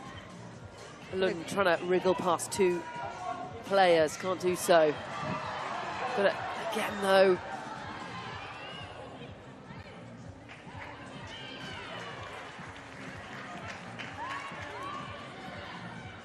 got 6 PSG subs all ready to roll on. PSG coming forward again. Quite a few of the big hitters missing today. No Marie-Antoinette Katoto, no Romy Lukta. Kachawi, not in the squad. I believe she's here. I think we saw her in the crowd. Might be used in one of the later games. As Benfica hit it forward. Well, the concept of this tournament was only born beyond any contracts that would have been written, so certainly the players would not be contractually obliged to compete in this competition. So from what I've heard, certainly 1 or 2 clubs that they ask the players, do they want to? And if they have opted out, they have opted out, no obligation. Still got plenty of big international players, though. Jodie Brown back on the pitch, the Jamaican forward. Looked really good when she came on in the first half. And Uchebe with, I think, not wanting to be harsh, but the worst shot we've seen today, Rachel. I'm not even sure it was a shot. It wasn't a clearance, it wasn't a shot, was it a pass? You've got to try things. It's all about innovation, this tournament. As Lynn wins it back.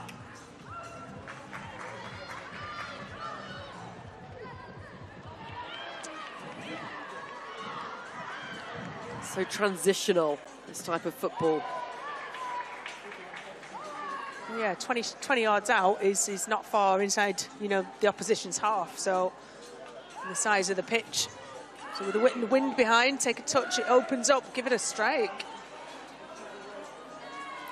Silva takes your advice, Rachel, but looks it behind for a goal kick. I should have added more centrally. Benfica are looking a little jaded now. Initially started really, really well. That excellent Laura Martin's goal. The crowd cheering, the music bouncing. Uchebe knocks it out of play off Herta.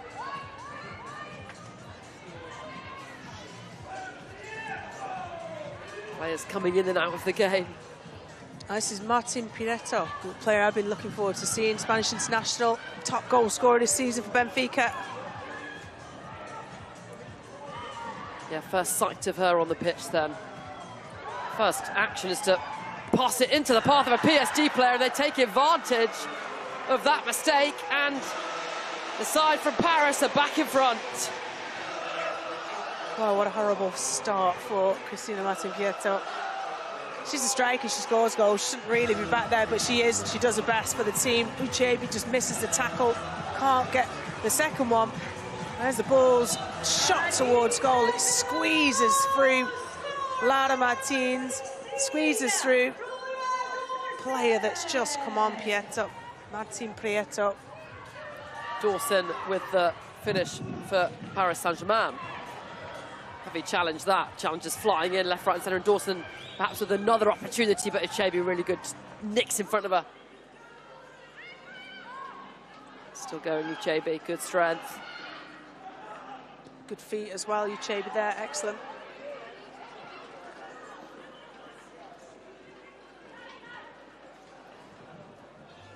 Herta does the nutmeg and then tries to buy the foul. Referee not interested. Nah, I think she's just off balance as she rounded the player. She'd been leaning on her. The player got out of the way. She fell over. Jodie Brown still going and was so wonderful until she took the strike. Just scuffed it, just hit down on the top of the ball and just had no power through it at all. Probably wanted it on her right foot.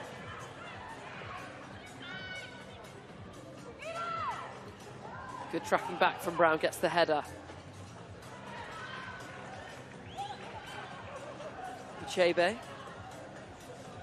gifts that straight to a player in blue. Again gives it away. Paris Saint-Germain trying to shoot at the near post. Herta there. Angle wasn't really on, was it? Way too tight? But it was a brilliant recovery run from Jodie Brown. Combination of her and Powell's in goal kept that out. Behind for a goal kick, and Benfica want to take it quickly. That's too quickly. The ball rolling. It does still have to be taken from a stationary position. Just over 5 minutes left. Crowd are getting into song again. Benfica, they want to get that equalising goal. Another nearly nice move from Jodie Brown, and here come a flurry of changes for Paris Saint-Germain. They are changing their full outfield side, and that's what they've been doing all game. It's really interesting. I guess you can train as a six, you know, as to exactly how, what synchronised movements you need, what each player brings, what their role is within that six. It's less disjointed than bringing on 1 or 2 players in some respects.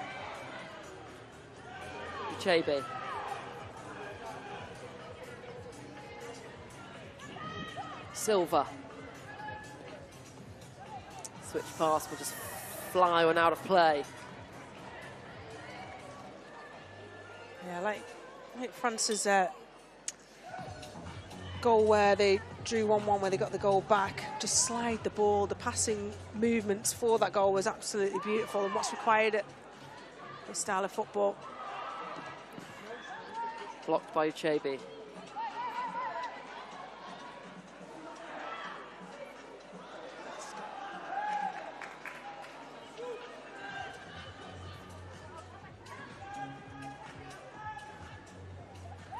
Kajinga.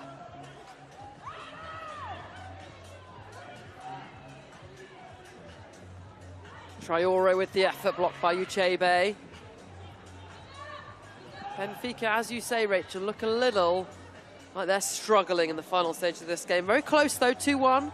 A very tight score, this type of format. Well, Portuguese football has improved so much, both at international level, and obviously the Lionesses are playing Portugal. The UEFA Nations League caused them problems. Standard of the Primeira League has improved dramatically, but you're still playing up against a fully professional PSG team, who have been for a number of years. And certainly fitness is one of the elements where, if you're a fully professional player, you know, there's literally no stone unturned. Every element of nutrition and fitness is something you focus on a daily basis, as much as the football.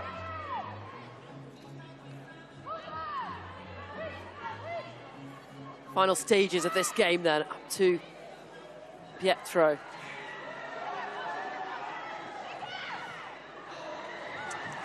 Cross come shot, didn't quite work out. Yeah, just that sharp edge that's required for perfect execution just seems a little dulled for Benfica now. Traore can't quite latch onto it. And Benfica wanting to make changes quickly. Players on the bench screaming at the players playing. When it hits 30, that will be full time. There's no additional time, so Benfica needs to get things moving, and moving they come. Silva. Back on it, Silva. Dinks it forward, and Benfica running out of ideas.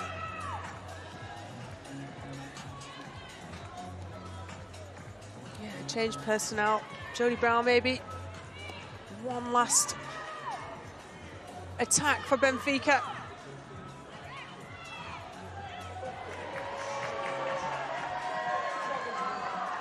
And that'll be a free kick. Goalkeeper up to take this.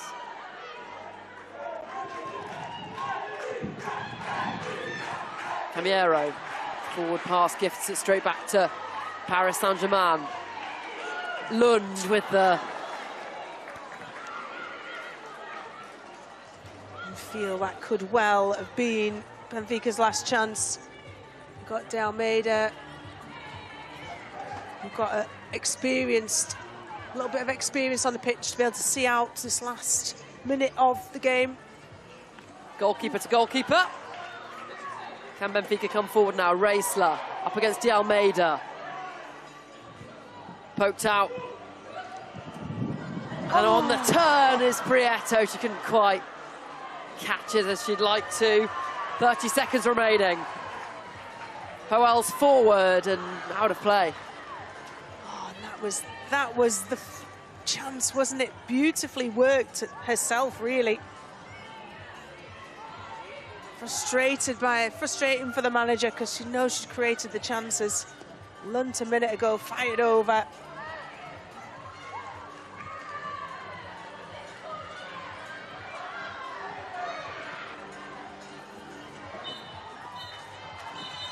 And there it is then. Paris Saint-Germain edge it just about up against Benfica, who took the lead initially. But 2 goals from the side from Paris. Full time, Paris Saint-Germain 2, Benfica 1.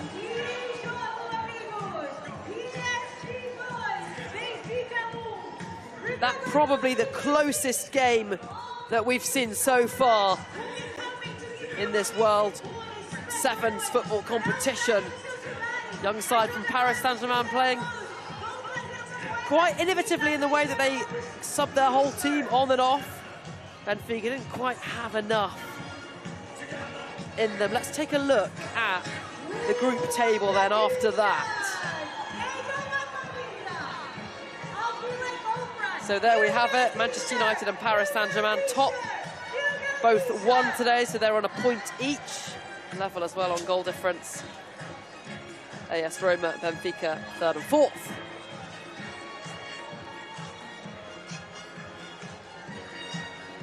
And Rachel Brown-Finnis, let's get your moment of the match as well. Well, this crowd, this Portuguese crowd, looking forward to seeing their Benfica team. So my moment of the match is the opening goal for Team Benfica. Laura Martins scoring this on the cutback. Lovely how she shapes the ball. See how the cutback there, she shapes the ball, comes onto it and finds the gap between the defender and the goalkeeper. And the crowd went wild. What a great start to their tournament. And that was the moment of the match presented by Invisalign. And that is it now for day one in this World Sevens tournament.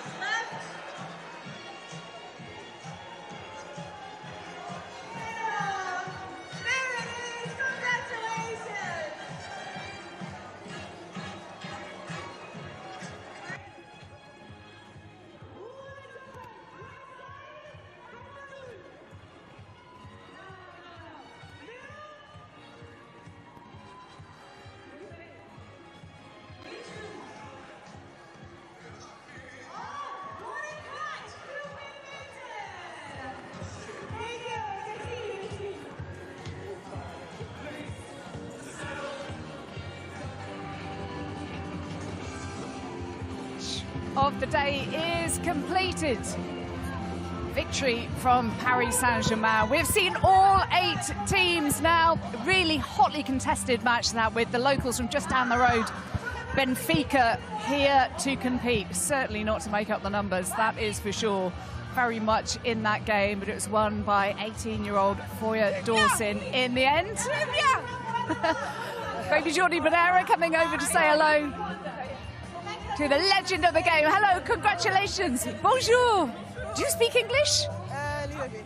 Okay, we can do a little bit of English. Okay.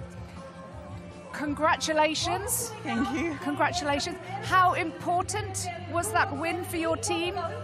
It was the first game, so we wanted to start with a good game and with a win to make us make a great tournament. Your English is good. What are you talking about? You. I'll stop speaking so slowly. Oh my goodness. No, we can have a proper chat. Great. How positive were you coming into this match that you would beat Benfica? Did you think it was going to be as difficult as it was? We don't have the...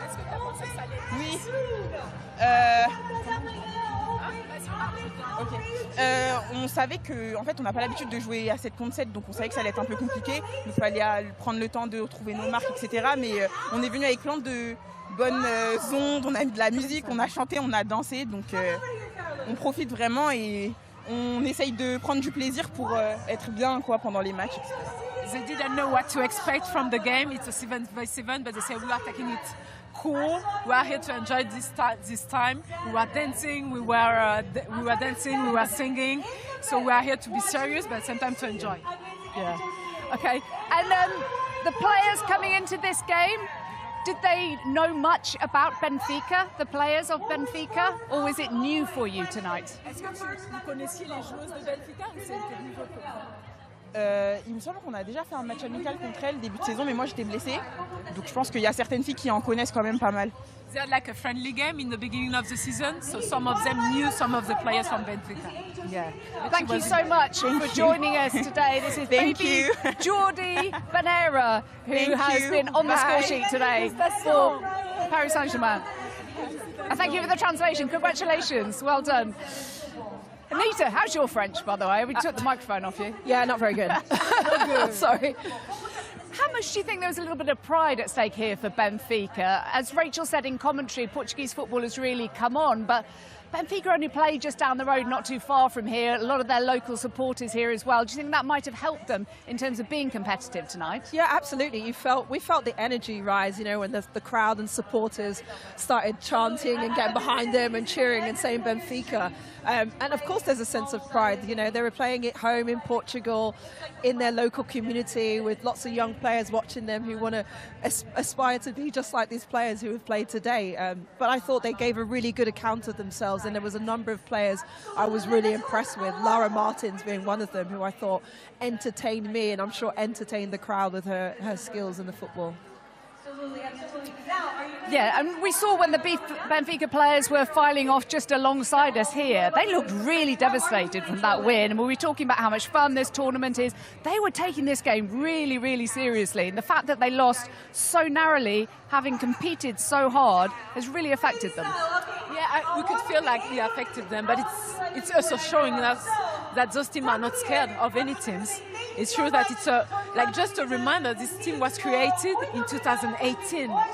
But as Rachel was saying during a commentary, like the Liga is like developing so much, and we see that players are not scared anymore. This is this type of tournament we are like giving the opportunity of players to step up and not wait to play in big competition, but it's adding opportunities to teams to continue to grow their game and to show their talent. Well, the football's finished, but the DJ has only just really got going, because the DJ is turning up the volume, is cranking it right up and entertaining the supporters who are still in the stadium here and have been hanging out. The VIPs are only just filing out now.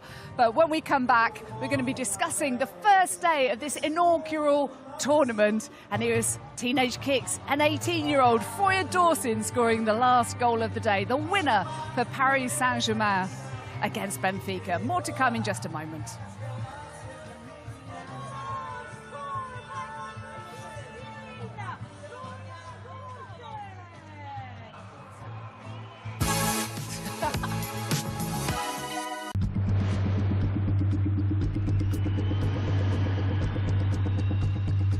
Greatness comes to DAZN this summer. The world's best players will be summoned together to decide the greatest club on earth. Vinicius, great chance to score. Goats will battle Wonder Kids. Fire will meet ice. From Boca to Bayern, PSG to Palmeiras, 32 clubs from across the globe will compete to be crowned Rodrigo, what a strike that was. world champion. And this summer, Haaland won't be watching from home, but you can, on DAZN. In every country in the world. FIFA Club World Cup. Watch on DAZN from the 14th of June. Strap yourselves in, everyone. Let's go! National League has a new home. We've got lots to look forward to here on DAZN. All of the matches. The early shot is a really good one. All in one place. It's a great ball. It's a super goal. Live or on demand. Fabulous. Available on any device. That's a goal. It scores majestically. It all starts here. National League TV now on DAZN. Sign up at DAZN.com/NLTV. Live golf on DAZN.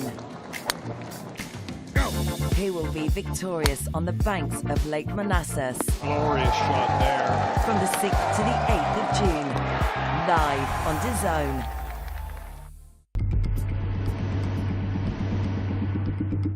DAZN is the global home of women's football. Let's go! Bringing you the best live games. On my team. With the biggest stars battling it out in the biggest competitions. Cue the chaos! First blood in the title decider. Would you believe it? Goodness me! Witness every season-defining moment. The stuff of champions! Live and on demand. Only on DAZN.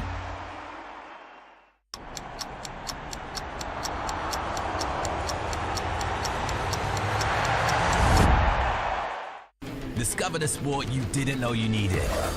Not just the bright lights and big leagues. This is back roads and bases. Grit and guts. Full throttle action.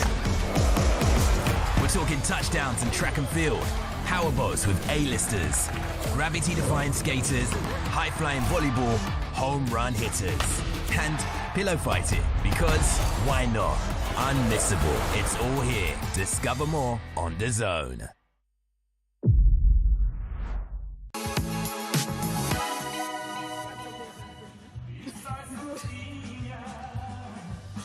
Oh, well, the players have all filed off the field. The fans are just filing away from around us now from the tribunes here. They've enjoyed their first day in the inaugural tournament here in Estoril.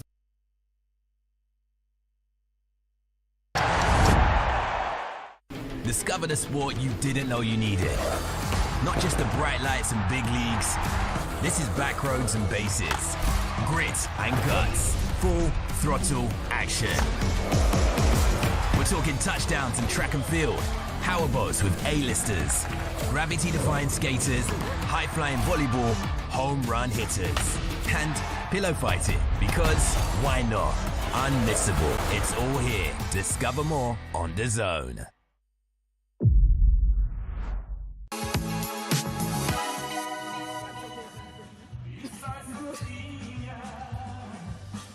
Oh, well, the players have all filed off the field. The fans are just filing away from around us now from the tribunes here. They've enjoyed their first day in the inaugural tournament here in Estoril.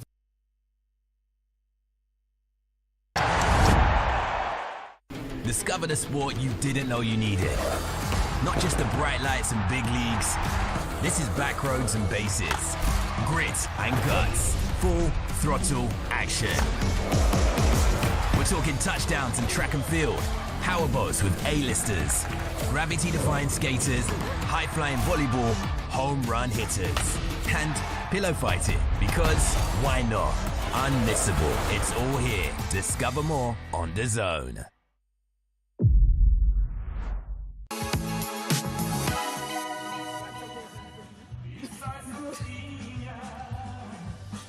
Oh, well, the players have all filed off the field. The fans are just filing away from around us now from the tribunes here. They've enjoyed their first day in the inaugural tournament here in Estoril.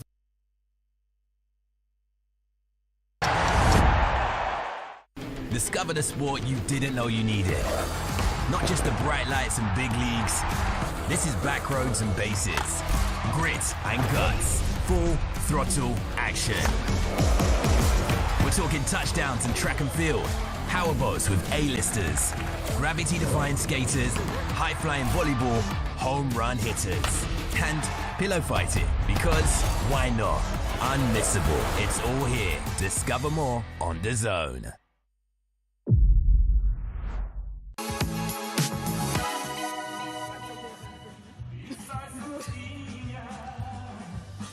Oh, well, the players have all filed off the field. The fans are just filing away from around us now from the tribunes here. They've enjoyed their first day in the inaugural tournament here in Estoril.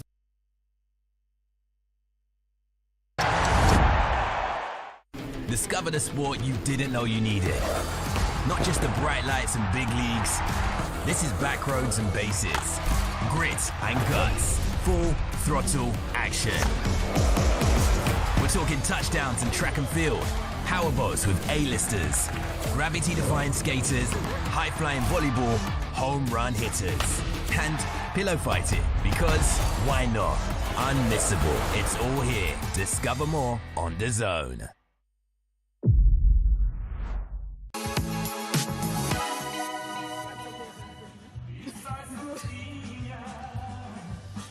Oh, well, the players have all filed off the field. The fans are just filing away from around us now from the tribunes here. They've enjoyed their first day in the inaugural tournament here in Estoril.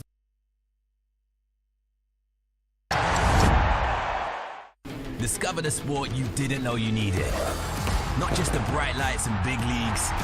This is back roads and bases. Grit and guts. Full throttle action. We're talking touchdowns and track and field. Powerboats with A-listers. Gravity-defying skaters. High-flying volleyball. Home run hitters. and pillow fighting, because why not? Unmissable. It's all here. Discover more on DAZN.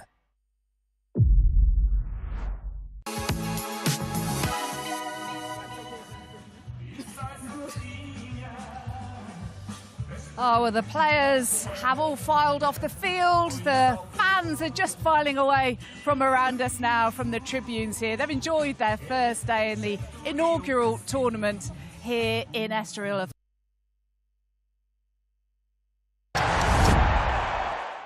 Discover the sport you didn't know you needed. Not just the bright lights and big leagues. This is back roads and bases.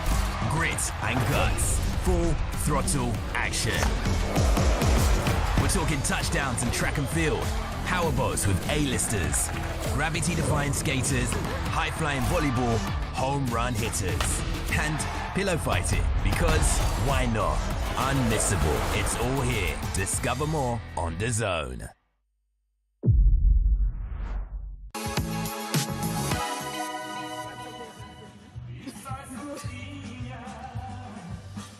Oh, well, the players have all filed off the field. The fans are just filing away from around us now, from the tribunes here. They've enjoyed their first day in the inaugural tournament here in Estoril.